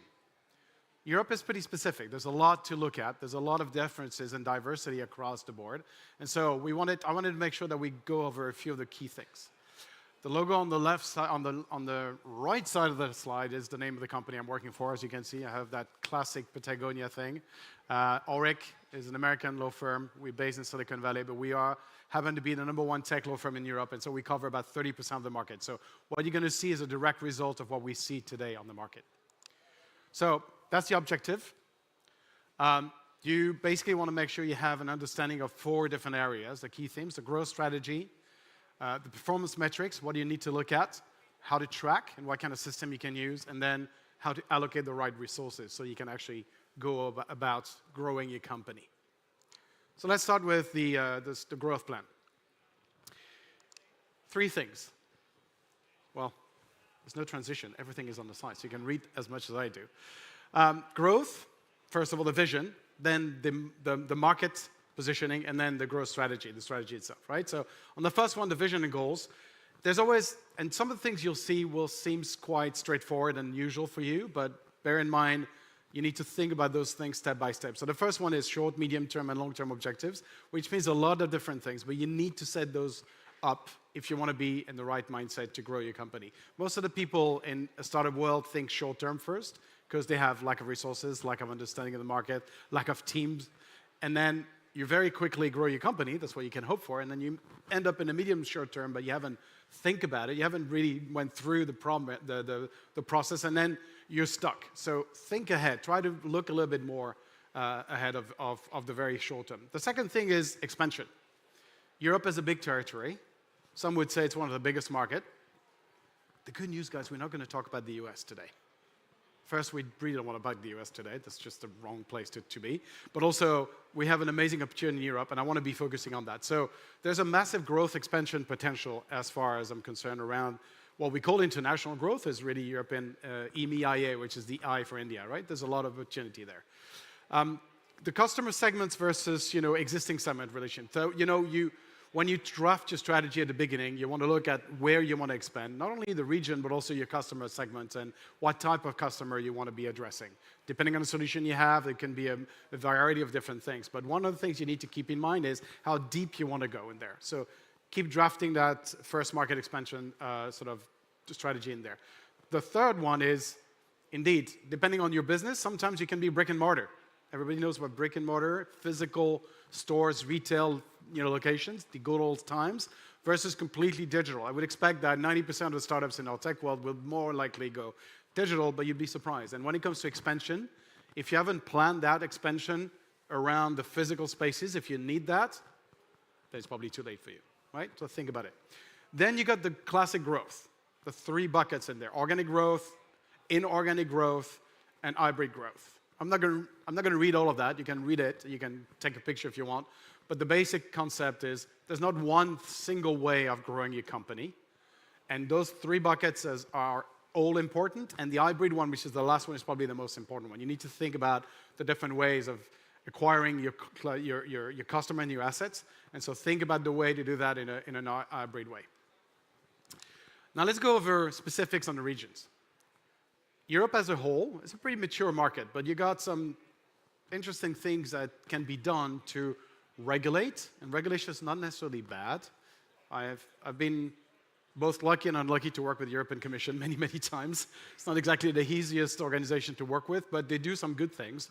And if you look at what's going on in the market right now, having good regulatory systems actually help in growing in the right way, particularly around AI, particularly, right? Middle East, any of you looking at the Middle East market, maybe? Any hands raised? None? You don't care? One in the back. That's small, all right. It's a very high potential. There's a lot of money, needless to say. They're finally investing money out of the old business to technology and innovation. So there's a lot to be done into the space. But of course, you need to be clear about your strategy there. It's a different market. You got some zones that are very encouraging into the digital free zone. So look at that and get some help to be able to get that consideration as one of those markets. India, another very different market as well. You know, very growing, very rapidly growing zone. There's a lot of businesses and small businesses. India is so fragmented. What we used to call the pop and mom shop, where you have very tiny little stores in the corner. Those are the bread and butter. 90% of their businesses are very small, tiny businesses. So you got to think a complete different strategy if you want to go to India, but it's a huge market. Again, don't go on your own. The same way, if you go to China, you need to have some help and locals. Africa, emerging market, a lot of potential, huge. It's a continent, it's not a country. So there's tons of different countries in there. Nigeria is probably the most advanced one when it comes to telco and digital assets, but you go to South Africa, you go north, there's a lot of there. So interesting one to look at. They're very strong on digital assets, so it's a good expansion potential, but keep about thinking about the more developed regions, which are probably the easiest one to get access to. Last but not least, across EMEA, you have a certain element of challenges and common ones. Obviously, very different intercultural barriers that you want to think about, so what we call here the consumer behaviors. The regulatory frameworks we talked about. Diversity is one good thing, but on the other hand, it can be a barrier if you don't think about approaching those differently. From France to the Nordics to Spain to Germany, very different labor laws, very different sort of regulatory frameworks and landscapes. So you got to think about that in the way you expand. And the talent, good thing about cross-border, you can bring talent from one way to the other. As you might hear, I'm based in the UK, which clearly we fucked us up by doing Brexit. So we don't do that border openness anymore. And so unfortunately, this is one of the things that the UK doesn't excel in, but Europe does. So benefit from that. Talent can come from anywhere. It's not necessarily around your corner, so make sure that you access to those talent is good. Some of the levers I wanted to give you, and you can see them all here. So again, I'm not going to read them all, but it's an interesting combination of different things. Again, there's not a one-size-fit-all solution to grow your company. All of those are important, not necessarily in that order for that matter, but customer acquisition and retention, we go over that in a minute. I'm sure you know what a CAC is, If you don't, you're in the wrong business. But there's a lot of strategy around how you can help getting access to those customers. Technology and digital transformation is the bread and butter of what a tech startup does. Keep in mind, you need to be equipped with the right tools, and you need to think about how to transform those tools into real assets for your company. The partnership and the alliances, we'll talk about in a minute. This can be a game changer for those companies that want to grow in Europe. Think about the overall scope of bigger companies, larger SMEs as well, that could be either an acquisition target or a partner to help you get access to talent or skill set that you might not have internally. You don't need to invent everything, right? Reinventing the wheel is never a good strategy, unless you're going to be the number one in creating something that exists and do it better. But most of the time, you can piggyback on what's existing, make it better, leverage it, and then grow and scale. I didn't talk about the product and service, but the one last piece, which is still up today, very important, sustainable and ESG-driven growth, which can be, on the regulatory side, a bit cumbersome, especially if you're in a financial world where you are regulated and mandated to report on ESG. And it's not only sustainability, ESG has got governance as well, as you know, but it also can be a fantastic growth engine if you do it properly, because it can attract capital and talent from a different pool. And of course, in the Baltics, I know it's a key agenda item for for many, many years. So keep that in mind as one of the key growth levers you can use. Now, we can talk a lot about all that bullshit, but you need real tangible data to prove you get growth. How do you measure this? Well, analyzing performance metrics is absolutely key. So 3 main buckets there as well. I told you there's going to be a lot of text, didn't I? There you go. First one is financial. Pretty obvious, right? So a couple of different key KPIs in there. The first one, the revenue, obviously, the profitability. I hope you guys know those are 2 different things, right? They're not the same at all. Keep a look in that. The LTV, long-term value of your customer, how much revenue you're going to get from a customer over the lifetime of your company. Not just the first sort of check they're paying you. How about the lifetime of your company, how much you think you're going to make with that existing customer. The CAC, as we talked about, how much does it cost to acquire a client? Your unique selling proposition is depending on how many, how little the CAC is to you. Because acquiring a customer can be extremely expensive. If you got the revenue to back it up, it's great. If you don't, the balance is screwed. So think about your CAC. It's important to have. And of course, your cash flow management. How much money you have in the bank, how much money can you spend, all those different things. On that little note, we'll go back to tools in a minute, but there's a ton of systems nowadays that really should allow you to have 0 excuse not to be doing a good accounting, right? 0 excuse. And yet, as I said, we do about 30% of the business in law, and I have so many companies around Europe, and I'm flabbergasted, to use a word I've never used anywhere else. That was my word today, flabbergasted. I'm always surprised to see the amount of companies that don't even look at their accountings. They don't even use a system. They don't track anything. That's nuts. You got to be tracking things from day one. It's not because you're small, you can't. On the contrary, the smaller you are, the easier it is to track. And when you start those systems early, then it's just there to go for you, right? Second, the operational KPIs. How many of you out there have used their sales conversion rate? How much time do you spend on looking at how much sales I've done? How much I've converted? Obviously, that's one of the obsession of people selling tangible assets, right? But then the churn rate, how many customers you're losing on a regular basis. Hopefully not too much, because then that's a bad ratio to look too much, but you need to know, because then it's a sign that something is going wrong. That's a sign that you need to look and change your model, potentially. Inventory, turnover ratio, all those things are really critical to keep in mind. And again, very easily trackable with all the digital systems we have nowadays. The last one is your market. How do you position yourself in the market? What's your metrics? What are the key KPIs you want to measure to show where you are in the market, how competitive you are? So, your share of the market, is it growing? Is it steady? Is it hopefully not going down? Your brand visibility, how much people know about your brand, how much your customer knows, obviously, but what are the next potential customer aware of? And we'll have an amazing presentation later on brand from one of our friends in the audience that will tell you all about branding, so don't get me for that. But the last piece is how good you engage. How much engagement are you doing? What kind of channels are you using to engage?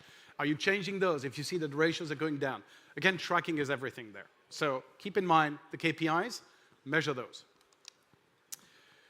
We talked about financial. I think ratio is a key word here. You want to make sure that on one hand, you control your efficiency. On the other hand, you look at your employees.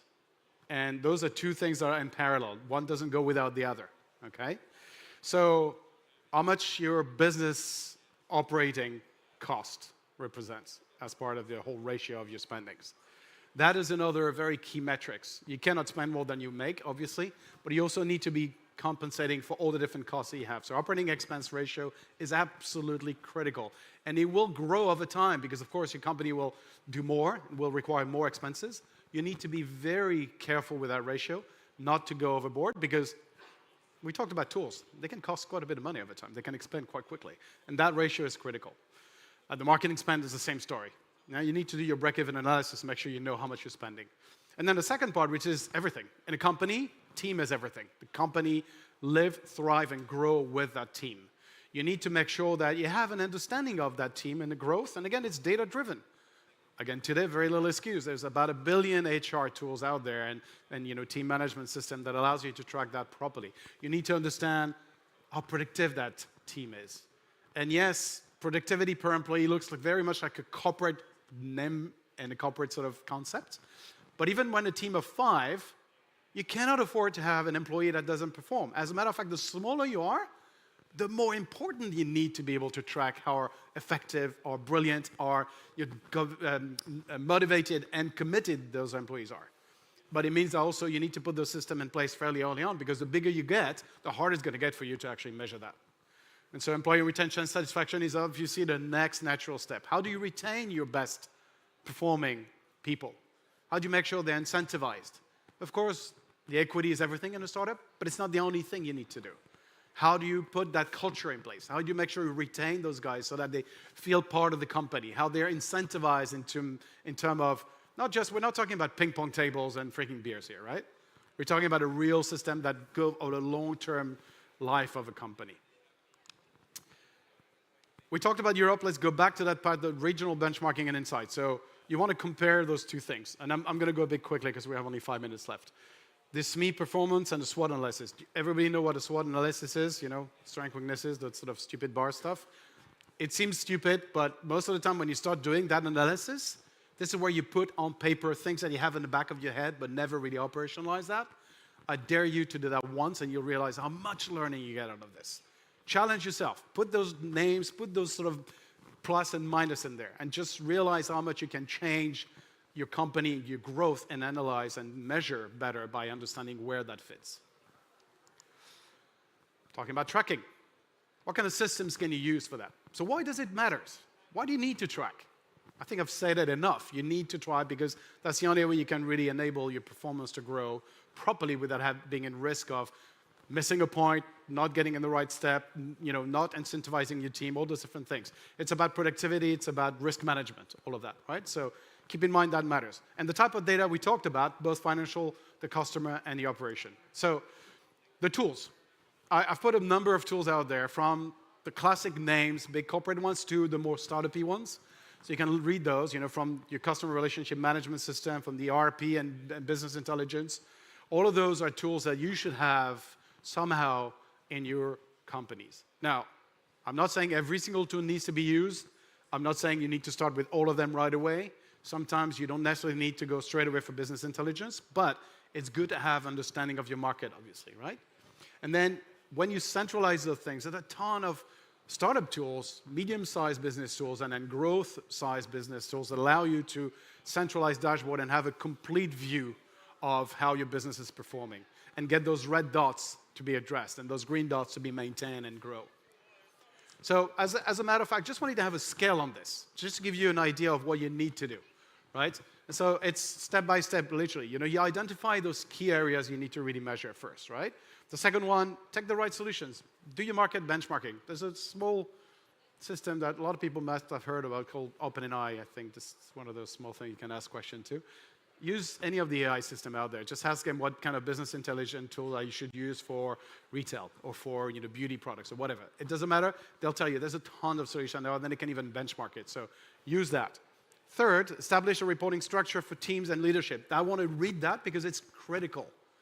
As I said, even 5 people, you don't need to put hierarchy, but you need to put structure because the structure enables people to feel safe and encouraged to do more. So put that structure in place. And then, last but not least, do that regularly. It's not because you set it up once that it works. No, you need to come back to this. A good CEO, manager, CEO, whatever you call yourself, whatever the title, Chief Fantastic Officer, you need to make sure you review those processes on a regular basis. Things change. Your company will grow. If you don't make those processes reviewed, you're going to fail because you won't be able to adapt. It's all about adaptation. The last piece of the puzzle is how do you manage the allocation of those resources? Because again, you got a lot of resources you're going to bring to the table. You're going to have a lot of people that are going to look at this. You might have some strategic partners that we talked about. How do you allocate those resources? What is the strategy behind that? So it's about, again, how much money you allocate to this on one hand, and then who is doing that on the other hand. So again, it's all about, on one side, the financial capital allocation, on the other side, the talent allocation and the planning. You can read the bottom hand if you want. You can take photos. I'm not going to get into that details, but there's a lot behind optimizing your resources. That goes maybe on phase 2 of your growth stage. But as I said, if you stop at stage 1, you fail. So you need to think about medium, long term. You need to think about allocating those resources. You need to think about rethinking what you've done, again, constantly. And again, some regional consideration in there. Europe as a whole is different from Middle East, who's very different from India. And again, it's very different from Africa. So some of the key things in there. We all know that cost is important. The cost of labor is important. The more you go to a region like India, the lower the cost, but also the barrier of entry is the talent and the actual sort of retention, right? So you need to balance that out in a way, depending on which region you go to. And again, we go back to the short versus long-term investment. So those are key things to keep in mind. Kind of a short summary of those things. I like to look at the last piece, the risk mitigation strategies. We talked a lot about creating resources, allocating resources, using the right tools, making sure you have the right things in place. One thing that you need to understand is risk mitigation is absolutely everything. It should be part of your everyday thinking. You need to feel that your company is growing in a way that is not going to be risking the future of your assets position. You need to be thinking how you can allocate the right people in the right place, and for that, you need to mitigate that risk. And there's always going to be barriers you haven't seen coming. There's always going to be pitfalls you didn't see. You can fall off on that stage and suddenly break your arm, so you didn't see that coming. Well, you need to sort of try to plan for those mitigations, so try to plan for those particular risks. So diversify, have different scenarios. Think particularly when you go to different regions, think about it, right? If you want to expand, if you're local and you just expand different regions, there's always risk to mitigate. So in conclusion, because my time is out, 3 key takeaways. Small businesses in the region must align growth strategies with regional market dynamics. When you grow, you need to think about the market in many different ways. The second one, tracking. Tools are here. No excuses. You need to track every single point of data you can get to be sure that your decision-making process is backed up by real, tangible expansion data. Third, it's about balancing that resource allocation. And again, you might be putting the emphasis first on recruitment and talent, but you need to think about the tools and the functional, the humans, everything you have behind it. So try to think about the balance of things and take some advice from people that know how to do it. Just be mindful that you might not be able to do everything yourself. And so in terms of the next steps, if you want to be looking at this very pragmatically, identify your core growth market and customer segments, implement those tracking systems for key performance indicators, and last, optimize those resources to drive efficiency. And on that note, thank you very much.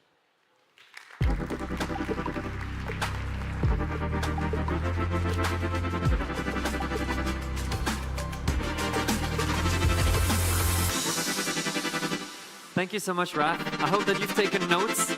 He has a lot of information and knowledge about this. Feel free to grab him later on if you have more questions or reach out to him.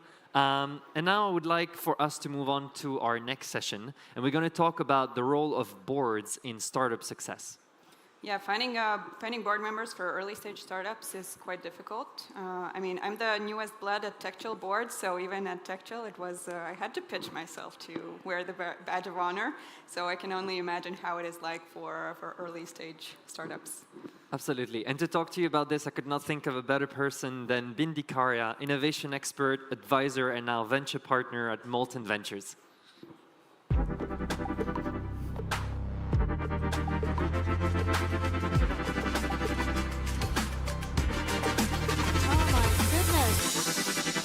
It's the afternoon lull.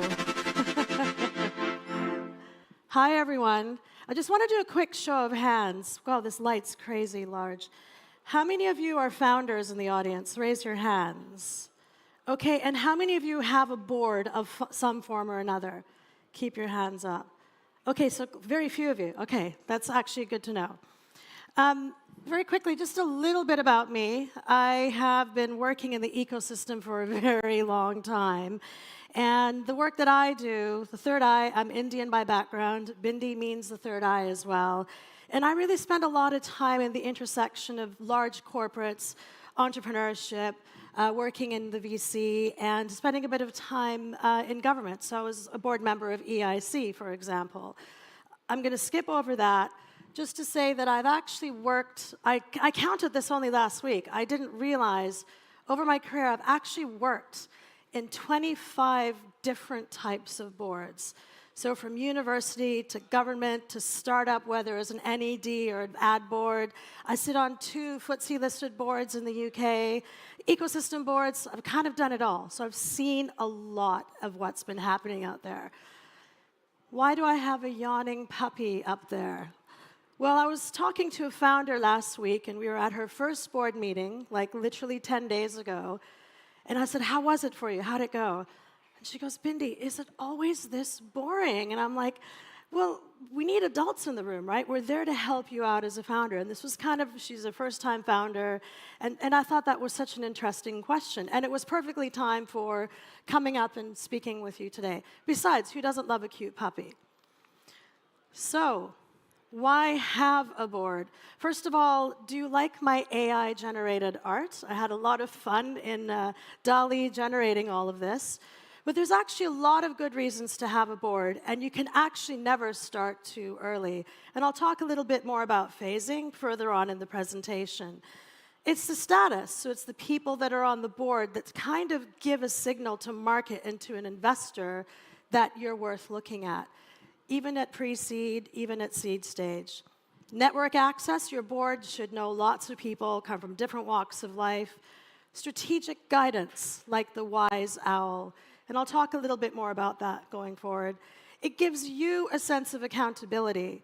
As opposed to you working in a little silo, you're actually not reporting to people, but you're actually bouncing off your ideas, you're talking about your growth. It allows you to really scale and grow and thinking, are you going in the right direction? You're getting the expertise and experience of people from different walks of life. You've got mentorship and support. The number of times I've spent with CEOs, or any board chair or anything, where we've gone through some roller coaster times. Being a founder is a roller coaster journey. And actually, the mentorship and support of people that have been there before, it makes such a big difference. Hey, it helps with fundraising. So it might be your angel investors have a network of seed investors, who have a network of Series A investors, who have a network of Series B investors. Together you rise, and your board members are helping you with that and opening doors. And governance, that's the boring part, right? As per Raf's presentation and Linda's presentation before, it's actually making sure you're reporting those metrics, you're listening to the legal and regulatory regime of whatever territory you're based in. Very, very important when you're based in Europe. Key functions. Again, I'll talk a little bit about this. I think the first two speak for themselves, the strategic direction and oversight and the financial governance. That just goes without saying, right? And you've got people in the room that have been there, done that, who understand what they need to see, and therefore they can coach you and guide you with what you need to do, because it may be your first time, or maybe not. The CEO and executive oversight, it's more about, the CEO's striving to hit that goal, striving to hit that revenue target, striving to hit that customer number, striving to hit that valuation, and the board is there to help you and guide you through that. The hiring and succession planning, I think, is very interesting. In many of the boards that I have sat on, we're always asking the CEO, is this the right exec team for you? If not, who are you growing through the business? Well, hey, I might know someone. Some of the roles of what we do inside the platform in the VC at Molten, our platform team has a list of people of who will be interesting to bring into the company. And that's really, really important with your investors to bring that kind of insight. Crisis management, I know we'll be hearing a bit about that in a talk further down, but if there's something that's happening, and there's been a lot of crisis in a lot of companies, you're there to help pick up the pieces, and you're there to guide them through to the other end. And the best thing about board members is they've probably been through something like that similar before, so they can talk you through that crisis and help you come out the other end better and stronger. Risk management goes without saying. M&A is really interesting. The investors want some form of exit. And if you're not thinking about M&A 3 to 5 years out, you're not getting to know your future buyers, or you're not thinking about the IPO and thinking about the bankers coming in the room, you don't know what you're doing, right? And the founders, the board members are there to be able to help you think about that. The 2 FTSE boards I sit on, even though I know it's big public company, there isn't a meeting that we don't have a section on what is our next plan? Will we acquire someone? Will we exit ourselves? Where can we get more funding? The M&A thing is such a key part of the discussion. And obviously at seed, you're thinking about product market fit. But actually, the sooner you think about it, they might be a customer that buys you out, so it always works out. Shareholder relations, it's more about how do you work with angel investors or previous investors or other people. You know, for example, if you crowdfunded, how do you work with those kind of people? So it's really to help you with that. If you're just, your job as a CEO is to put your head down and execute, and the board can really surround you with that. So finding a board member, and Linda, if you're out there, you did sort of talk about hiring a good board. I think for me, the most important thing is about trust. I mean, there are some boards that I sat on where I actually knew the CEO for a long time, and we've built up that trust and that relationship. Or if you're in the investor side, you know, you've built up that trust and relationship with the CEO, and that takes time to build. So there's no harm if those of you in the audience right now have identified someone that you want on your board, maybe in a Series A round. There's no harm in getting to know them now. It's building that trust. What should you look for in a board member? I won't read all of these out to you, but I find this is really, really, really important. You know, there's a team player, collaborative, good comm skills. I think the most important to me is the time commitment. If you have VCs that have, you know, 6 to 10 boards that they sit on, they don't have the time, or some founders I know will go, well, the VC just doesn't turn up, or they send their associate, they don't have the time. So it's about finding the group of people that have the time, are willing to commit. And, you know, I think actually, as Linda said, being a full-time board member could be interesting as you're later on. The board composition, I think all I'm going to say is it all depends on stage. This is actually more of a standard structure. But what I would say here is I did a little mini survey. I'm on the board of an entrepreneur network. There's about 500 founders on this network, and I did a little mini survey. And 100% of the respondees of my mini survey, even at pre-seed, had a board member. More like an advisory board member, but they still had someone to help them out. But typically, pre-seed, it's usually the founders. Seed, you've got the founders plus maybe the seed investor, if that's what you want. I know a lot of seed investors choose not to take board seats, or if it's a CVC or a corporate accelerator, they tend not to, but they'll bring in advisors around you. Usually it's Series A is when it starts to get real. You're bringing in the 5-10 million round, and you've got company founder, a seed investor. You'll have an investor director, so someone from the VC fund. So make sure that whoever you do the deal with is someone you trust. And then at that point, you'll find an independent non-executive director, usually from industry or has the skill set that doesn't map to the skill sets of the other board. What you want is skill sets for everything.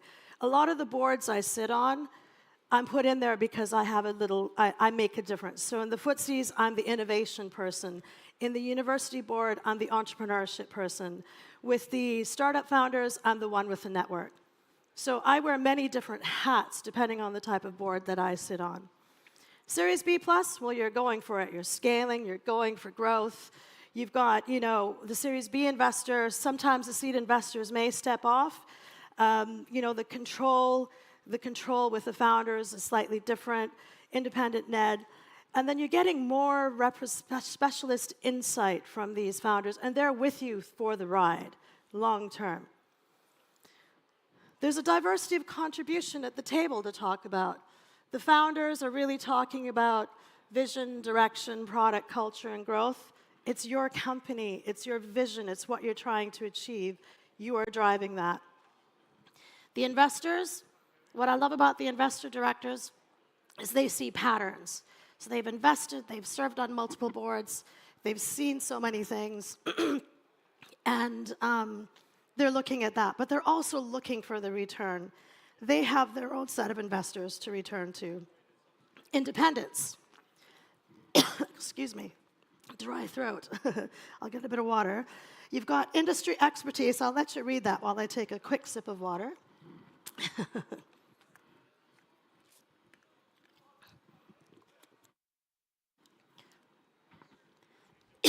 But you can see that right there. There's different types of board members.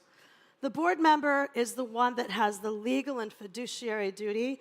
They're responsible for the company. If it messes up, it's on us. It really is our problem and our fault. We get the vote on the major decisions. Our job is to act in the best interest of the company.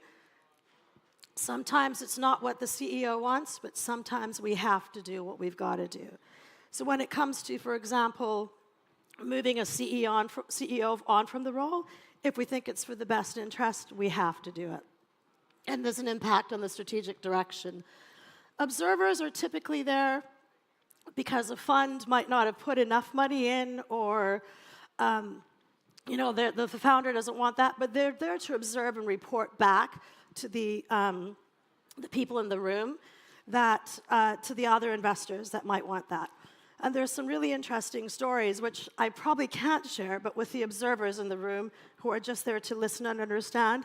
And it's a good training ground for younger VCs. The advisor, that's more flexible. Typically, when you're at an earlier stage, you have an advisory board. They don't have a vote, but they can really provide the insights, the network. It's less formal. It's just a lot easier to do. And they bring you a lot of credibility if you've got advisors. So I know a lot of health tech startups that have scientific advisors, and that's bringing credibility for future rounds. What do you think about? By the way, do you like my little AI photo? You know, which animal, which board members? That's pretty good. Well done, Dali. First and foremost, this is a long-term relationship. You know, there are some boards I've sat on for 6 years, and then I've stood down because I'm like, I've done all I can do, and you need someone now for this stage of who you are. The size is important. So I said, between 1 and 5. When I did that mini survey, not one founder had more than 5. If it's too big, the dynamics become wild. And I'll explain a little bit more about dynamics in a minute, but that's really, really important, and that impacts decision-making, and sometimes you've got to make very fast decisions very quickly. Dilution of control. The only comment I'd make there is if you're earlier stage, you don't want to dilute yourself too much and lose control too soon. Otherwise, when you do get to the Series B round, it's no longer your company, and I think that is when it becomes a problem. So you've got to really think about how you maintain control, and you take the advice and insight and support from your board members. Dynamics. This is a fun one. So I can see some VCs in the room. Hi, Andres. I'm sure you've seen all of this. But the investor versus founder interests. The reality is the investor has to make a return, right? Within the 10 years or whatever the stretch of the fund, they've got to make a return to their LPs. So therefore, even though that might not necessarily be the case, they are thinking about the exit, and their interests might misalign with what your interests are. So you've got to think about that when you're bringing that person in the room. The investor versus independents. Well, typically the independents, in my personal experience, are, they know the founder, they want to work with the founder, and so you do find more alignment there. But actually, even the independents might have very interesting views. Founder misalignment. Well, you can get CEO bun fights, right? And we can see that. Sorry again, I got to take another sip of water.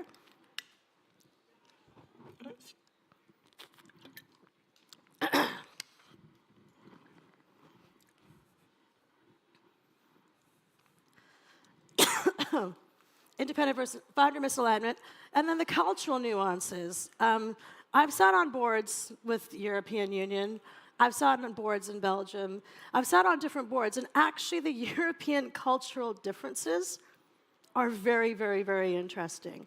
So I think that's the other thing. You got to think about not only the culture of who you bring on board, but the culture of, as a board member, of where you're sitting.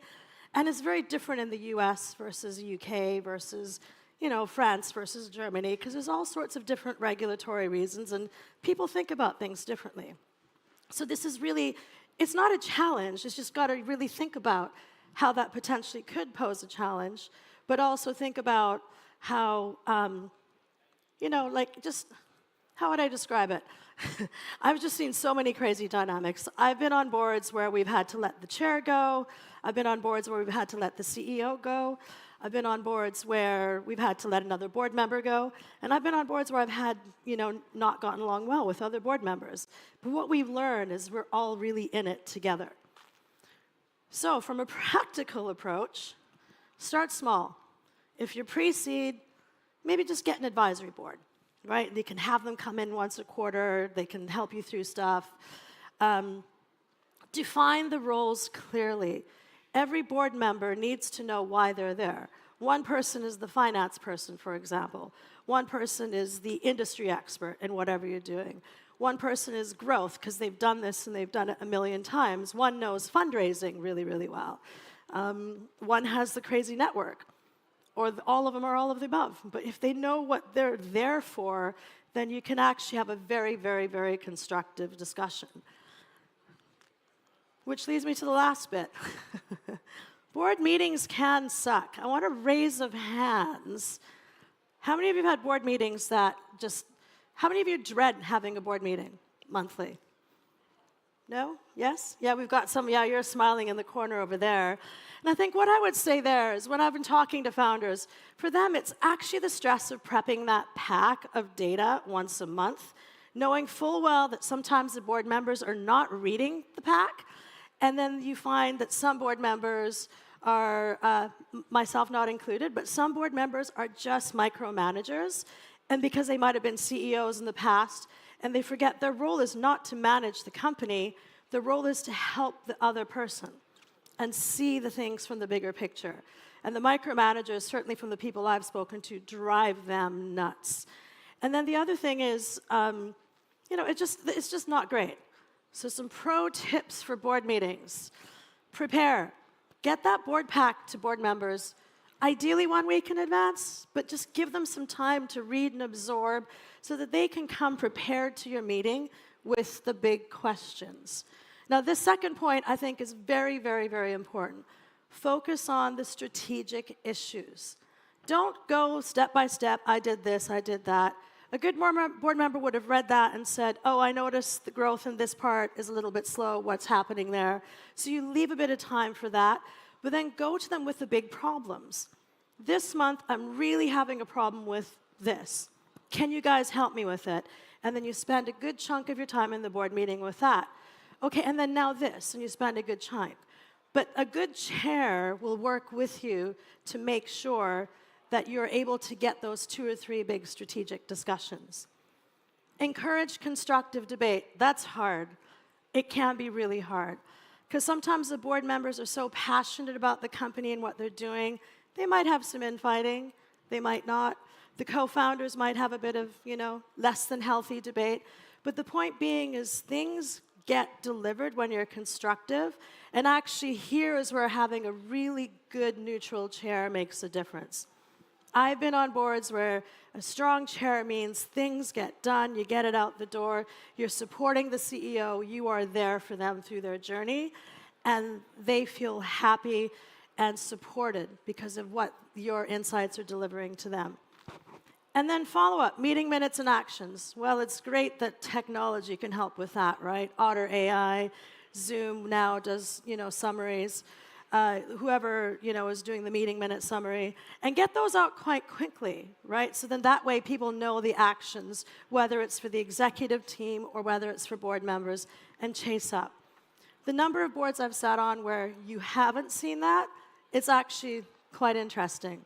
Versus the ones who are like, here are the actions, we'll follow up with you 2 days later and get stuff done. And I think that being that proactive is very important. These are some quotes from some of my mates, my founder community, and I think some good ones. Safia talks about support on the challenge areas, 2 to 3 max challenges. They should provide founder operators with strategic direction and focus, making sure we have a clear set of objectives and strategy. It's thinking outside of the day-to-day and focus on the longer term. A helpful forcing function for platform support and scrutiny, not just for us, but for the management team. And sometimes if the founder's having a rough time with the management team, we can be the fall guys. We can be the bad cop. That's what we're there for. We're there to support you. And then with that, I want to leave you with this final photo. Now, this is another fun AI-generated photo, and this is actually a really good piece of advice I received when I joined my first board. Note the board members, this is a dance floor. You know, it's hard, like, remember the Vienna Opera Ball or something like that. And this is a startup down here. The startup's doing everything. They're doing the dancing, they're doing the turning, they're there. And the board members are there watching and supporting. And the only time to really get really involved and jump down on the dance floor is when you see they're going a little bit awry and a bit astray because you've seen it before. And I think if you sort of maintain that healthy balance, then you will really get the most out of your board, and they will be there to support you. So with that, I wish all of you well, and good luck in all of your journeys. And sorry for my little water fix. So take care, everyone. Cheers.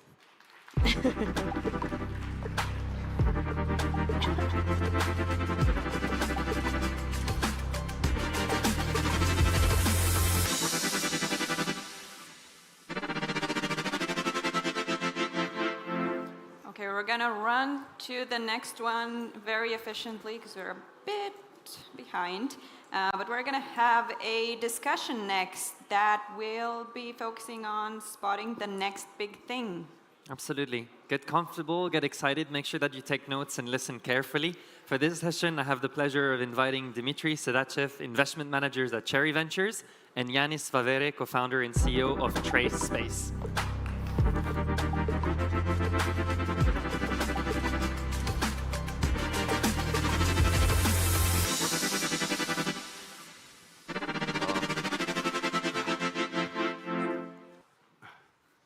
Hello, folks. Hi, everyone. Great to be here. Thank you for having us at TechChill. It's no coincidence that we're both here on stage. If you saw some of the press today, we announced the recent seed round that Trace Space raised with Cherry Ventures leading it. So we thought, exactly. And so we wanted to give you a bit of a flavor of the fundraising process, both from an entrepreneur perspective and from an investor perspective. So we're going to have a little fireside chat and ask, I guess, questions from both sides of the table. But to kick things off, a little bit about Cherry Ventures. We are a pan-European early-stage VC. We also announced this week that we secured a new fund of 500 million euros to deploy into early-stage startups all across Europe. Good $500 million. This is a busy week for the press. So we've been around for 10 years, and we were originally set up by the early Zalando exec team, who obviously stayed with Zalando all the way through to the IPO, and they wanted to create a VC that they wish they had when they were building Zalando. And so really the idea was to create a really founder-first, founder-friendly VC that thinks about upside. I mean, you can think about VC back then, it was very much more Goldman Sachs rather than Silicon Valley. And we wanted to change that, or at least Christy and Philip wanted to change that. So 10 years on, we're still very much on that mission to be that ideal partner for early-stage founders, to get them to the best possible Series A and B and beyond, and take them global. But yes, enough about me and Cherry. Yanis, why don't you talk a little bit about yourself and what are you building? Yes, of course. So, hello everyone. I can't see you because of the lights, but I'm sure you're there somewhere. Kidding. So, I'm Yanis. I'm the CEO at Trace Space. But a little bit about me. So, I actually did a medical physics background about 10 years ago. So, a bachelor, and I did a medical device as my bachelor thesis. And that's how I got into product development. And then my co-founder, Carlos, and I, we were working on this project for the Latvian State Revenue Service. And we did a need requirements management tool. And that tool was called JAMA Software. I was hired as their first European employee. And I opened their Amsterdam operations in 2016. Together their founding team, and so I fell in love with the space. And then, for those of you who don't know, there is a very successful Latvian company called Localize, and myself, Mikos, and some other folks that are here in the audience were actually the core executive team starting from 2020 when they were still bootstrapped, so the first 25 employees. And we grew the team and the company through 2 funding rounds, investment by CRV. At some point, I had more than 100 people reporting to me, and that was a bit much. But and then we started TraceSpace with Mikos 2 years ago and raised the pre-seed. And yeah, here we are today. Cool. Talking to Dimitri. So, briefly, just describe what is TraceSpace. What is the problem you're solving? Yeah, so TraceSpace is a new type of requirements management tool, but maybe to just take a step back about what is requirements management. So in automotive and semiconductor and some other complex disciplines, engineers write specification documents to actually align on what the device is going to do in the R&D process.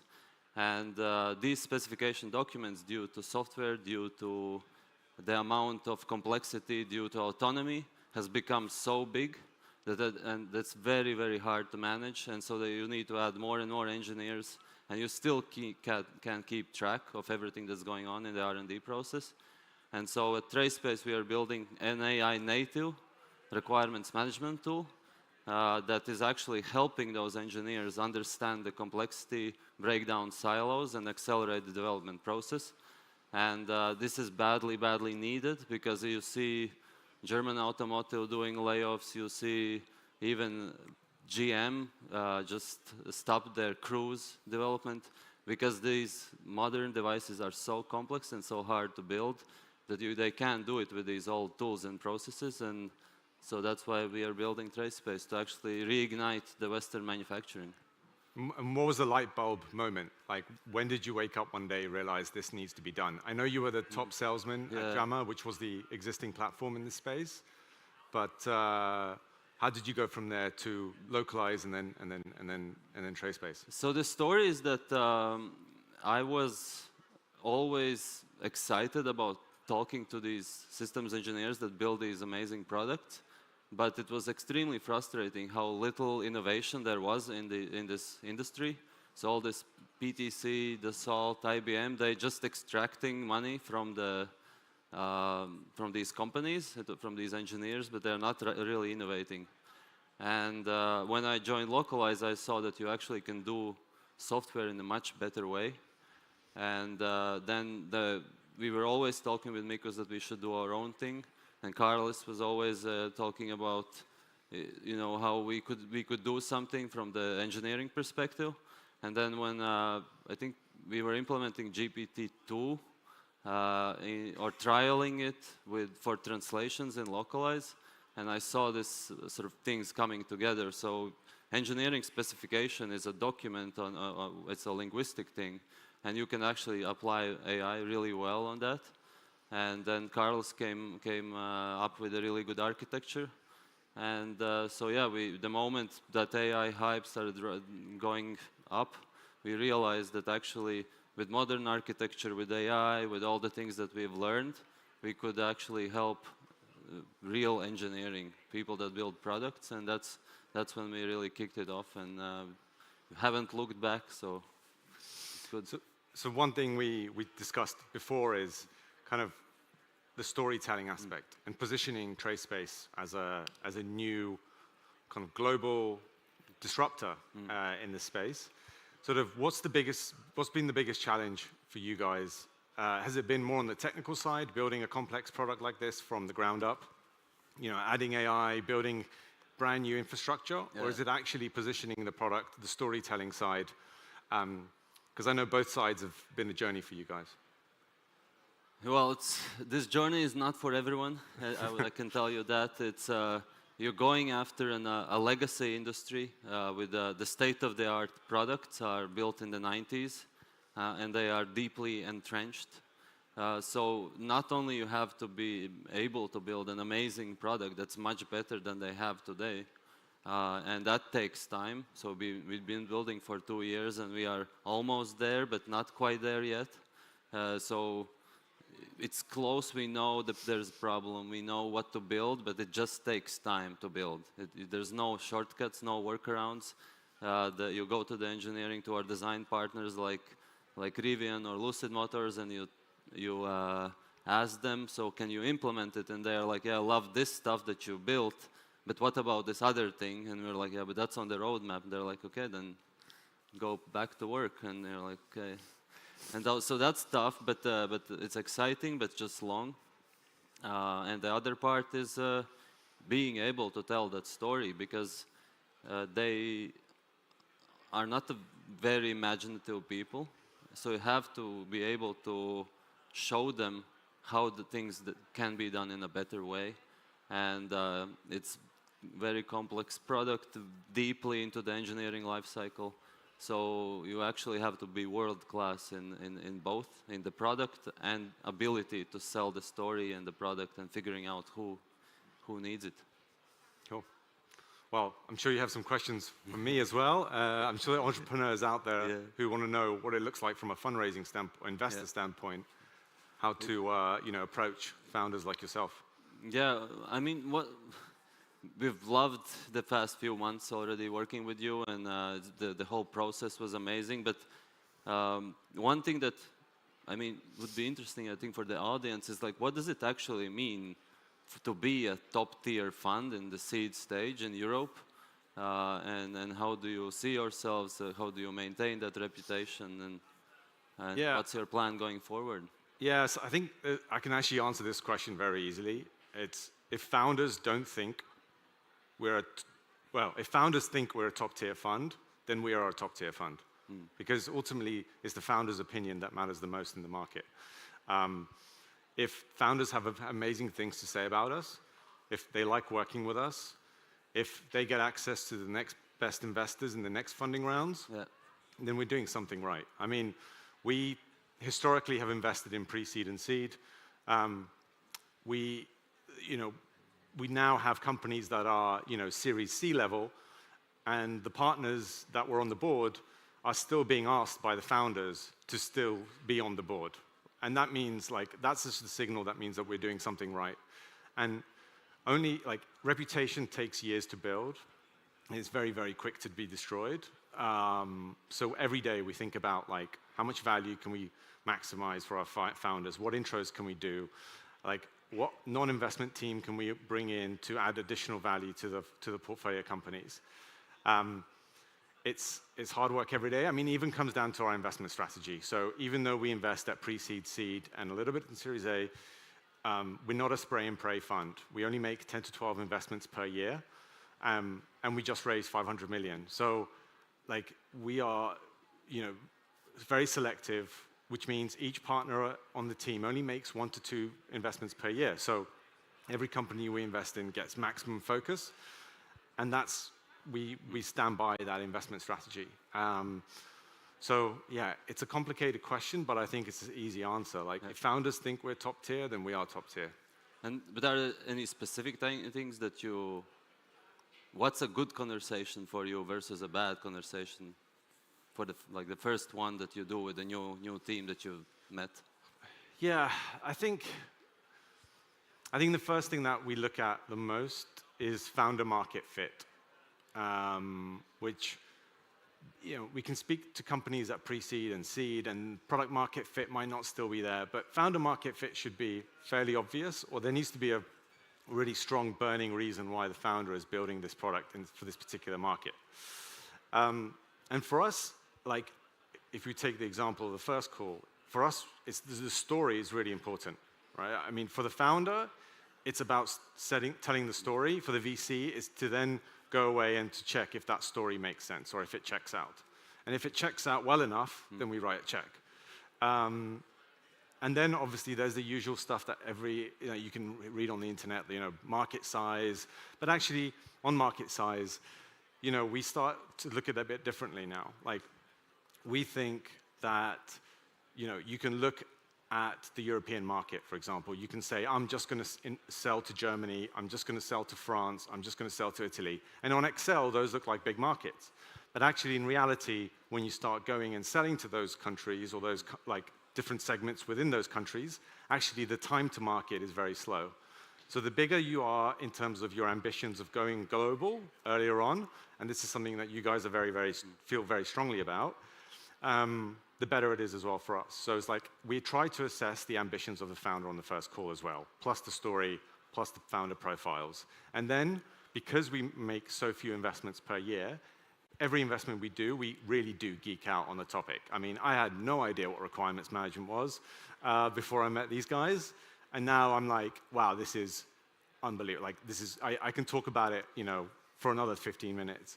And I think that also really helps founders. You know, founders love it when VCs geek out on their topic and their product because, you know, you are pouring your life and energy and money sometimes into the product, and you want to see investors who are like getting really excited about it and doing their homework. And so this is something we also do in all our investment processes. But so how did you hear about us, actually? Yeah, so I came across your profile on LinkedIn. I reached out last summer. Then you told me to go away, come back later. And I was like, okay. And then come November, I reached out to you again, and we had a call set up. Yeah. And at the same time, the London partner at Cherry, who I work with, she got the intro from one of your previous investors who did the pre-seed round. Right.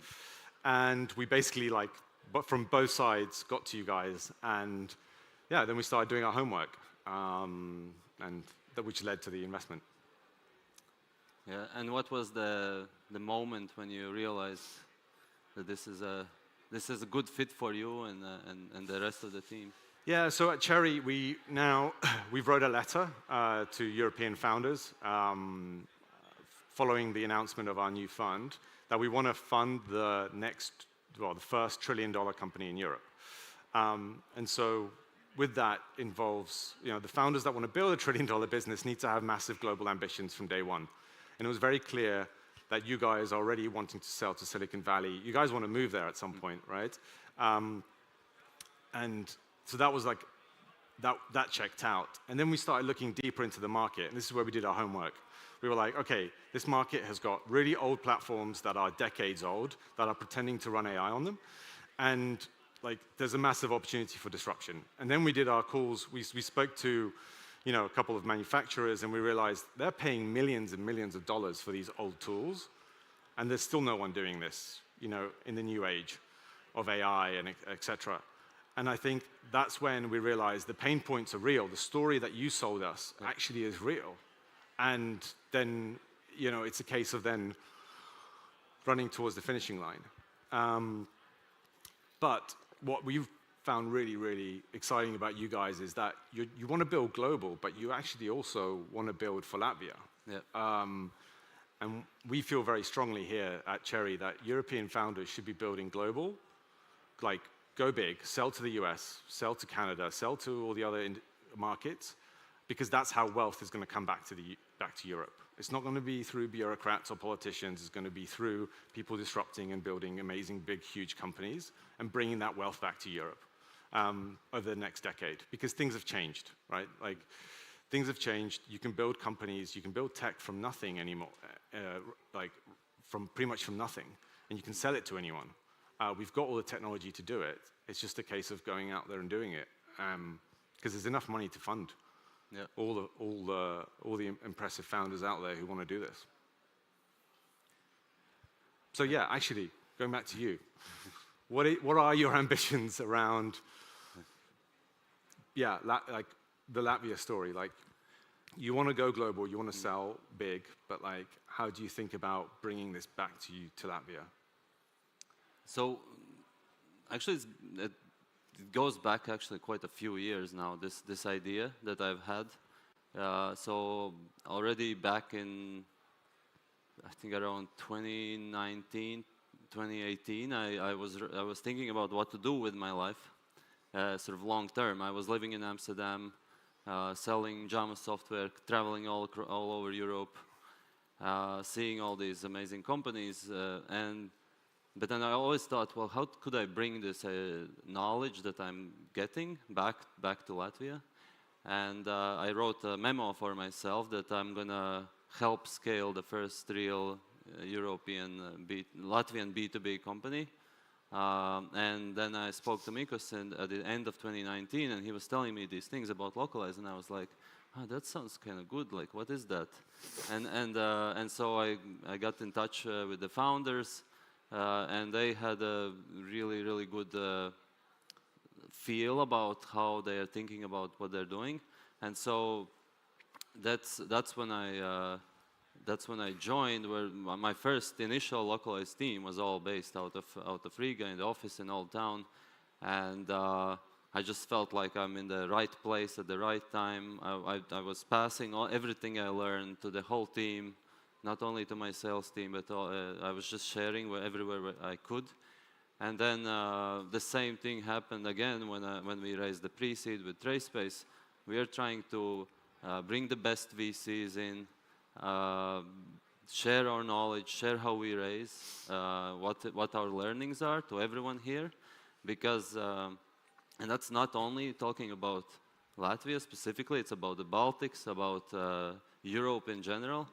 The only way out from the place we are in right now is innovation.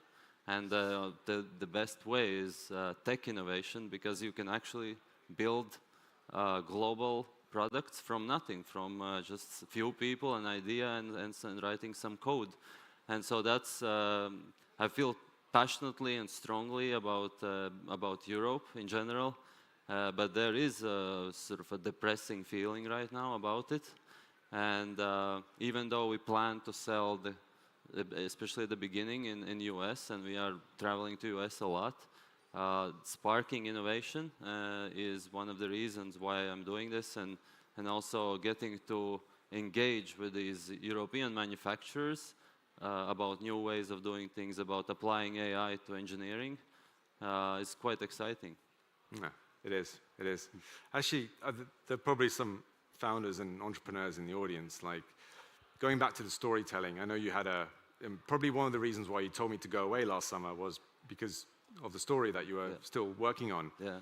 Can you go and explain a little bit about sort of how did you work on the story, and what were some of the challenges that you and your co-founders faced during that? I love this question because when I tell people about our fundraise, it was done in almost like a week and like 8 days or so, and it seems easy, right? You pull the trigger on the raise, and a week later you have some term sheets, and just to go. It sounds like few meetings, but actually it was an incredible pain to get there. So we thought for 14 months, we thought we're going to be raising 3 times, and this was our first real raise, but it was the 4th time we were preparing for a raise.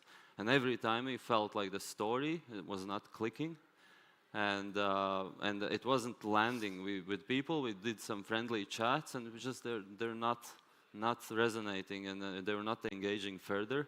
And we actually we took a storytelling coach for 6 months, and we learned the basics of public speaking even, and breathing and all kinds of other things. And then when we put the story together, now we know what we're building, we know there's a real problem, but now we can tell that story. And I think that's a very important part of any entrepreneurial and VC journey, is actually being able to tell your story in a compelling and engaging way. And that was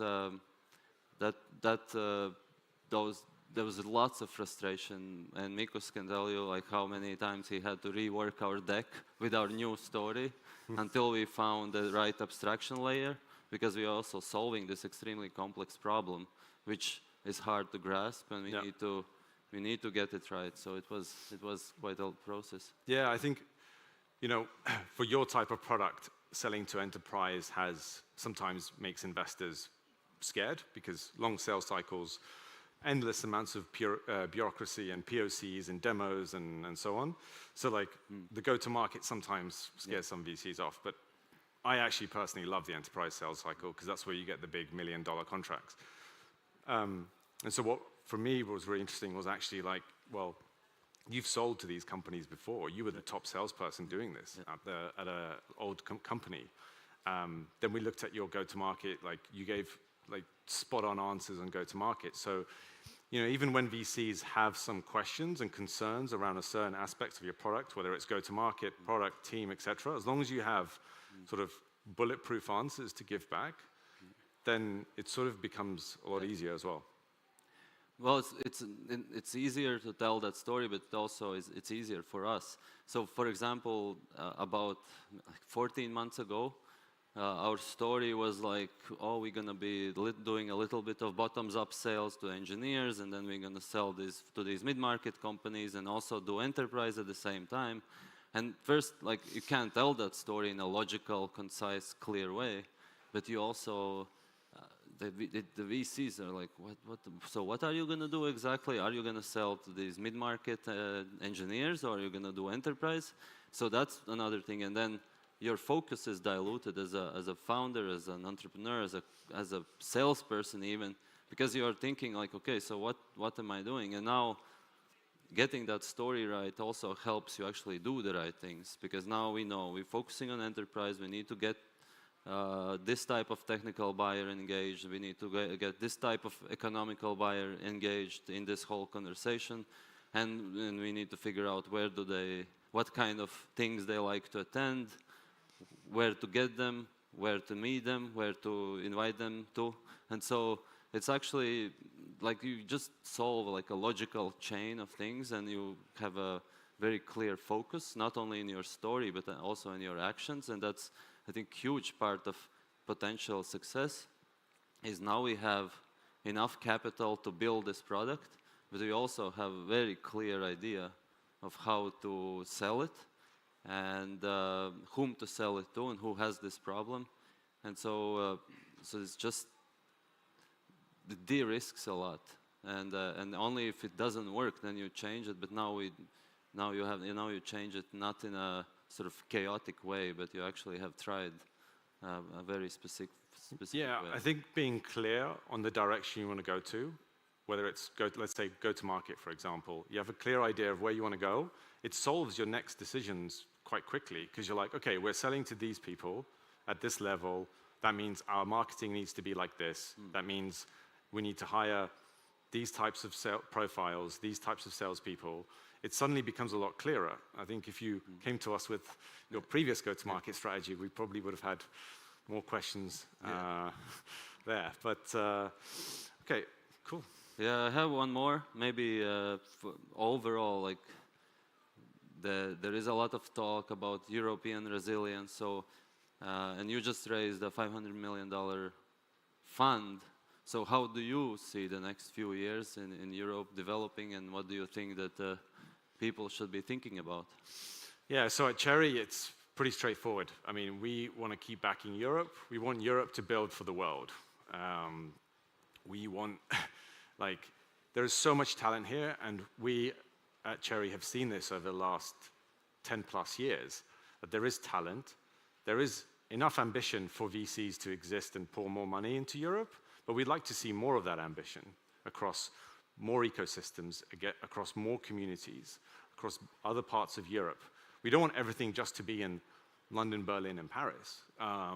We want more like superstar founders and superstar companies breaking out and going global very quickly. And I think AI is really allowing this to happen. I mean, we're seeing insane growth, like from some AI companies that have just gone completely viral, that we thought growth like this couldn't exist. And so we're bullish on Europe. We're bullish on Europe. And at the same time, if you look at, from an investor perspective, how expensive things are getting in Silicon Valley, it becomes, from a financial perspective, from a financial returns perspective, I'm sure some American VCs out there are maybe asking the questions like, actually, does it make sense to, invest in 15 million, rounds in pre-seed in Silicon Valley, or should we actually start looking at investing in Europe? Because again, there is so much talent.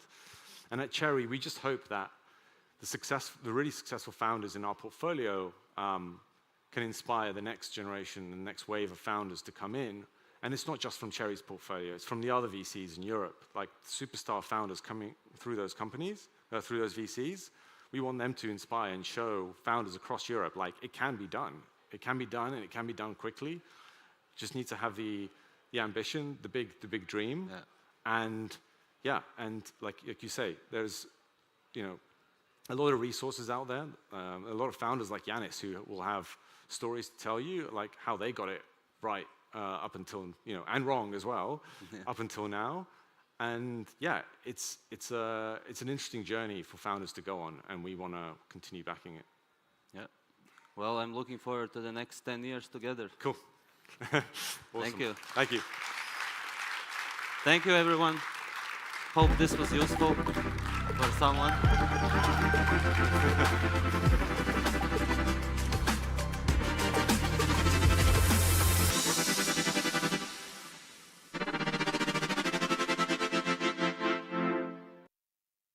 All right, thank you so much, Dmitry. Thanks, Yannis, for this insightful fireside chat, giving us a little bit of behind the scenes as to what happened with that latest investment. Now, the next session, we're going to talk about a very interesting topic, from podcast to powerhouse, and uncover a little bit of 20 VC's journey. Yes, I'm happy to introduce for the first time within this role, we have Maria Ruchewska, who is the general partner at Outlast Fund, and I do have to say, the co-founder and board member of TechChill. So we're here. She's a big part why we're here, right? And joining Maria will be Alexander Duez, partner at 20 VC. Welcome, guys. Give them a big round of applause.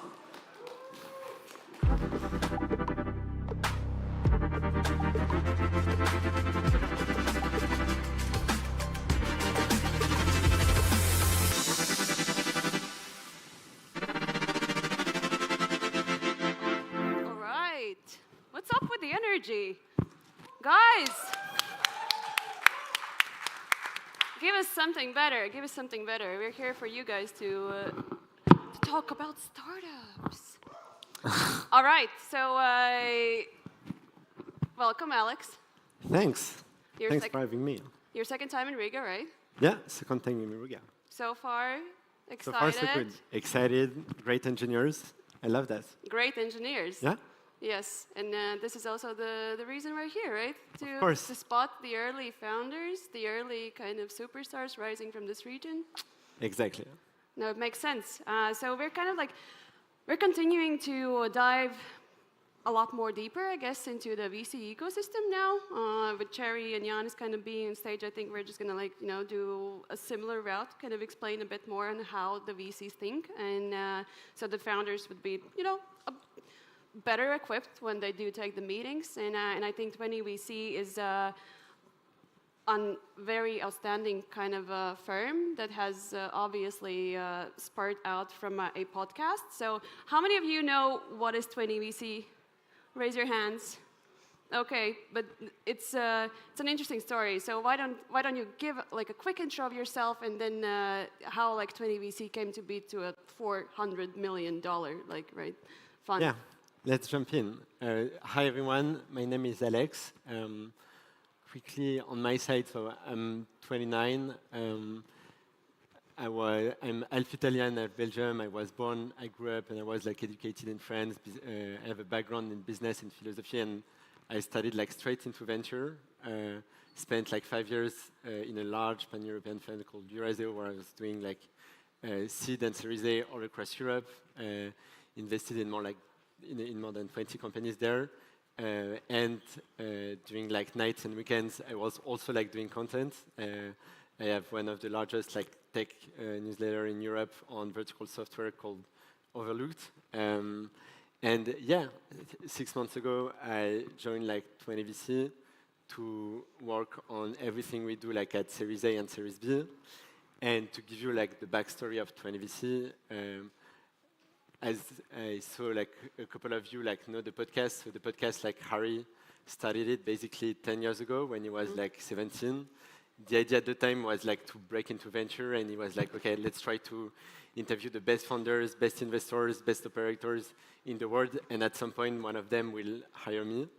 It turned out that the podcast has been a bit more successful than what was initially planned. to give you like a couple of numbers, like we do 20 million listens per month. We have interviewed almost like 3,000 people over the past decade. And like 5 years ago, Harry, instead of like joining a firm, he was like, okay, I will build my own thing. And that's how the fund like started. We started small, like entrepreneurs. First fund was a 8 million fund. 2 years ago, we raised like a second one, 140. And now we have like this 400 million fund with which we invest from pre-seed to Series B, ticket size from like 1 to 20 as lead or co-lead in US and European companies. That's like a crazy stretch, right? From the previous fund now to It is. 400. It's like an AI company. It's like a completely different strategy Yeah. as well that is required, right? Exactly. But I mean, like, obviously, who else, if not Harry Stebbings, would go after this kind of a crazy amount-sized fund, right? So, how do you view like European VC landscape in general? Like, you guys now have one of the largest ones, like Cherry also just raised, right? And there's a couple of other who are kind of doubling down on this. Is it getting crowded, even for that big size of a fund, or you feel like still comfortable and you're gonna nail this? We are going to nail this, so that's the first answer. And then, like in terms of landscape in Europe, I would say, and it's the same like in the US, there is like an oversupply of capital in general, especially like for the best companies in the world. And VC is like slowly like becoming a commodity and like an institutionalized business where you don't have that much differentiation between like funds. And at 20VC, we try like to push like as hard as we can like on our differentiation, and the differentiation that we have as a fund is that we leverage everything we do like on the media side to serve our founders. And the way it works is two things. The first one is that the 3,000 like guests that went like on the show over the past decades are people that are like in our networks. They're like the best people in the world, best operators, best investors, best entrepreneurs. And Harry, basically, you can like view him as an API to that network. And the second part of that equation is that we are trying to productize as much as possible that network. We created like verticalized like sub-funds. So you see like in a company, you have like different functions, sales, product, growth, engineering. And we try to build verticalized functions with like top operators in each of these functions. And for each function, basically, we have a group of 10 like top operators, mostly like from US companies, a fund of 5 million, and they invest in the ecosystem, they co-invest with us, and most importantly, they help you guys like build like the business. They've done things like multiple times, and that's our differentiation, and it's a differentiation that we want to like build on and accentuate over the next couple of years. Yeah. Let's maybe then unpack a bit more about your founder thesis for the fund. I think like most of our audience probably are startups, or at least they are. So what exactly do you guys are looking for in founders?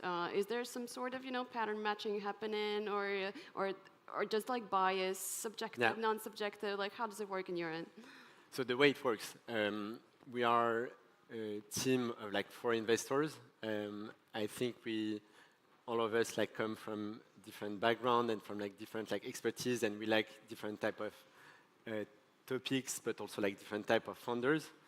And the way we think about that is that as a firm, we are like super founder-led, so our decisions are mostly based on founders, even like at Series A or Series B, when we have a bit more like metrics. Building a company is that hard that we believe that putting more and more emphasis on founders compared to the rest is like super important.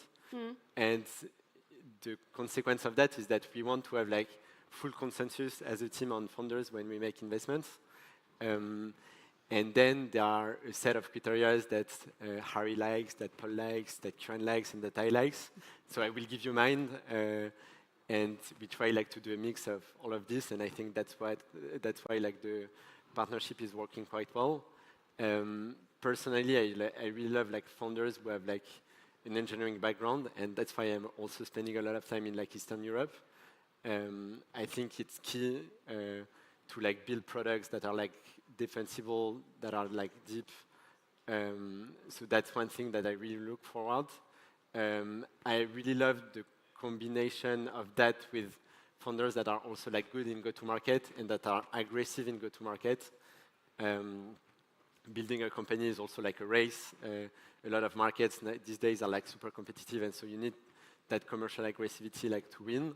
And then in terms of mindsets,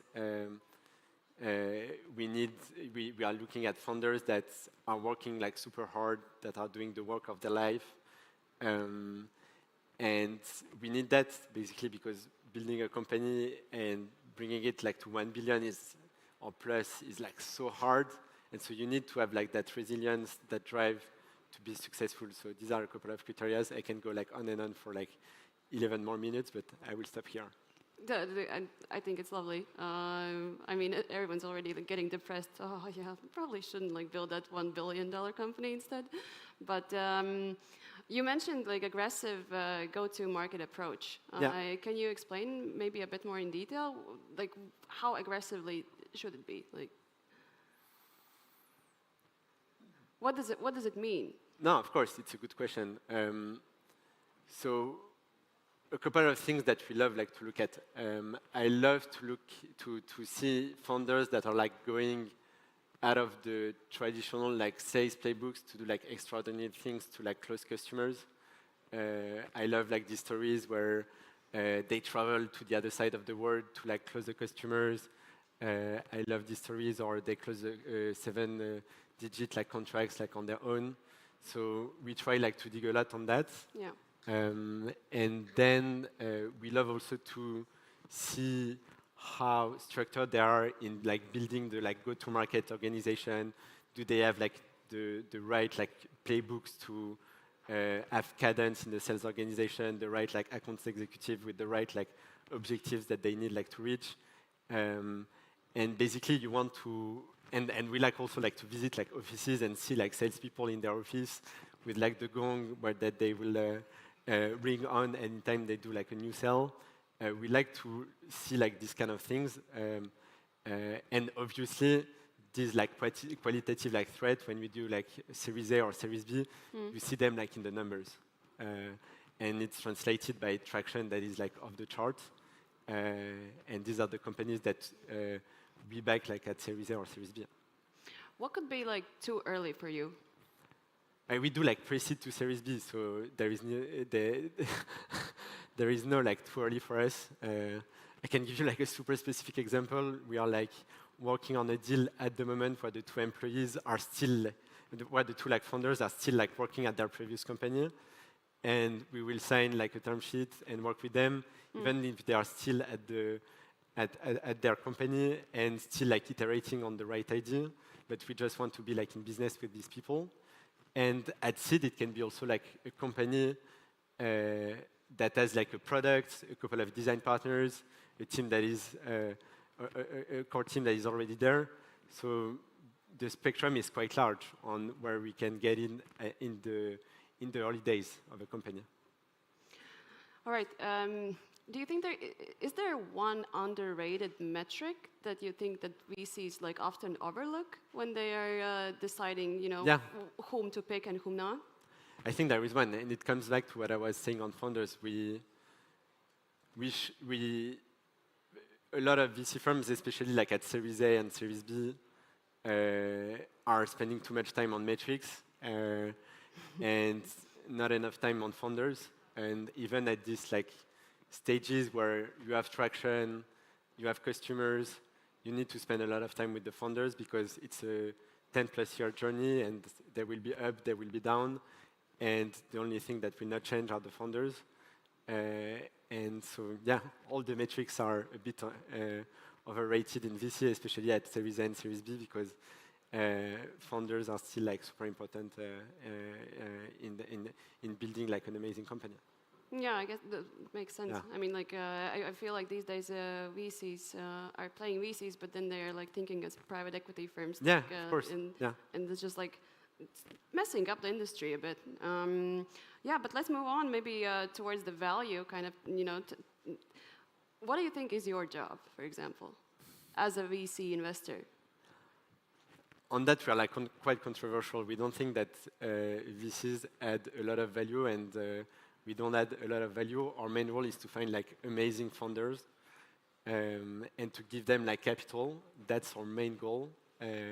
We are like capital allocator. We are not like business builders. The founders we back, they know how to build their business, and it's not on us like to give them like bullshit advice on what they should do, like on go-to-market, on hiring and everything. But what we've done is that everything that we've done like on the media side, we leverage it to serve our founders. And so we've built like this network with people who've done it like multiple times. And so anytime you guys like have an issue on a given topic, our only role and our only reception is to put you in touch with the best 3 people in the world who've done it like multiple times, and we will be like well placed like to give you like the good advice for you founders. So that's really how we think about it. But then like on this advice part, so when are you coming in? Let's say like it's post fundraising, like the honeymoon is over, some problems start to occur. What type of advice and when would you come in, and when would you leave the founder to take care of it? So the way we see ourselves is we are like intermediaries, if you want, like between the founders and the network. And most of the advice that are like on building the business will come like from the network. I think like as a team, where we have a role to play are to be on the side of the founders, to be a cheerleader, and that like is a big role, and be like super close to our founders, to be there when it's hard, to be there when moments when things are not playing out as expected is like super important. And this is where we try like to just be there, and then where we can add value, because we are spending a lot of time looking at companies that are like fundraising, is like on fundraising per se, because we are, if we know one thing is like fundraising, and so on fundraising we work like super hard with our founders on like preparing them, on like putting them in touch with the 5 best people in the world for their company with the network that we have. But besides being a sparring partner and helping on fundraising, the rest will come like through the network. Well, I mean, like Europe is doing fine, like, but US is going to do like really good in the coming years, like in terms of what's happening like politically, and Trump being by the wheel again, it's going to probably like do massive kind of economy boost. What's your kind of like prediction maybe for the VC landscape in the coming year or 2? You mean in Europe or in the in US general, or globally, like what could be like how you guys approach this, and what you think is going to change now, with all this kind of turmoil? I think we are like in the middle of a reshuffling in the venture capital ecosystem. A lot of funds are going out of business just because they are not like performing financially, and so they cannot raise like the next fund. So that's one thing that we see. Another thing that we see is that there is concentration of capital in the like large platforms. So think about like the Andreessen of the world, the Sequoia of the world, these kind of funds. They attract like most of the capital invested into venture. And this is like where we stand. We feel that there is a unique opportunity in time to create like the next generation franchises in Europe and in the US with like differentiated product for founders. And there is space because funds are dying. A lot of incumbents are also like struggling with issues such as like GP transitions and everything. And founders are craving for other types of relationships with their investors. And so it creates space, and this space we are trying to like go after it. And if you had to kind of bet on one single sector, which one would it be and why? Like for 2025? 2025? And you can't say AI. No, I can. For me, it's easy. I'm like a super. I'm a big like vertical software nerd. I told you like in the introduction, I have a newsletter on that. Trace that was like on stage is part of that trend. What I mean by vertical software are software that are going after like a single industry. So Trace is spending these days like a lot of time like in automotive and manufacturing is a great example of that. And with everything that is happening in AI, I think that the solutions that are like tailor-made like to an industry makes even like more sense, and are even like more defensible compared to horizontal play, because when you are going after a specific industry, you build like workflows that are like industry specific, and you also like build a data set that is like quite unique and proprietary, and that will be like defensible compared to like horizontal like system of records. So the companies I'm talking about, to give you like a couple of names, are companies in the US such as like Toast for restaurants, Procore in construction, Viva in healthcare. These kind of companies, we really love them and we like to back them. 3 out of the 6 like first investments that we've done at 20VC since I've joined are like vertical software companies. We announced one today in construction in Germany, a company called Comstruct, and they do like they do exactly that, going after the construction industry, digitizing procurement, and yeah, we really love like these models. We think they're like super relevant, and we want to back these kind of companies. Nice. Cool. Okay, we are like approaching the end of our session. Maybe let's do like a quick fire round. Yeah, let's do that. So, one myth of a startup world you would love to debunk? Raising venture capital is overrated. I think a lot of entrepreneurs should not raise capital. In Eastern Europe, you have this culture of like bootstrapping, which I really love. I think being an entrepreneur is already like something super, super powerful, and I have as much respect for the founder of Vinted as I have for like my butcher or any other like small commerce run by an entrepreneur. Venture funding is like super, super specific in terms of type of company that you are building. It's a journey where you want to build like a multi-billion business, you want to work super hard, you want to grow like super fast, and as an entrepreneur, you can make a lot of money without going through that path.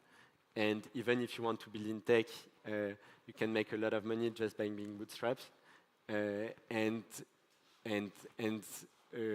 I think the tech ecosystem in general will be like better off if this message was more like hard and loud and known by everyone. One startup you regret on passing? Yeah, it's an easy one for 20VC. We passed on the seed round of Deal. That announced like a big round like Deal. Yeah, yesterday. The company does like it's in HR around like remote working for the people who don't know.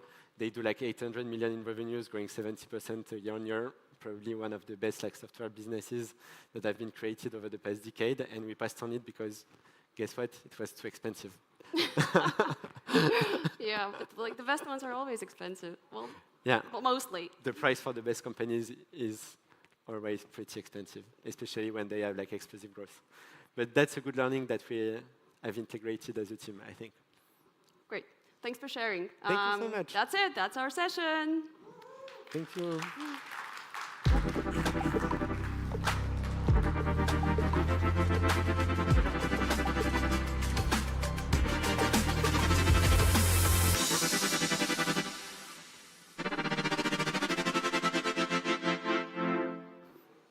Thanks so much, guys. And Seb is not being lazy. I'm here with a reason by myself. It's actually because we're going to continue a conversation, and I will be putting on my moderator hat for the next 20 minutes. So the next fireside chat will be scaling Lightyear through challenging times. So I want to invite on stage the head of finance at Lightyear. So Uku, welcome.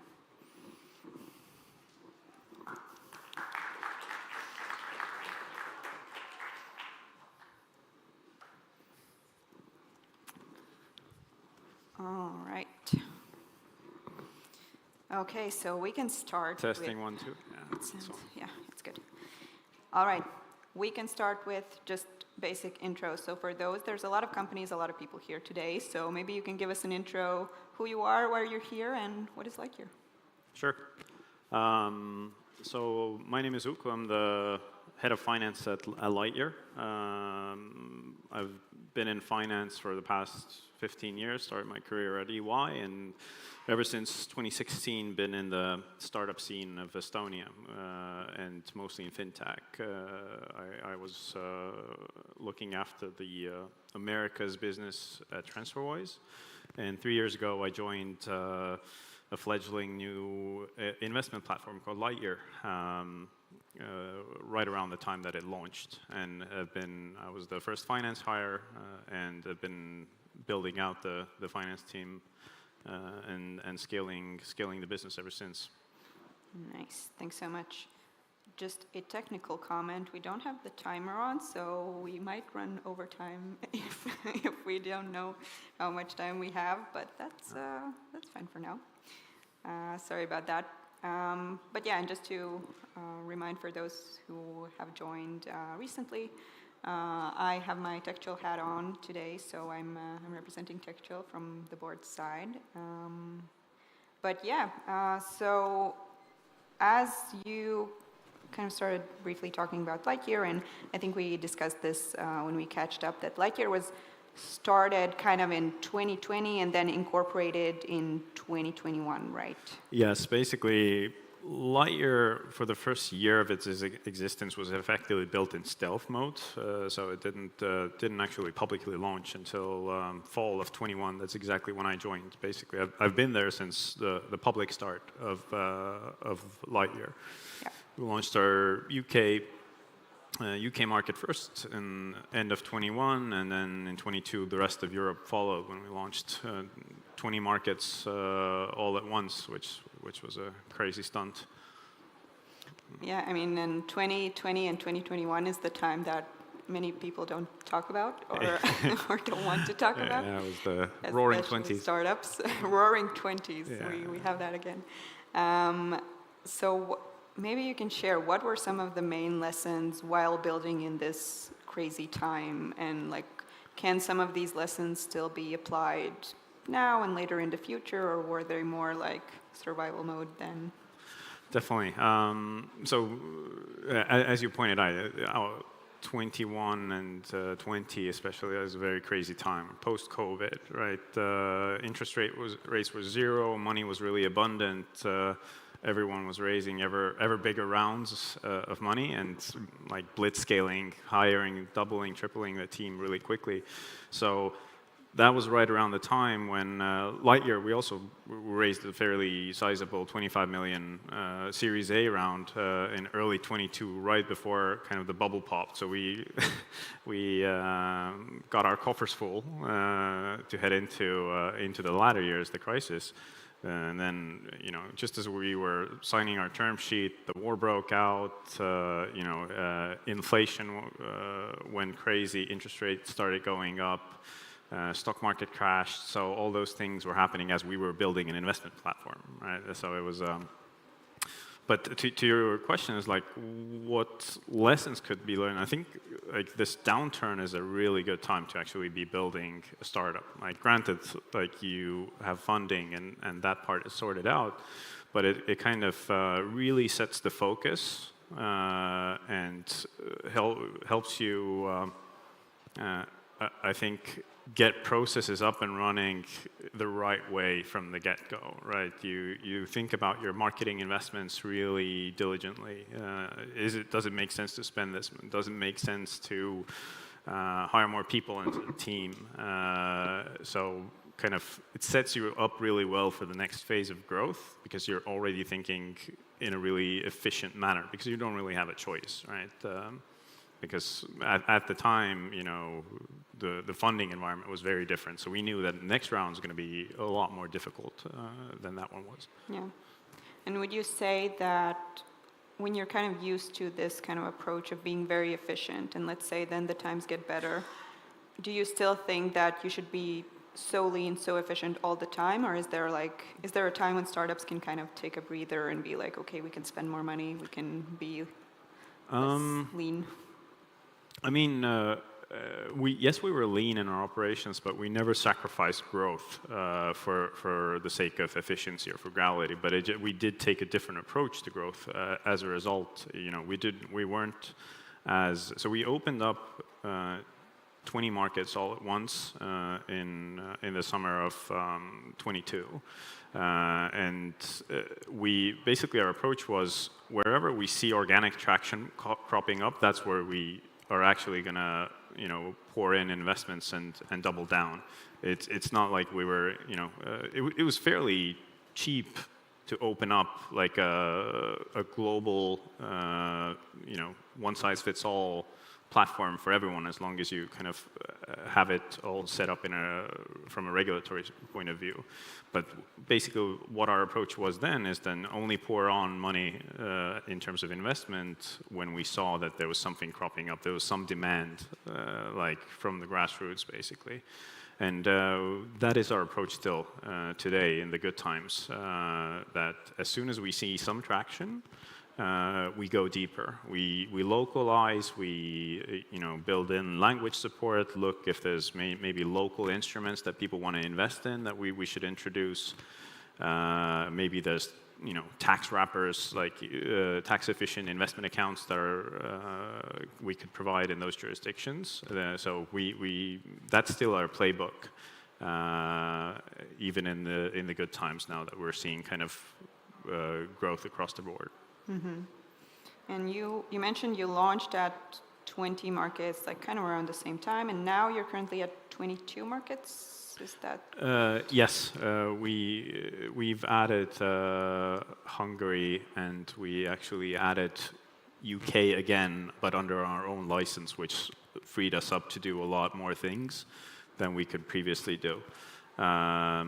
And we're licensed to provide our services in 30 countries, but what we've chosen not to do some non-Euro countries yet, because while we do have a globally useful product, you can invest into like US stocks, European stocks, UK stocks, all those things, but if you don't have local currency support, then I don't think this is gonna, it's not gonna be local enough to be broadly useful. And what we want to do is only launch when we know that we can be broadly useful to everyone, not someone who's can do a Swift USD payment into their investment account, right? But if people in Norway or people in Sweden want to take their local currency and invest, we need to have that support in place before we launch. And that's why we stuck to Eurozone, Hungary, and the UK. Those are the markets that we're currently focused on. So currency and regulations is kind of one thing, but let's pinpoint the market question and go a bit broader. For those startups who are thinking about spreading to new markets, or who are thinking about expanding and so on, what kind of tips would you give if they're either just adding their first markets, or they want to add 20 markets at once, or do you have any tips? Sure. I mean, for us, we were regulated already across the Eurozone, so it was like a natural thing. If all the infrastructure is in place, you might as well just open the doors, right? That being said, we didn't still pour in, say, PR investments, or doing a lot of content marketing in a specific language in a specific. So we opened up like a global product, and I think the takeaway for others wanting to go into new markets, it's really important, and I think it sounds like a cliche, but really important to talk to your customers, right? This is the biggest successes that Lightyear has had in terms of customer traction has always come from what our customers have been saying. We saw a little bit of organic traction in Hungary, people joining our wait list and being excited about it, but it was in the hundreds. But we reacted, we opened it up, got a lot of traction, and then customers started saying, hey, there's actually a really tax-efficient specific account that you could open that is really popular among Hungarians. We're like, all right, let's build that thing then. So we kind of changed our roadmap up, and in 2 months we had this thing live, and then things went bonkers. Like we had customer support like red hot, trying to keep up with the growth that we experienced, and all those like explosions are always, people tell you what they want. That might not be true in every industry, but in building an investment platform, people already know kind of what they want. They just don't get it. They see it happening maybe in the US, that those customers already have it, but why don't we? So talk to your customers. Obsess about their customer experience. That's a good tip for any business, actually. So you talked about like kind of seeing these like opportunities, let's say it like that, in the markets. And when you have this number of markets and when you're expanding even maybe up to that 30 or beyond that 30, then there's kind of like a line of how specific do we go in each market? How do we alter the solution to that market, right? And how do we keep track of like kind of being on this one roadmap or this one like united still like financial product or company or so on? How do you merge these things of like kind of growing within markets and being like localized and still having that one roadmap that kind of makes sense to be under one company?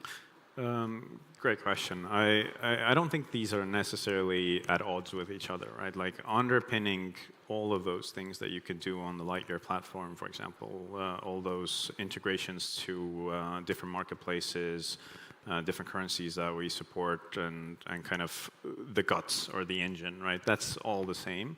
But we firmly believe that especially to win in Europe and win in a pan-European way, not in only just a specific market, you really need to localize. That's what we saw, for example, Robinhood made a foray into Europe, into UK. They basically launched the exact same copy-paste product into the UK that they had in the US. And that launch like failed pretty spectacularly because people wanted they were used to say single currency environment, the dollar, and then people and not doing FX, for example, and then they got to the UK, realized, oh, there's all these different, there's a whole different currency. People talk slightly differently in a weird way. The jargon is different, and there's tax wrappers, like things that people use to invest in an efficient way. And they didn't localize, and that's we saw that, we witnessed that, and it was like we're going to do it differently. And I think you need to have that global infrastructure, but customer facing, you always need to be talk their language, support their currencies. Map out the kind of tax environment in each of these different jurisdictions, and what are the pain points to customers. Maybe it's super hard to report your taxes in a specific place, right? We can build an automation, push a button, your taxes are off to the relevant authority and takes that pain away. So you need to kind of understand all those things, and what worked in one market might not work in the other one. Yeah, tax automation, that's, as an expat, that's a pain I would love to resolve in several countries. I can imagine. All right, lost my chain of thought, but so as we talked about, you were growing through these uncertain times, right? And now a lot of people are also talking about the markets are changing, the businesses are changing, these rough times are coming. I think every single year we say the rough times are coming, but apparently rough times are coming still. Do you think that there's anything, both for Lightyear and maybe for other startups and companies in the room, that you would say, how do you prepare for these uncertain times? Because we don't know what the market will look like, right? Or how the customers will react, or what they will want, or so on. Like, would you say, besides being just lean and like really talking to customers and like viewing the markets, is there anything that we can actually do to prepare for this like uncertainty? Great question. I think I recently heard this interview with Jeff Bezos that really resonated with me, and I think that's true for every startup. It's yes, there's going to be uncertainty. Some evil dictator is going to go mad and invade someone, or maybe there's a bug in China that gets loose, or whatever. Things are going to happen that are going to throw your plans into disarray. But what you should focus on the things that that are true. Right. Us at Lightyear, we know that customers hate paying crazy amounts for investing. Right. We know they love low fees. They love an understandable user experience, the UI. You ever go into internet banking in your local bank, try to get started with investing? It's super scary. Like it's not approachable at all. People want to invest in a local or a global set of stocks. They want to invest in the Netflix and Tesla, but also some of the local ones that they have. So these are things that we know are true, and we can maybe paint around, maybe respond to things that happen in the environment, but the core of our roadmap doesn't really change. We know that these things are going to be true in 10 years. People are going to love low fees. People are going to love understanding how their money moves. So all those things, we keep that in focus. Yes, we respond to changes in the markets. We were one of the first investment platforms to start when interest rates shot up. We thought that, hey, interest is not going to be our core business. But we saw all this money starting to pile in from banks where we were holding customer money. So we were getting paid a whole ton of interest. So we've been like, why not? Let's just pass it on to the customers. It turned out to be like an amazing acquisition channel for us. People started flocking to us to just keep their rainy day fund in Lightyear accounts because while banks were paying them 0% on their deposits, when you put money with Lightyear, your uninvested cash was fetching what 3.5% in euros, even more in pounds and dollars. So yeah, you respond to things that happen in the market, but keep in focus the things that are going to be true 5 years from now, 10 years from now, and I think you're going to have a good chance of winning. Nice. I'm really happy that you mentioned this because there were some startups that were saying, oh, we're going to raise money soon and so on. And I was like, listen, you have to hear about this product. So I was low-key pitching Lightyear. I was like, you're losing money. You need to become customer. We actually talking about responding to things in the market. That was actually when the Estonian market startup scene is actually quite vibrant. And people, we had a bunch of startups that had raised money that was sitting idle, right? You raise a bunch of money and then you burn through it slowly. So it's actually the perfect customer for putting your money in, say, a money market fund or earn 3-4%, nothing crazy, and it's instant diversification in the asset built in. So we started pitching to local startups and say hey, if you put $1 million in, you're gonna basically get out of the interest, you're gonna get a free employee, right? You'll get 1 FTE for every $1 million that you're gonna put in, who you can hire. Or make your runway longer, make your money go further. So we actually pitched that angle ourselves as well, and it got quite good response out of it.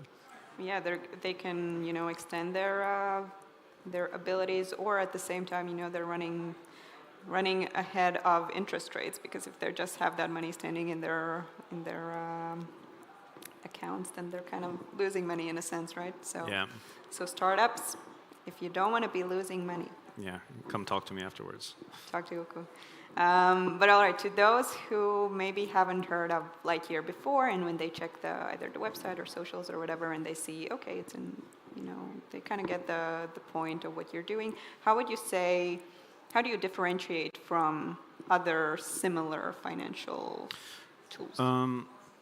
Actually, I would even say for us, we see the market in Europe, and it is the majority of money that people invest is still in banks. So we don't really worry about what other brokers are doing or how we differentiate from, say, Trade Republic or Trading 212, or there's a bunch of companies out there who have a really good product, although none that we know that focus on a pan-European product. Trade Republic has a presence in Germany and focuses on Germany. This is a huge market. You don't need to even go outside, and you can build a unicorn or multiple times over. We focus on a pan-European product and going to all these different markets to localize. So that's maybe a differentiator to the startups, but our aim is to get people away from banks, not necessarily these other neo-brokers who have also built a great product. because it's still that old world of getting charged 4% for currency conversion or paying 10 euros for a 100 euro transaction. That's the kind of stuff that happens at your local bank. And that doesn't happen on Lightyear. So that's the difference. And it has good reasons for it, because banks are inherently local, right? Latvian banks operate in Latvia. Estonian banks in Estonia, they don't really mingle. And when you build an investment product like that for 1 million people or 3 million people, then it's going to be expensive. We build for scale. We are aiming for 500 million customers and spread our cost base across that. That's why we can be cheap, because we want to be a pan-European brokerage, not a local one. Awesome. All right, the time is out. So thank you, Uku, for joining us here today at TechChill and for having the talk. And for startups, remember to look Uku up so you won't be losing your money. But yeah, thanks so much. All right, thanks for having me. All right, and I'll go down with you and Seb.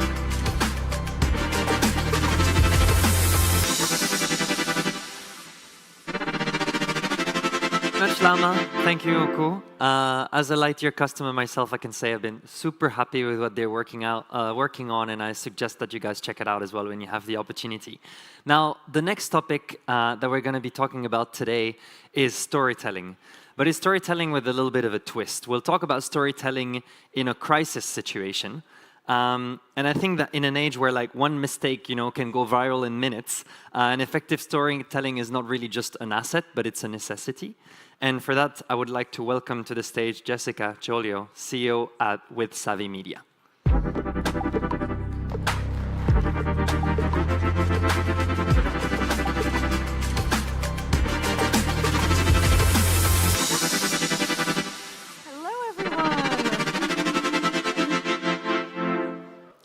Hello, everyone. It is so great to be back at TechChill. The last time I was here was in 2020, and this was actually the last conference I went to before the pandemic. So it seems fitting to be back and to have a different talk this time around. I'm going to speak about storytelling in a crisis. So in terms of my background, I've had the honor to work for some really great companies. I've been an early employee at TripAdvisor. I've also been at Sprinklr during a scale-up phase where we were expanding rapidly across Europe and the rest of the world. And then I've been at quite a few big corporates like Comcast, Nokia, and also State Street. And I've also done quite a bit of consulting as well. And the one thing that I've realized across all of these experiences is we all go into our jobs wanting to do amazing, positive, proactive things, right? We want to drive revenue for the business, we want to grow the brand, we want to create amazing products and services for our customers. All happy, positive, proactive things, right? But here's the reality of what I've learned in all of my jobs is that sometimes things just don't go according to plan. And I'm going to share with you a couple personal examples from my career. So I mentioned to you that I worked at Comcast. This was actually my first job out of university. And while I was there, this was like 2006, not to age me, but a technician fell asleep on the couch at a customer's house while he was doing a software update for installing the cable TV. The customer decided to film it, make a really kind of funny, snarky, sarcastic video, and put it on YouTube. It was a viral crisis for the brand. But what about a couple other examples? So when I was at TripAdvisor, TripAdvisor is a user-generated travel review site. And one of the crises that we had repeatedly was news outlets poking into the integrity of our reviews, basically alleging that some people are gaming the system and putting fake reviews on TripAdvisor.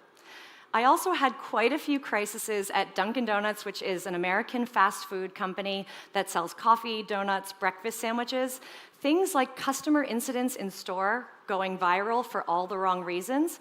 Or what about lawsuits? Someone actually sued us alleging that we made their coffee too sugary and it sent them into diabetic shock.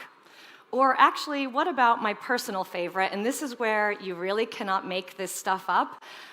We actually had an allegation of a prostitution ring in the drive-thru, And there was an undercover police operation, which I kid you not, was called Operation Extra Sugar. I think you know what they're talking about.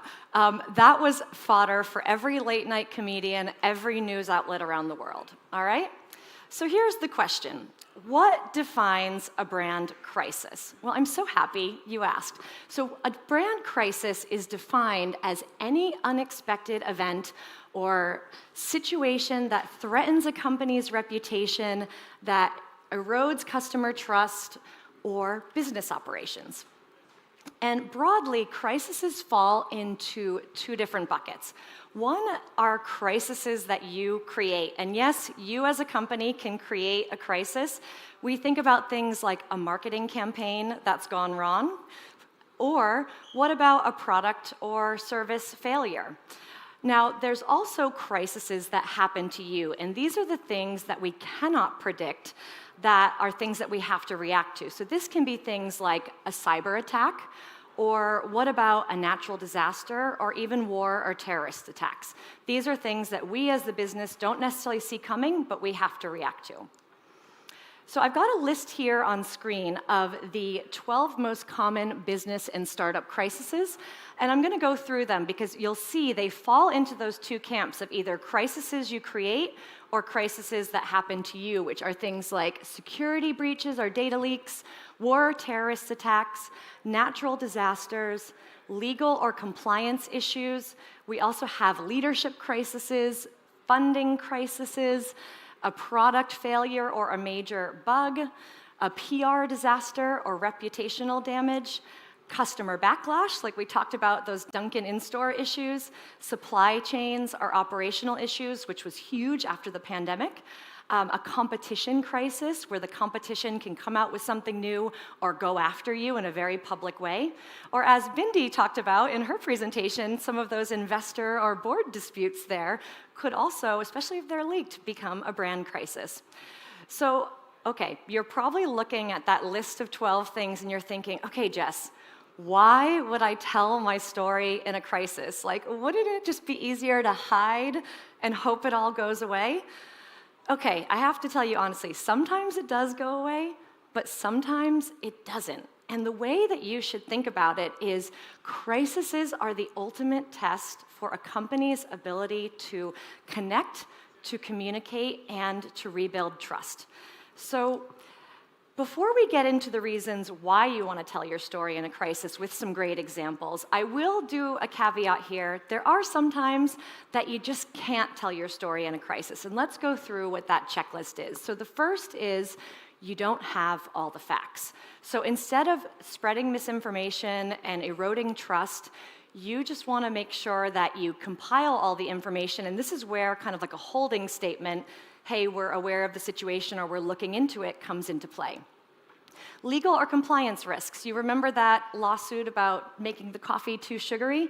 Well, in the event of a lawsuit, and maybe Raf could tell you better from Auric, everything is discoverable that you put out in a public forum. So you want to be careful what you say publicly, and if you say something too soon or you reveal the wrong thing, that can come back to bite you. And that's why you often see in news articles, companies say, we can't comment on pending litigation.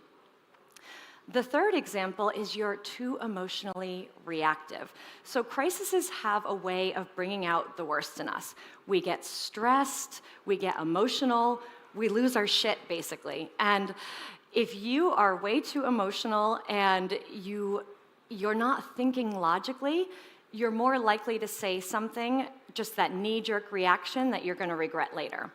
The fourth example is you can't find a solution yet. So this is where the crisis is underway, you're conducting your investigation, you're figuring out what the next steps are, but you don't have the solution. Wait until you have the solution to tell your story more broadly, because that becomes the interesting story. And then the fifth example is the crisis isn't public yet. Why do you want to create a negative news cycle if you don't have to? Now, there are a few reasons why you would have to if it's not public, and these would be like something like a data breach where customer data is impacted. So if you are legally required to do that for compliance reasons, then you would have to tell that and work on that kind of crisis response. All right, so let's get into some examples of when you should tell your story in a crisis. And I've got 4 reasons for you today with some examples of how companies told their story in a crisis. And the first example hits really home for me. The reason to tell your story in the crisis is you want to share your side of the story before others own the narrative. And I found this out firsthand when I was at Dunkin' Donuts and the Boston Marathon bombing happened. And I'll never forget this because I was across the street from where the second bomb went off about 10 minutes before it happened. And the only reason why I wasn't there is I had to go home for a conference call. So thanks work for that one. But basically, just to put the impact, so 2 bombs went off at the Boston Marathon in 2013. And why did this impact Dunkin'? Well, we had a Dunkin' restaurant located in between the 2 bomb sites. We had a coffee truck across the street from where the second bomb went off. We were handing out free coffee to people going to the marathon, great promotional marketing activity. We also had employees running the marathon and employees along the finish line watching it. So I got home to my apartment and I heard pop, pop. I look out my window because I live very close to where the marathon finish line is. I saw smoke rising above the buildings. My neighbor calls me and goes, "Where are you?" I said, "I just got home." And he goes, 2 bombs went off at the Boston Marathon. I was like, oh. So we're kind of living this crisis as individuals who were there, but then I also had to pause and think, well, how do we as a company manage this? I was running global social media for the brand at the time. So the one good thing about Dunkin' is we, being a fast food brand, had dealt with a lot of crisis. And the best advice that I can give you is you need to start planning for a crisis before it happens. Think about who the people are in your company that you would want to be on that cross-functional task force if a crisis hits. You also need to scenario plan for different kinds of crisis scenarios. And we actually had planned for this crisis scenario, not specifically 2 bombs at the Boston Marathon, but if there was a terrorist attack or an explosion or a bomb, what would we do? So we did have processes underway. So what we did is we rallied that crisis team together. We divided and conquered. The first thing you want to do when a crisis happens is do an investigation. So the investigation for us in this scenario is, okay, we need to assess the health and safety of our people, our restaurant, our coffee truck. We need to understand if everyone's okay. And I'm really, really thrilled to tell you that everyone was okay miraculously, given how close we were to what happened. Then, once you kind of get through that phase, that's probably within the first 12 hours, we started to think about, okay, but what else could we be doing here? And as a business that's very closely tied to Boston, we raised £100,000 for the One Fund Boston. We also put out a heartfelt post on our social media channels, just acknowledging what had happened, saying that you can see the copy here on screen if you want to take a picture of that, but basically saying that we are grieving with all of Boston and the country, and our hearts are with the community. We also donated free food and beverages to the vigils for the victims. People lost their lives, they lost limbs. There was a lot of life-changing impact of this terrorist attack. We also opened up donations for the One Fund Boston, which was benefiting the victims at our stores across New England. And we also paused our social media for 6 days. So this is an important thing. When a crisis happens in the world, a lot of times companies have ads on autopilot, like you have your social media content calendar scheduled, you have ads running, on TV, radio, social media. Pause them and give respect for people who want to opt into the news of what's happening. Now, I think our initial crisis response was pretty good. But then something weird happened. So about 4 days later, I woke up at 6 a.m. to the sounds of sirens outside my window. And I opened up my window, and there was just SWAT cars, black SWAT cars, and it seemed like it was never ending, speeding down my road. And I was like, ooh, something is happening. And so remember, it's 6 a.m. And I turn on the news, and they have a lead to catch the suspect. Pretty exciting, right? So I'm thinking, wow, this is amazing. But then my second thought goes, oh my goodness, the city of Boston has been put on lockdown with surrounding communities. And guess who goes to work super early when you work for a fast food restaurant that serves breakfast? The people that work at our stores. So we had to reassemble our crisis task force because what we had started to see on social media is 3 Dunkin' restaurants stayed open during the lockdown. We had to shelter in place for a lot of the stores just because it wasn't safe to go home. But we kept 3 open with the doors locked to serve the news media and first responders, 2 for the first responders. But then what happened is I was watching CNN and the anchor is like, the whole city of Watertown and Boston is on lockdown, except this Dunkin' Donuts behind me. And you're like, seriously? You're not actually telling the whole side of the story. So we started to see this really negative backlash online. How dare you put your store employees in danger? Like lots of negative traction. So we decided to be incredibly proactive, both in the news media and social media, to tell the story of what was really going on and be transparent and say, hey, don't break the lockdown to go out and get a cup of coffee. Our stores are not open. They're only open for these reasons.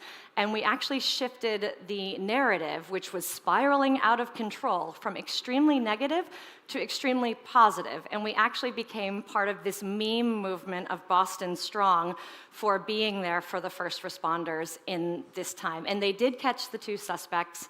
But it was an absolutely wild day. And it is a great reminder that if you let the narrative spiral out of control, misinformation spirals, which completely wouldn't have been true. Okay, so the second example and reason I want to share is you tell your story in a crisis to protect trust and credibility. And the example I have here comes from Natural Cycles, which is a hormone-free birth control app. And in 2018, they came under fire with the Swedish Medical Authority because in a 4-month window, 37 women out of hundreds of women had abortions at a hospital in Sweden, and they said their only form of birth control was natural cycles. And essentially, there was going to be a 6-month investigation into the integrity of their product. And a ton of negative news coverage resulted as that, which really could have ended their business. And what Natural Cycles decided to do is they hired a crisis communications expert to come in and help advise them on what they could do in this situation. They didn't want to come off defensive. They actually had a lot of data, which was the founding reason for creating the company. So what they decided to do was invest in education to the news media, to people on social media, to medical doctors, health practitioners. It wasn't done in a defensive way. It was done in a, hey, we're acknowledging this investigation and subsequent investigations in other places like the UK, and we believe that we're a great product, and here's how we're going to show you why, and here's why we think some of these issues might have happened. And as a result of that, they essentially turned their business around. They won a lot more trust with their customer base, which they also refined to focus on a customer base that was a slightly better fit. And they also narrowed their ad focus from doing mass market ads to more targeted social media ads. And what essentially happened, if you look at Natural Cycles today, just last year, I think they raised another 50 to 55 million euros, and it continues to be an incredibly thriving business because they leveraged their storytelling around trust and education. The third example that I have is to demonstrate your brand values and resilience in tough times. So storytelling in a crisis is always during a tough time, but one of the great things we talked about earlier in this presentation is crises are an example to highlight your brand values. And BrewDog had this wild thing happen to them. I think it was in their 2nd year of business. They wanted to expand to the United States, so they shipped beer from Scotland all the way to California through the Panama Canal, and they didn't realize one really critical thing, that when you ship beer, you need to ship it in refrigerated containers, because guess what will happen otherwise? It's going to go rotten and it's not going to be drinkable. So what happened is they had a 30,000-pound loss because they wanted to sell the beer onto an importer in California to launch in the US. So they couldn't do this, and they were taking a big financial gamble doing this in the first place. And what happened is on the flight home, the founder got an email from his accountant saying, you're technically insolvent, you should cease trading, this could be the end of your business. And to make matters worse, his bank account wasn't working, so he couldn't even buy food at the airport. So what did they do? Well, on the flight home, they came up with the idea for equity crowdfunding. Now, I know what you're thinking. Equity crowdfunding is quite commonplace now, but back in 2008, 2009, they actually launched the campaign in 2009.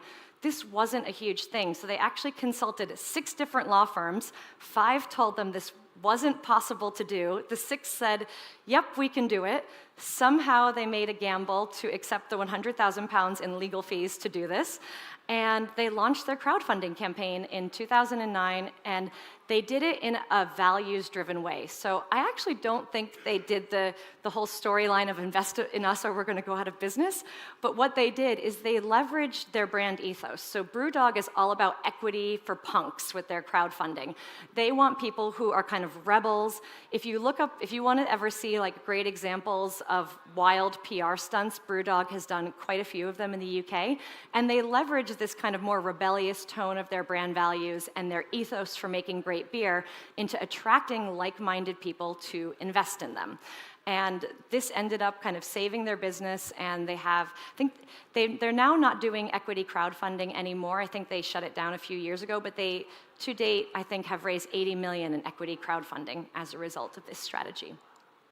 So the last and final reason to tell your story in a crisis is to communicate your solution or action plan. So we talked a little bit about really needing to have that action plan, and that makes a great story. Well, KFC in the UK and Ireland had something unprecedented happen to them. They actually ran out of chicken.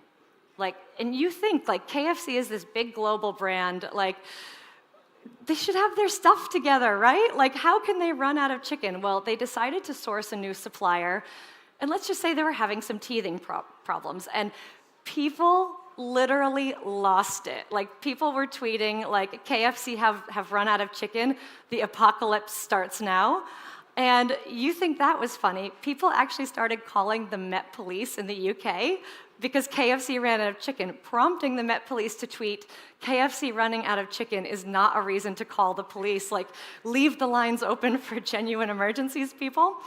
So I know what you're thinking. How bad could it have really been? You know, it was pretty bad. The story reached 80% of UK adults. There were 750 KFC restaurants closed, and 19,000 staff were impacted. So what did KFC do? So I want to draw your attention to this amazing chicken bucket here. So who is the creative that realized if you like swirl around the letters KFC, you could spell FCK for guess what? Fuck. Which is what I think a lot of the executives at KFC were thinking when this happened. So they took out a full-page ad in a lot of the top publications in the UK with an empty bucket of chicken that read FCK with an apology message, but also the story of what happened. When something this crazy happens, you don't try and sweep this under the rug or like hide this with PR spin. It's wonderful that they saw it as a storytelling opportunity, and they continued to tell their story in real time through Instagram and Twitter, and they used humor to do it. So the chicken crossed the road, just not to our restaurants. So they explained what happened. We brought a new delivery partner on board. We're having some teething problems. And they said, we won't compromise on quality. So notice that storytelling with emphasizing the brand values there. So some restaurants are closed, some have a limited menu, and some have shortened hours. And they also give a shout out to everyone who is flat out to get them up and running again.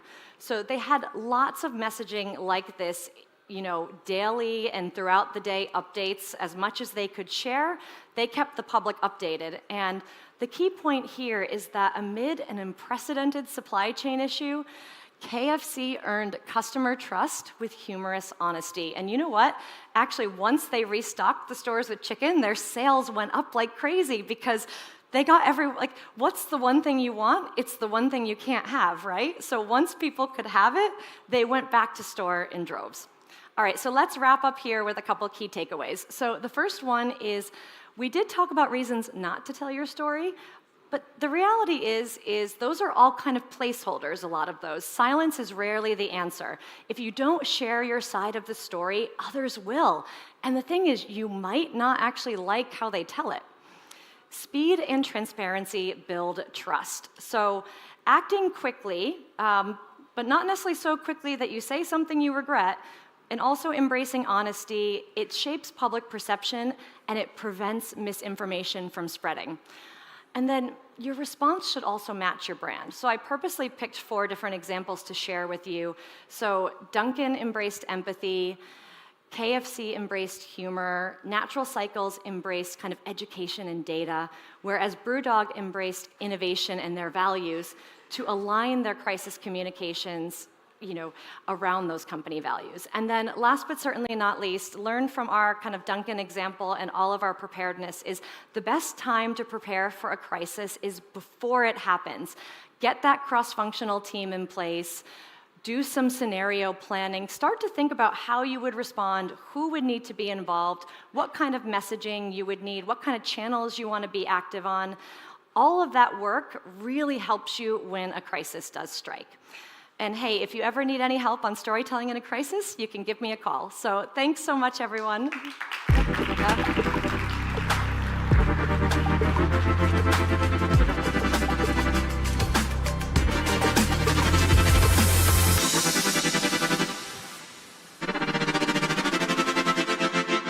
Thank you so much, Jess.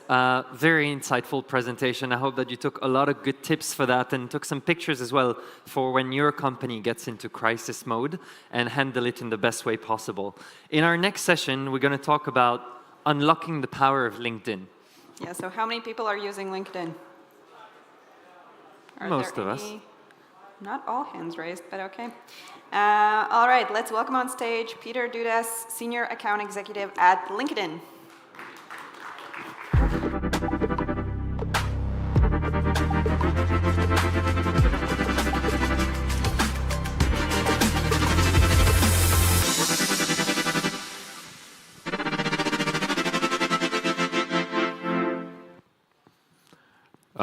Hello, everyone. Welcome to Unlocking the Power of LinkedIn. By the way, I don't see the presentation here. I saw that there were a couple of people who didn't raise their hands, which actually is not surprising for me, and I'll talk a bit about that during the presentation as well. So yeah, I'm Peter Dudas. I'm a Senior Account Executive at LinkedIn. So I mainly work with business leaders in the Baltics region, and I'm helping them to unlock the power of LinkedIn so that they can achieve the goals of their organizations. So yeah. Well, the agenda for today's presentation is, first we're going to talk a bit about the vision of the platform, vision of this company, how that translates into real-life data, some interesting facts, statistics that we see on the platform, connected to our world, Europe, and also Baltics. And then why it's important for company leaders to leverage this network and how it can really help them to achieve their goals. And why applying the methodology that we really recommend for our clients matters. Amazing. Some technical issues. It's a boat that we're all in, I guess.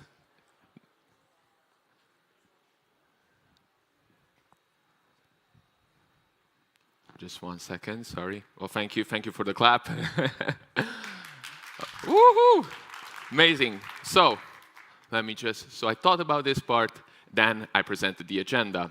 So moving forward, our vision, creating economic opportunity for every member in the global workforce. What does that mean in numbers? So at the moment, we have more than 1 billion members on the platform, close to 70 million companies, more than 100,000 schools, universities, and there are, at this moment, 50 million job vacancies that are waiting for people to apply who can offer more than 40,000 skills.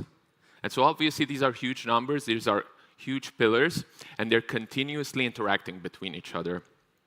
And the good news is we can see those interactions. Whenever there is some interaction between these, LinkedIn creates a data point. And so at the core of this network, we have members who are looking for new jobs, looking for new opportunities, and organizations. Can be startups, can be companies, can be all sorts of institutions that are looking to grow their teams. They are looking to create meaningful partnerships. And interestingly, if we look more closer, then we see that only in the last 3 years, there has been a huge increase in the number of members in Europe. growing from 227 million to almost 300 million just 3 years.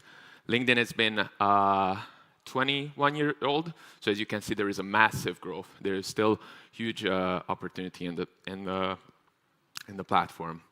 But even more interesting is the numbers in Baltics.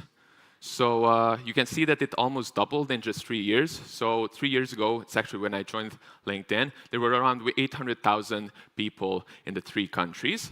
And then this grew in just 3 years, actually a bit less, to 1.5 million. What fueled this increase?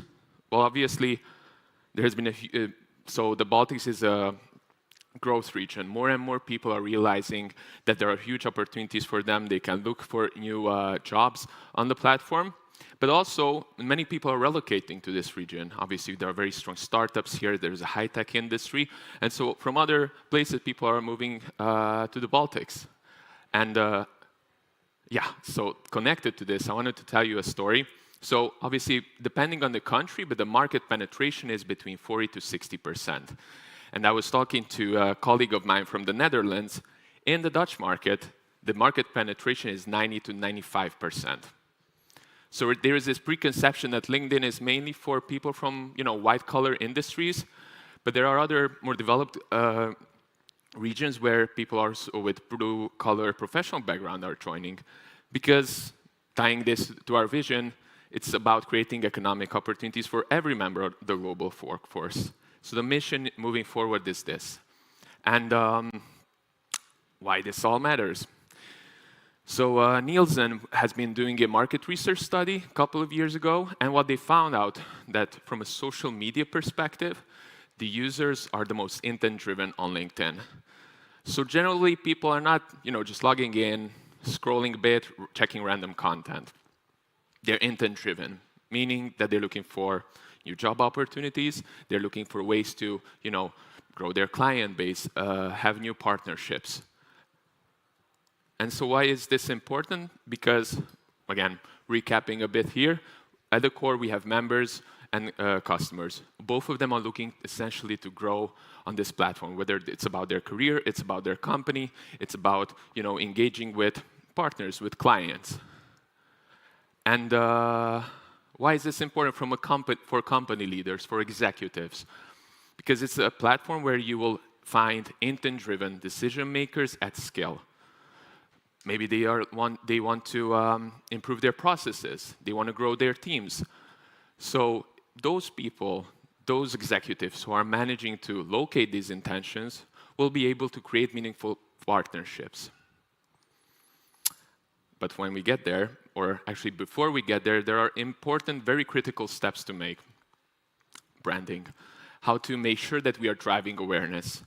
And so obviously there are many challenges with regards to this when somebody arrives to this point. Obviously they, as an executive, as a leader, they have no time. They have no resources. Obviously there is a huge competitive landscape already. There are a lot of companies in a lot of regions, a lot of influencers, leaders who are already driving and leading those conversations, how we can stand out in that environment. And then, of course, it's also many times, and this is from my experience, companies arrive to the point where they're like, okay, I want to grow my team. I want to hire new people. I want to make a sale. I want to make acquisition. But then what they realize is that they do not have a strong pipeline. They do not have enough candidates. They do not have enough leads.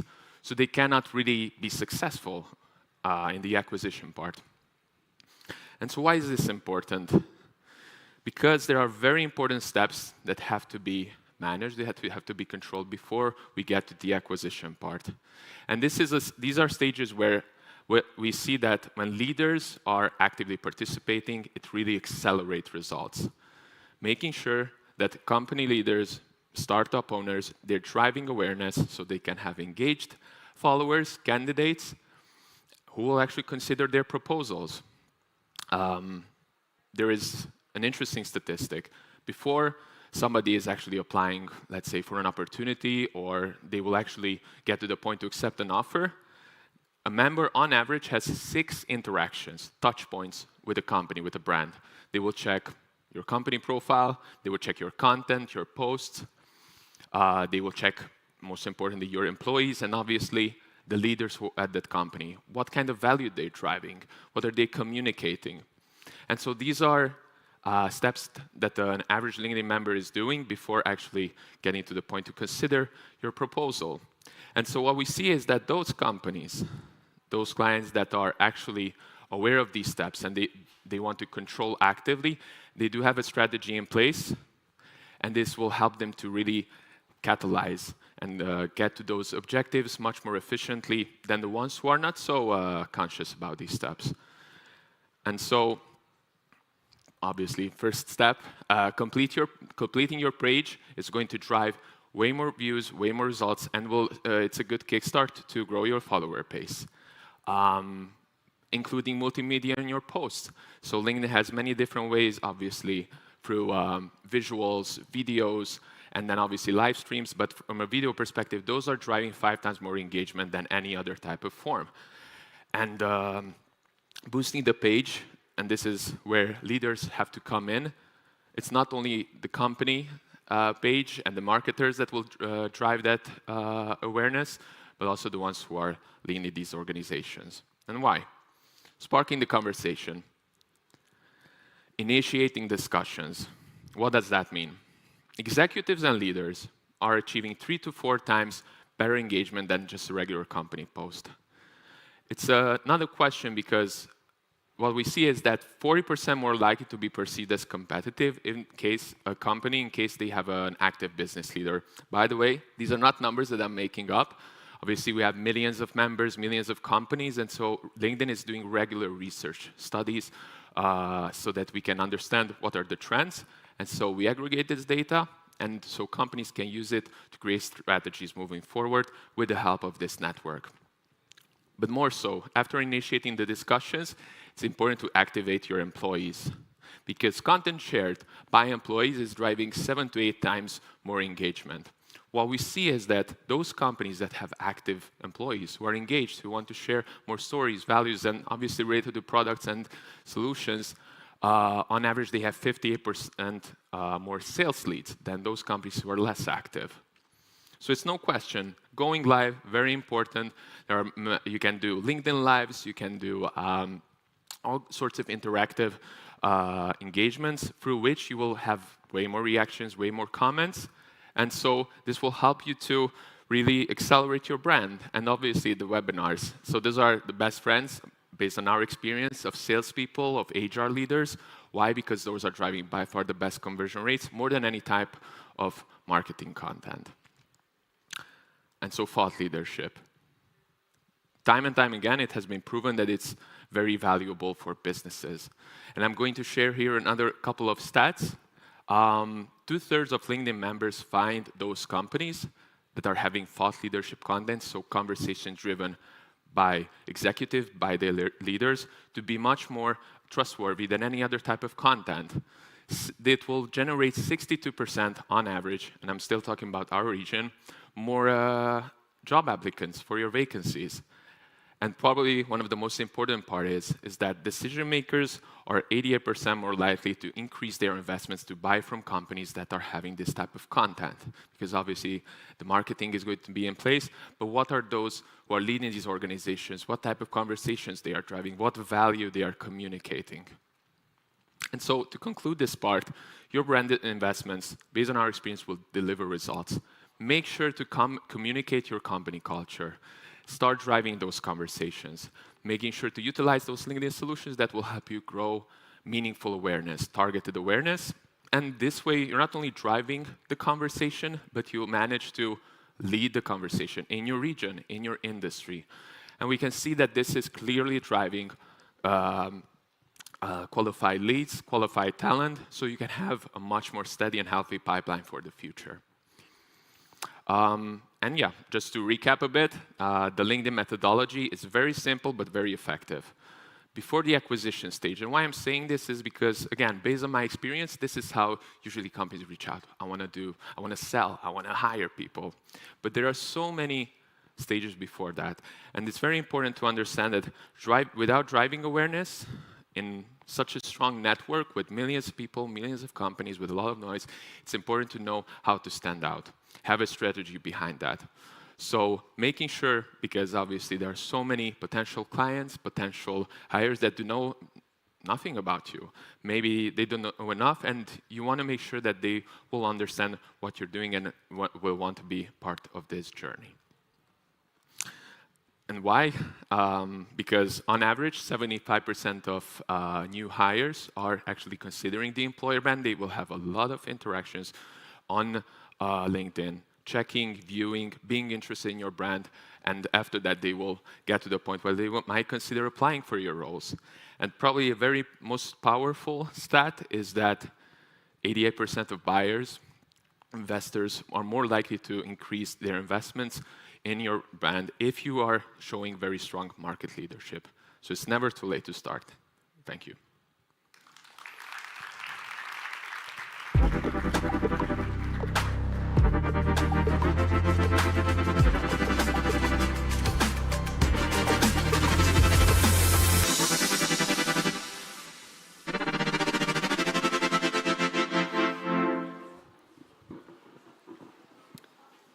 All right, so we are moving along. We still have quite a few people. It's 6 p.m., so you're the bravest and the strongest ones. But anyways, we're moving on in kind of like the same direction. So our next keynote will be what rebranding really takes. Yes, and I hope that you still have energy and a little bit of attention for him. He has a really exciting story to share with all of you. I know it's getting late in the afternoon. We have 2 more really cool sessions for you guys. So without further ado, please welcome David Hooker, Director of Brand at Printify.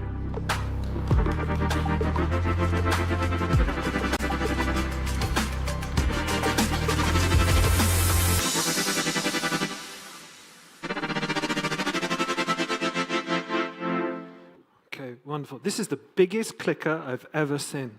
This thing's ginormous. It's wonderful. Thank you very much. Okay, what does a rebrand really take?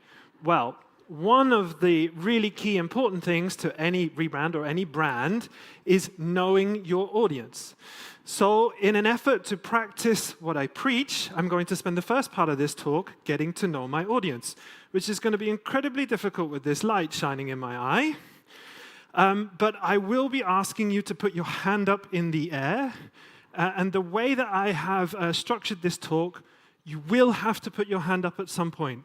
If you don't, you'll like be... this man is ready. If you don't put your hand up, you'll just end up coming off as rude or like, I don't know, still hungover at 5:30, 6 p.m. now even. The TechChill social media team really don't want you, as you put your hand up, to feel like you have to touch your chest on the way up. So please just put your hand straight up or to the side, right? All of these people didn't touch their heart before they put their hand up, okay?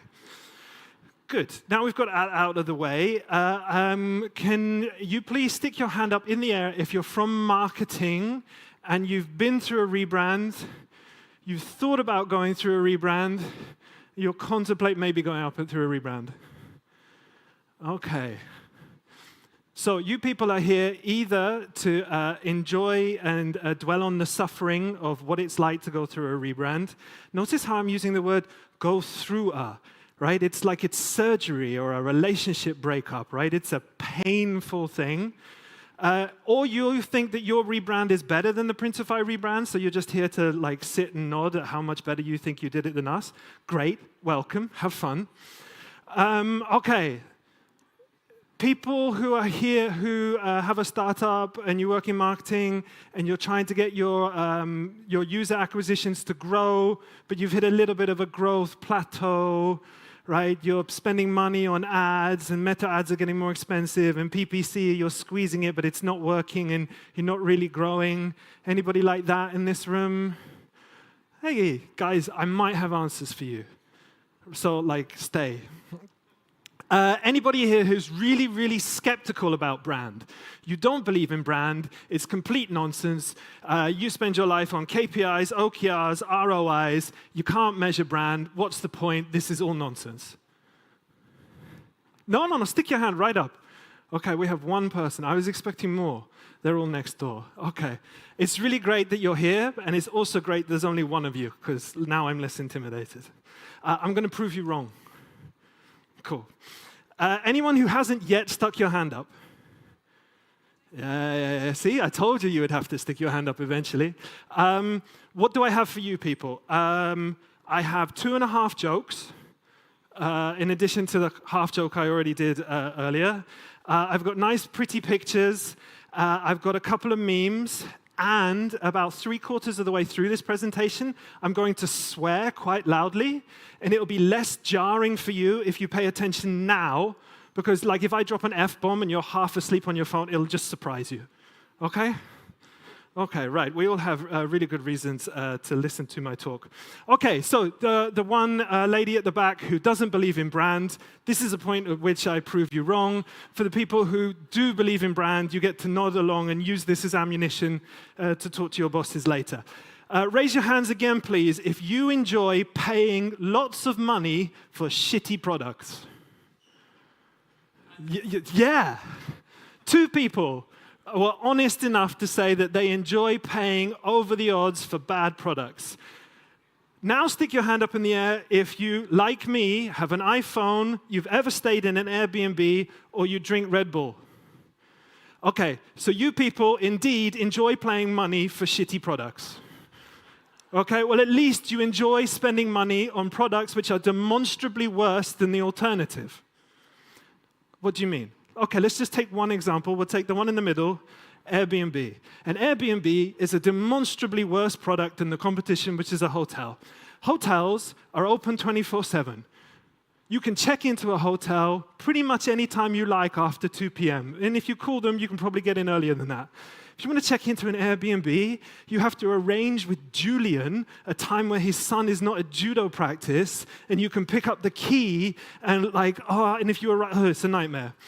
Hotels have a concierge. It's like a little man at the reception who you can tell him to do almost anything, and he'll at least consider doing it. Like, I don't have toothpaste, and he might go get you toothpaste. An Airbnb, you have to clean it yourself. Hotels, they clean it for you every day. Airbnb, you have to clean it, because if you don't clean it, the host will give you a bad review, and then you won't be able to get into other Airbnbs. And then you pay a cleaning fee for the person to clean the thing that you've already cleaned. If you want to pre-book a hotel, you can often do it for free. If you want to pre-book an Airbnb, you have to spend usually about 50% of your booking fee that you'll never get back, right? Demonstrably worse product. So why do all of you who put your hands up in the air, and me, and 150 million other people last year, choose to stay in Airbnbs? The reason is because when you stay in an Airbnb, you feel like you're at home. You're a resident in that place. You are a resident in Riga, in London, in Tokyo, in Paris. You're a resident in Paris. You're not one of those filthy, dirty tourists with a map and a disposable... You're not one of those people. You're a resident. And here's the thing. That's really powerful. And the Airbnb marketing team know that this is really powerful. Let's face it. Airbnb is not the first shared accommodation or cottage rental website. They're not the first and they're not the only one, but they are the most successful one. And it's because in 2014, they realized the power of this promise and the power of this story that they were able to tell, that you can belong everywhere. And since 2014, where they rebranded, they've just been telling that same story. They tell variations on that story, but essentially they tell the same story. At the moment, it's the little animations of a family staying and how you feel more at home as your family grows. It's the same story told in different ways, but essentially it's the same thing. What does that look like in numbers? For our one lady at the back who likes numbers. I'm sure there's other people who like numbers. Airbnb's market share for the online rental accommodation worldwide was 0% in 2007 when they were founded. It's now 26%. So 1 in 4 accommodation bookings in the world is an Airbnb. And then look at the jump they went from 2014, where they rebranded at the end of the year, to just 2 years later in 2016, they more than doubled. It took them 8 years to do a comparable amount. Now, is that all brand? No, but brand plays a major, major role, and all of you admitted that you like paying over the odds for a shitty product. If you still don't believe me, one woman at the back who doesn't believe in brand, Go to ChatGPT and ask it to tell you about the time that Trump appointed the Uber CEO to. You're taking a picture, magnificent. He appointed the Uber CEO to his tech board. The CEO then lost his shit at the driver. Lyft donated $1 million to ACLU and took 20% of Uber's market share in the US in a matter of 2 weeks. Okay, so brand works. Let's rebrand. Yeah! Yeah! Yeah! Okay, this talk is all about knowing your audience. Rebrand is all about knowing your audience. So if we're going to do a rebrand at our startup, we need to have our internal audience on board, right? So let's start by going to the marketing team and telling the marketing team we want to rebrand. This is the result we're going to get. Yeah, come on, let's go, right? Rebrand, this is what we've been waiting for. We can do it. Fabulous, this rebrand's going really well. Maybe we should ask one of the departments that brings money in. Yeah, let's do that. Let's go ask the sales dude. So you go ask the sales dude, you ask the sales director, let's do a rebrand. And the sales director says something like this. Because, salespeople think that marketing is essentially one-pagers, which are never one page. They're always like 12 pages. Anyway, fine, sales directors, whatever. We'll just give sales their one-pagers, it'll be fine. We need to talk to the real power base of our startup, the most important department where all of the magic happens. We need to go talk to product and engineering. We're going up to the 3rd floor, okay? Before you go up there, make sure to bring them some snacks. They love snacks. And be careful not to look at any of them in the eye, okay? And then when you go up onto the 3rd floor, they say this. Brand is not the logo, brand is not the logo, brand is not the logo. You know what? Doesn't matter what they think. We need to convince the money guy, right? We need to pay for this rebrand. This rebrand's going to pay for itself. We need to invest the money guy to invest in us. So I did this, not Printify, but the other startup, one of the other startups I worked for called Travel Perk. I went and asked the CFO, and this is what the CFO said. Literally, I saved the email that he sent me. He's now COO at a startup called Olivia, but he was CFO at that time. And yeah, he literally said, over my dead body. But you know what? There's one person more important than the CFO. We didn't need no Fs. We're going to go get ourselves some E. CEO. So when I said that I wanted to rebrand Printify, this is what the CEO said. Sure, just tell me how you're going to measure the impact. Like, he's your friend, okay? So my rebrand so far is going really badly. Marketing is on board. No one else really is. So this is the point at which you actually need to rewind and ask yourself this question. What do we actually need? Not desperately romantic as a question, right? It's a little difficult to believe that Airbnb, Patagonia, or Nike with these amazing, cool brands got their really cool brands by asking themselves the question, what do we actually need? Well, you know what? Maybe they did. Because the answer to this question and the way in which each of these companies answers that question is, what do we actually need? A great story. There's not, oh, come in. Sorry, he's sticking his hand up, and there's hands up in my talk, and he was confusing me, because I was like, this isn't a hand-raising part. Anyway, there's more hand-raising. It's coming. So what do we actually need? You actually need a great story. And each of these brands have great stories. Airbnb, as we already talked about, their story is all about belonging anywhere. Patagonia, their story is about we're in the business of the planet. So cool, right? Like, if you give a shit about environmental stuff, that's like really powerful, because it's taking the business and turning it back. Oh, so clever. Nike tell a story about how you're going to unleash your inner athlete. He's in here. This is not my fault. There's an athlete in there. It's going to come out. I'm going to go buy Nike stuff, and out he'll come. Numbers woman. Hi. You haven't seen some numbers for a bit. She's not waving anymore. I'm picking. Hi. Sorry. You haven't seen some numbers for a while. I got you some numbers. With storytelling, you're 22 times more likely to remember a stat when it's attached to a story. Storytelling can boost your conversions by up to 30%, and companies with effective brand sources have seen a 20% increase in customer loyalty. Okay? These are all from studies, but I have an actual stat from our rebrand that I'll show you later, which is way more powerful. But just to keep numbers women on board, there you go. Okay, so we need a great story for our brand. How can we tell a great story? Well, in order to tell a great story, you need to not fall into the trap that many, many brands fall into, which is when they try to be something to everyone. If you're going to tell a great story, you need to be everything to someone. Okay, simple enough. You need to go and find your someones. You need to go and find the people who pay for your product. Who here has a startup? Okay. Who here has users? Good. Who here has users that pay?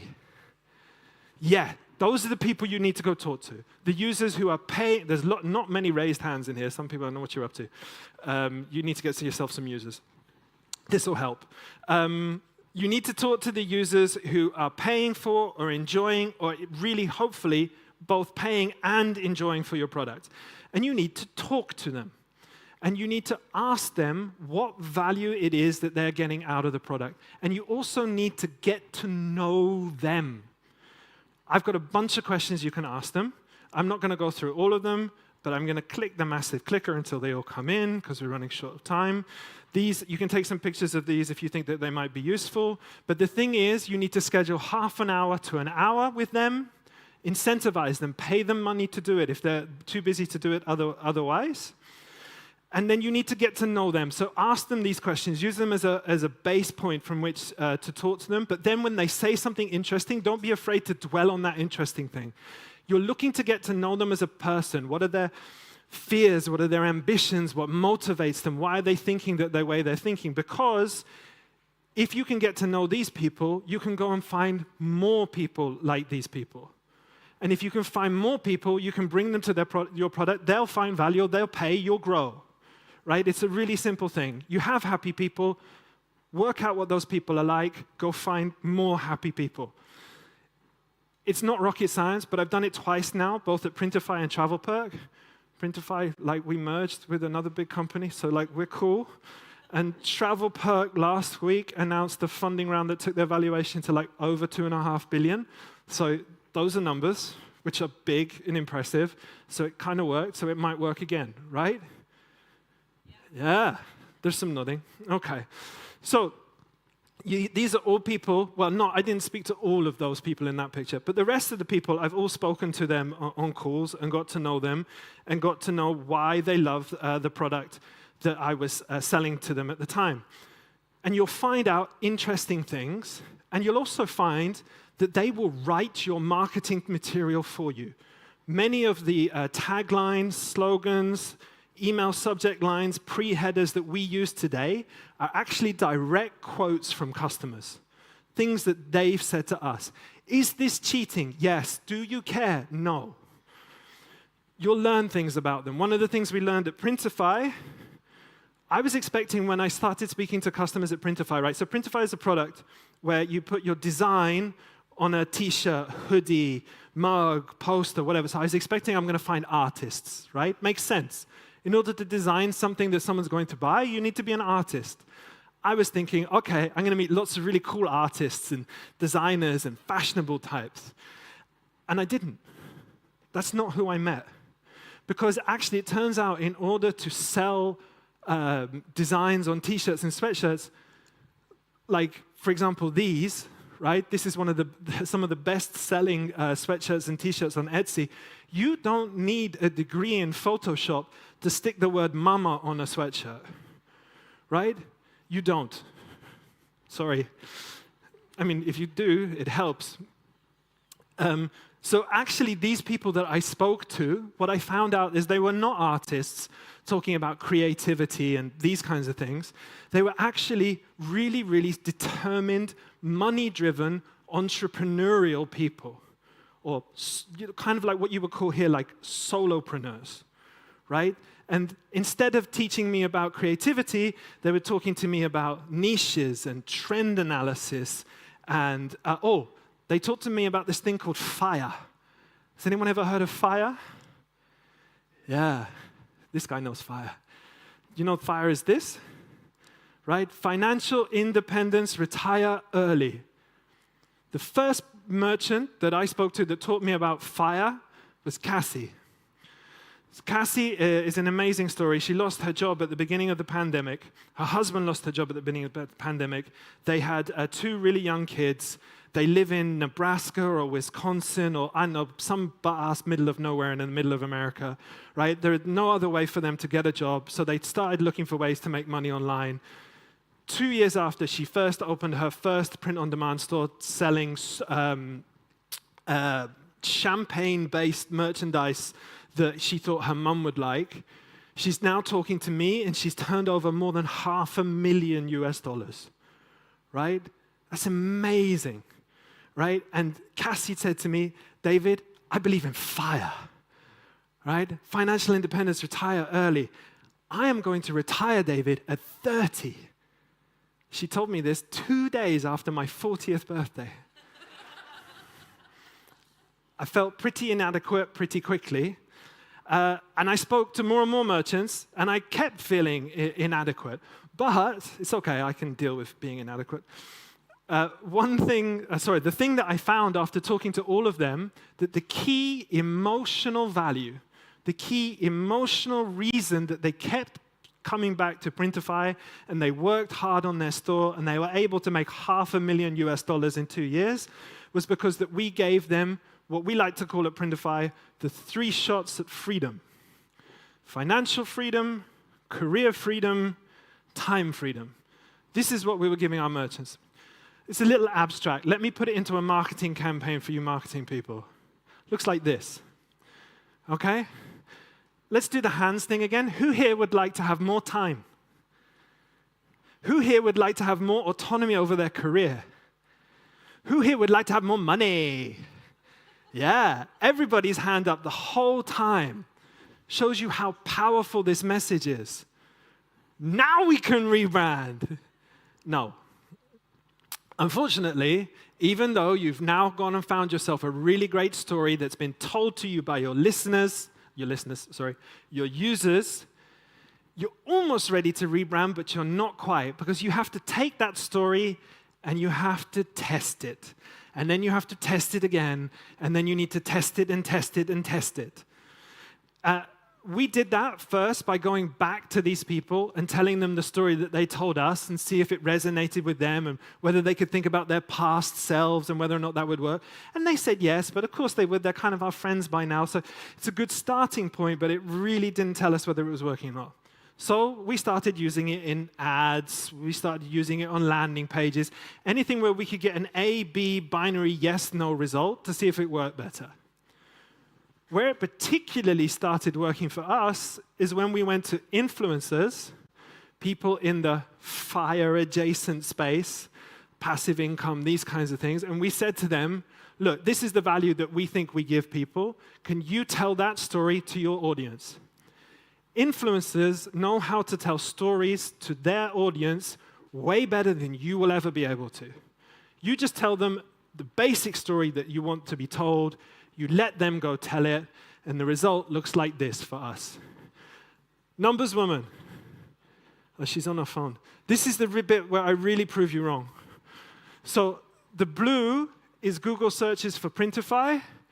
The red is Google searches for our new best friend. And the yellow is Google searches for print on demand, which is the industry that we helped create.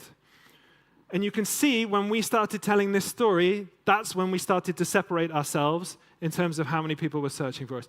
Yeah, there's one big spike, right? We had a spurt of luck. But the fact that we've been able to maintain it tells you that the story works. Now we can rebrand. Well, actually, you know what? You kind of already have rebranded, right? We've started telling this story. This story works. What you need to do now, what we did next, was actually a visual identity upgrade. It's not so cool, right? Hey guys, let's do a visual identity upgrade. For me, it's not a rebrand if you don't change the name. And we didn't change the name. But we did change all of this stuff. And we did it for a really good reason, which is that we needed to be able to tell that amazing story of these people in a way that would attract more of these people, right? And these people are dynamic, determined, fun, cool, diverse. You can still say the word diverse, it's okay. And we needed something that was not like what we were operating with at the time, which was fine, but kind of showed us to be a tool. And we weren't a tool, right? These people had told us that we were a lifestyle, right? We're not a tool for putting prints on products. We're a way to be an entrepreneur. Like, it's a really, really powerful thing that we are democratizing entrepreneurship. Let me kind of demonstrate to you how important that is, right? In order to be an entrepreneur, like one of the things that you probably think you need is an MBA. Who here has an MBA or wants an MBA? I'll give it to you for free. Okay. What Printify is effectively saying is, fuck your MBAs. Fuck your trust funds. Fuck your small loans. Fuck your bank manager. Fuck your credit reports. Fuck risk altogether. Because with a print-on-demand store, you can open up a business of your own and start selling today.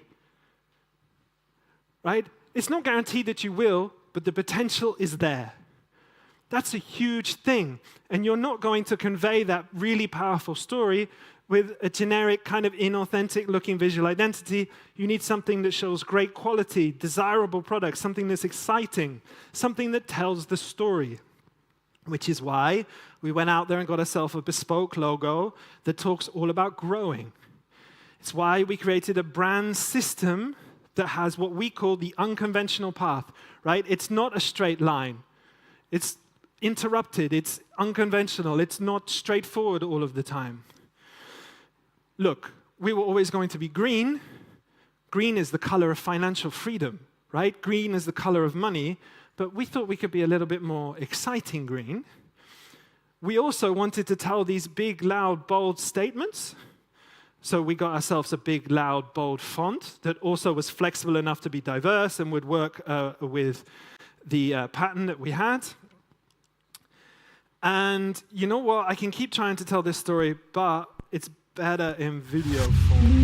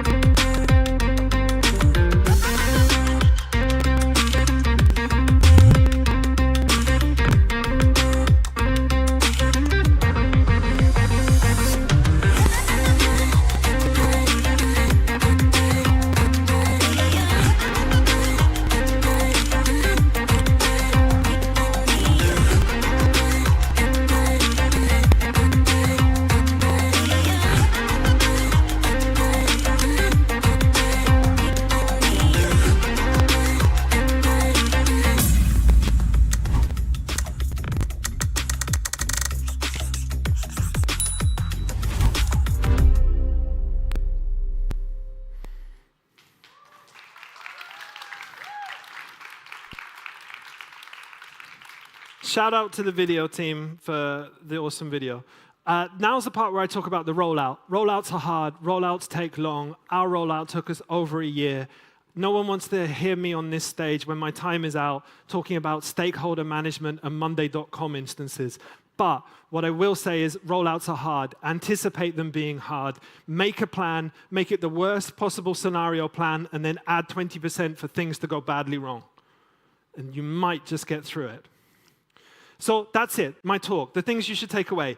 brand woman who doesn't believe in brand. Branding is underappreciated but super important. Stories are everything. Brand equals being everything to someone, not something to everyone. Test the shit out of everything. Test the shit out of everything again. Double down on what works once you find something that does. Rollouts are hard. Fuck MBAs.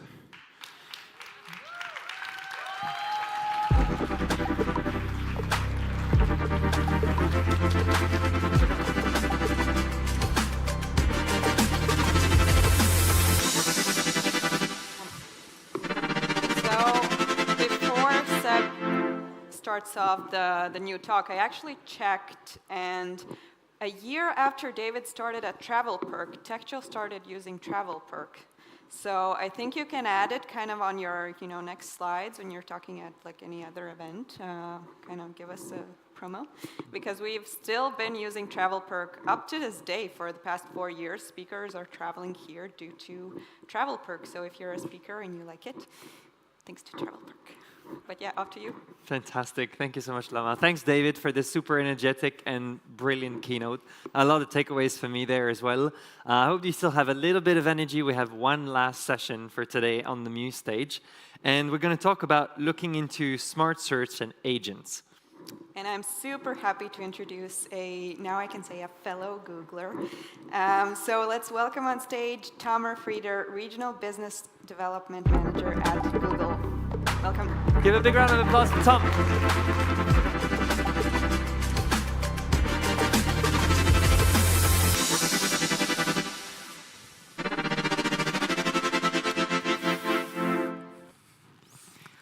Good evening, all. Thanks for staying.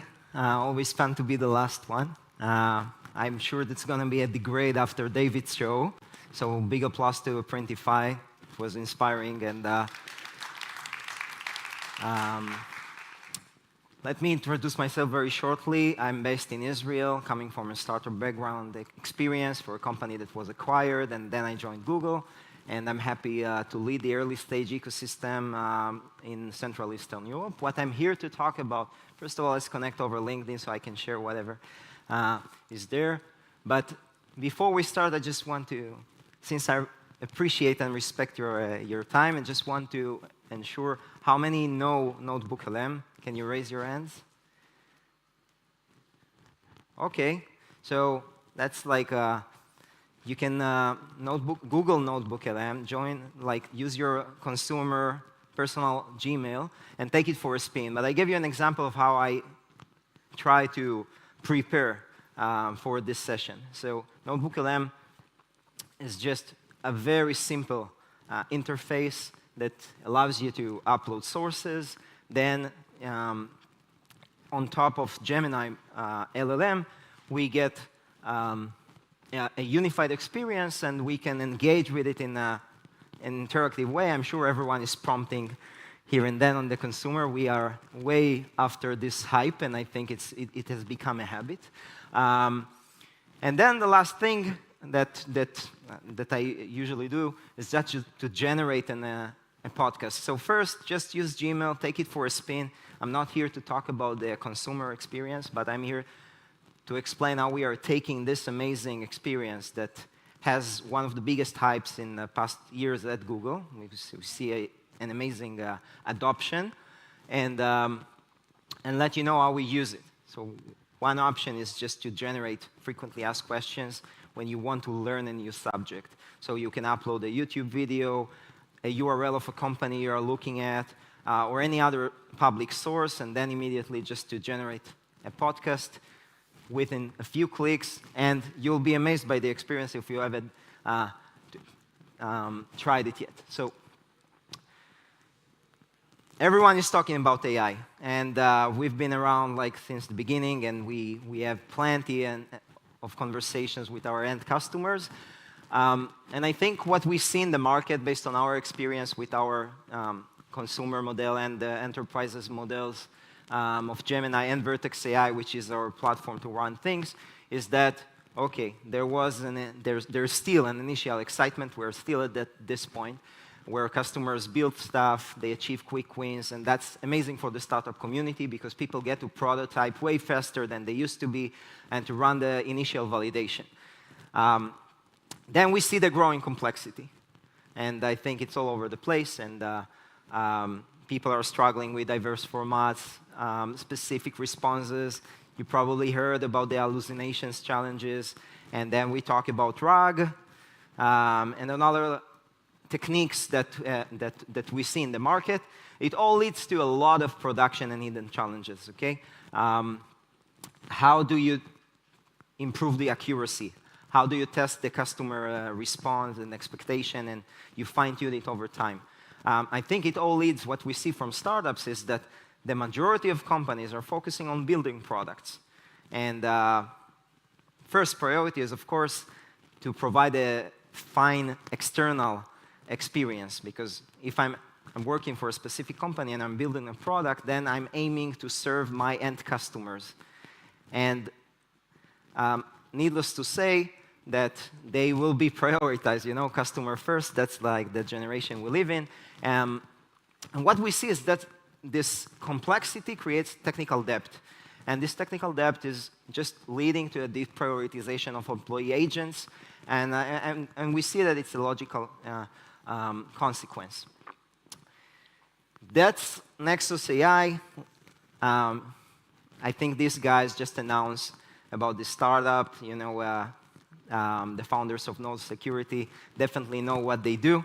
And it's excited, and if anyone has connections to them, we are super excited towards what they are building, and we're looking forward to see that. But I think these guys are tackling this problem, and this is just one notable startup out of many that are getting into this space.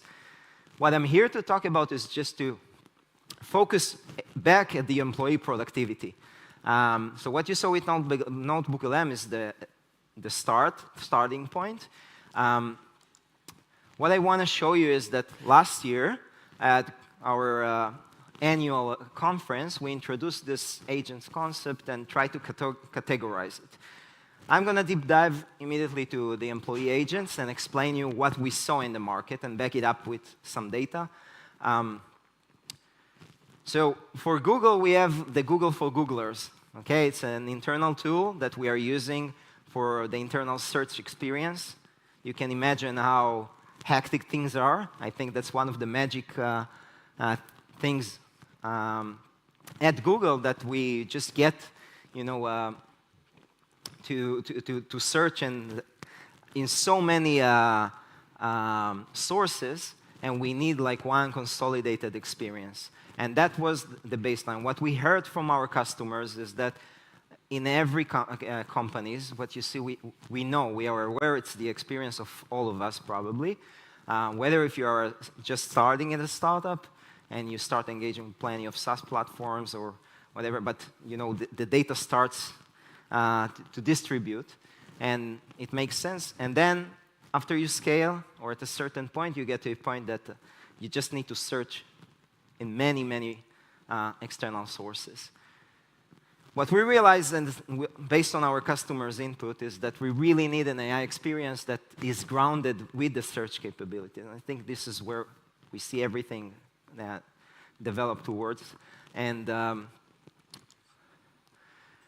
this is where we came up with Google Agent Space. So that's our way of looking into the expected AI experience. You know, we've been through a period or generation in the past since Google established, you know, let's Google it. That's a search. You go to the browser, to URL, or just the Google homepage, and you find the specific keys and, you know, tricks.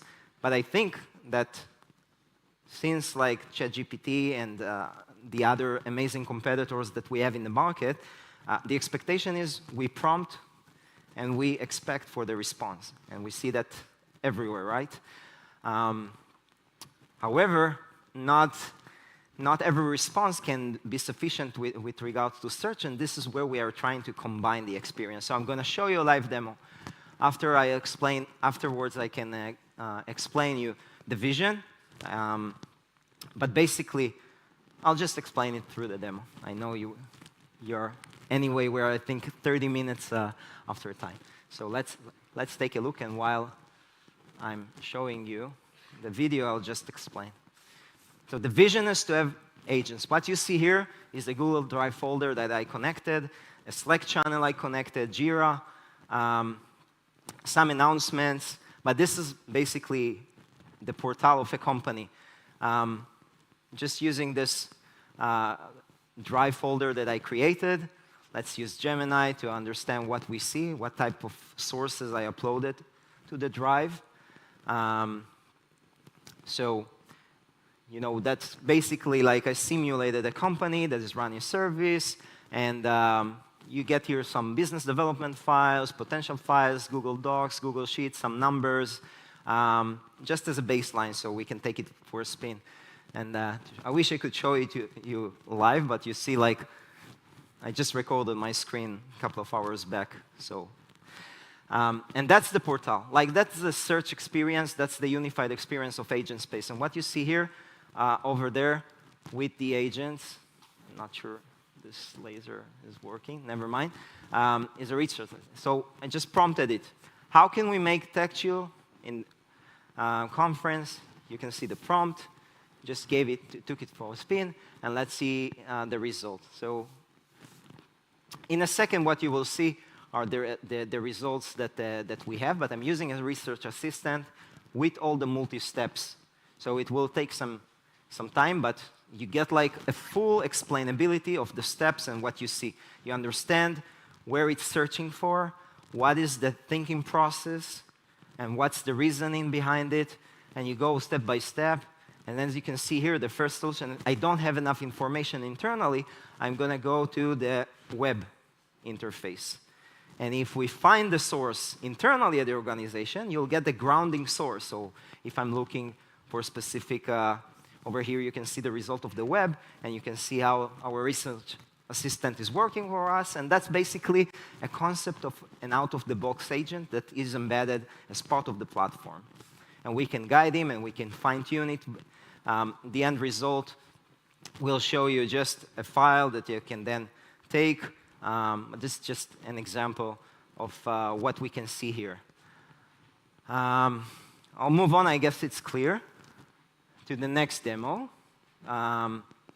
Another experience would be, you know, as I mentioned, we have like the connectors to the sales. Oh, it's repeating the same one. Can we play it now?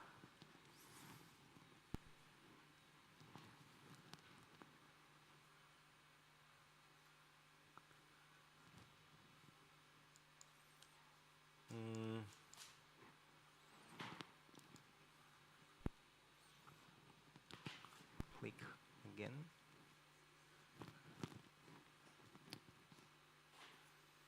Just move back.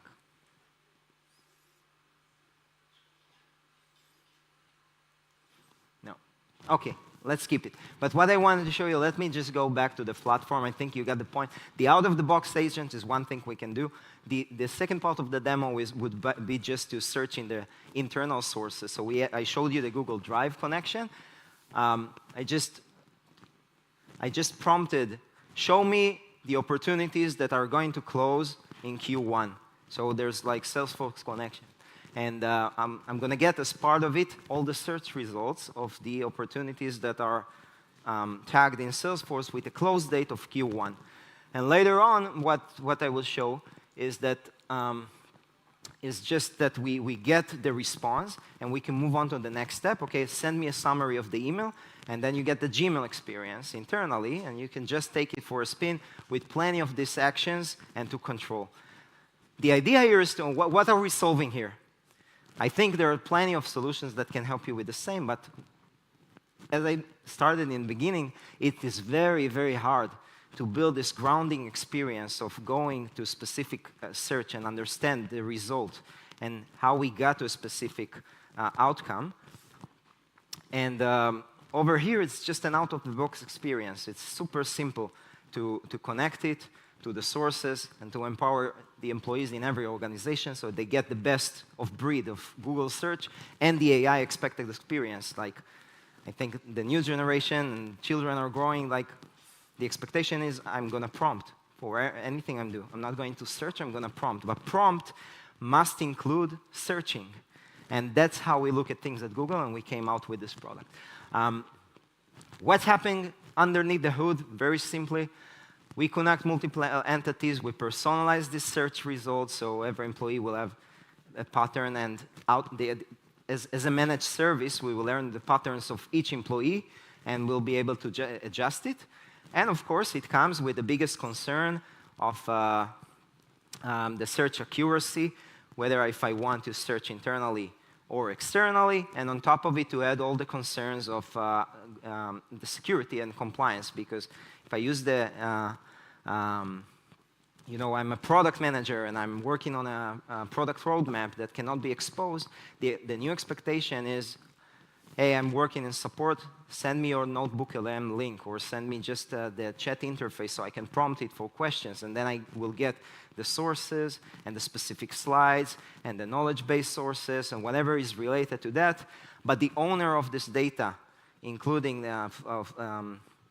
the AI experience that is underneath the hood, is based on this concept of Google's knowledge graph, which is the brain behind Google search.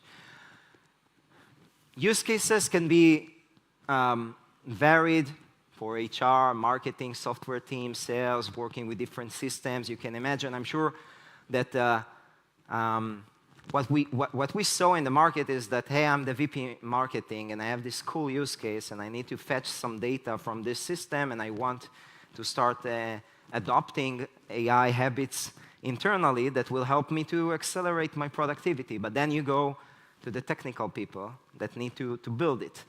So back to my first slide, it's like the initial excitement, that's fine, but they expect for more.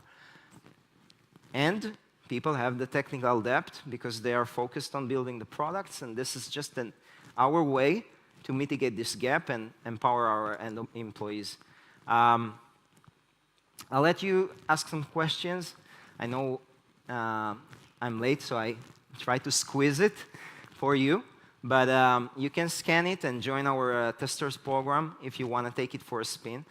I totally encourage you to use the Notebook LM experience. To me, I'm using it personally, not mostly for learning purposes, just to upload any type of resource and engage with the podcast, which is just a super productive way of learning new things.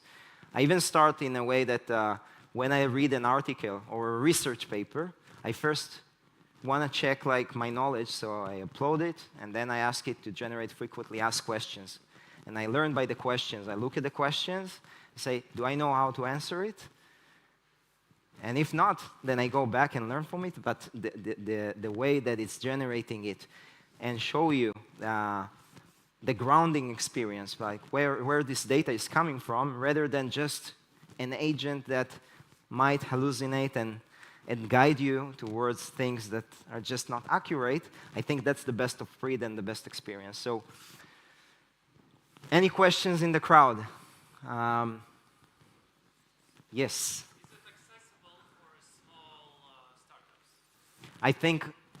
I think it's a great fit for a small startup, but it has cost, right? So it all depends on when you're feeling that you are losing the grip of the chaos. Like for me, when we were at the seed stage and we were 10 employees, that's where I started feeling like we had Google Docs and Jira, and new employees can come in and you want to onboard them, and then they start asking around people, and oh, I don't have a user to that, can you fetch this data for me? So for the search thing, I think it's relevant in any stage. When you're prototyping, of course, be completely direct, that's probably not the best starting point. But in case, assuming you're using Microsoft Office, I hope you're not, but if you are, it can still work with that. And it really depends on the use case. And we have a very strict vision and a lot of connectors that are coming in. HubSpot and ServiceNow and Zoho that you saw here, and Zendesk, of course, and all the amazing SaaS platforms that you use. I think David mentioned Monday.com. I'm from Israel. Monday is really close to my heart. But that's where we are aiming for. So definitely a fit for any company at any scale. That's a long answer for a short question. Anyone else? Okay, guys, so I really love, first, it's my second year at TechChill. I'm really excited to see the startup motion in the Baltics and whatever is happening here. I feel the amazing boost and environment, and I'd love to continue to be back here. We are scaling at Google. We are adding more and more people to invest in this region. We'll be here. You'll see us more. And honestly, just take our product for a spin and engage with us directly. Feel free to connect over LinkedIn or any other way. And we are here to support you. And thank you for being with me today. And good luck with whatever journey you are. Thank you.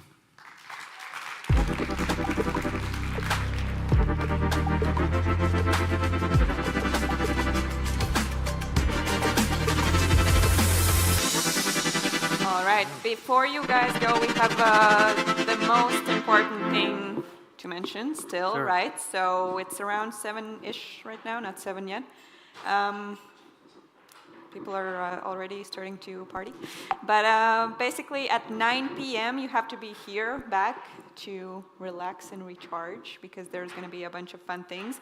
The only practical thing from my side before you go into the fun is make sure to get your wristband to the party, so don't take it off because you will not get in without it. Absolutely. And then from my side, please stay energized. I know it's been a long day, a lot of content. Now you have a couple of hours to process everything. Make sure you get some food. Maybe get a coffee for those who need it. Otherwise, stay hydrated. And then at 9 p.m., we're going to be back here for karaoke. We're going to have some welcome drinks around 9 o'clock. There's going to be some glitter for those of us who want to look pretty. And then there's going to be some beer pong as well. So a lot of actions coming on tonight. Looking forward to seeing you back here at 9 o'clock. You're looking for a partner for beer pong. Right? Also, if anyone wants to play beer pong, I'm still looking for a partner. Thank you so much for your attention. Here you go. I see some hands. Anybody else? Great. So yeah, 9 o'clock. Thank you so much for your attention on the Muse stage. This was a big thank you from my side and from Lama's side as well. And then we'll see you back here tomorrow morning. Thank you so much. Bye.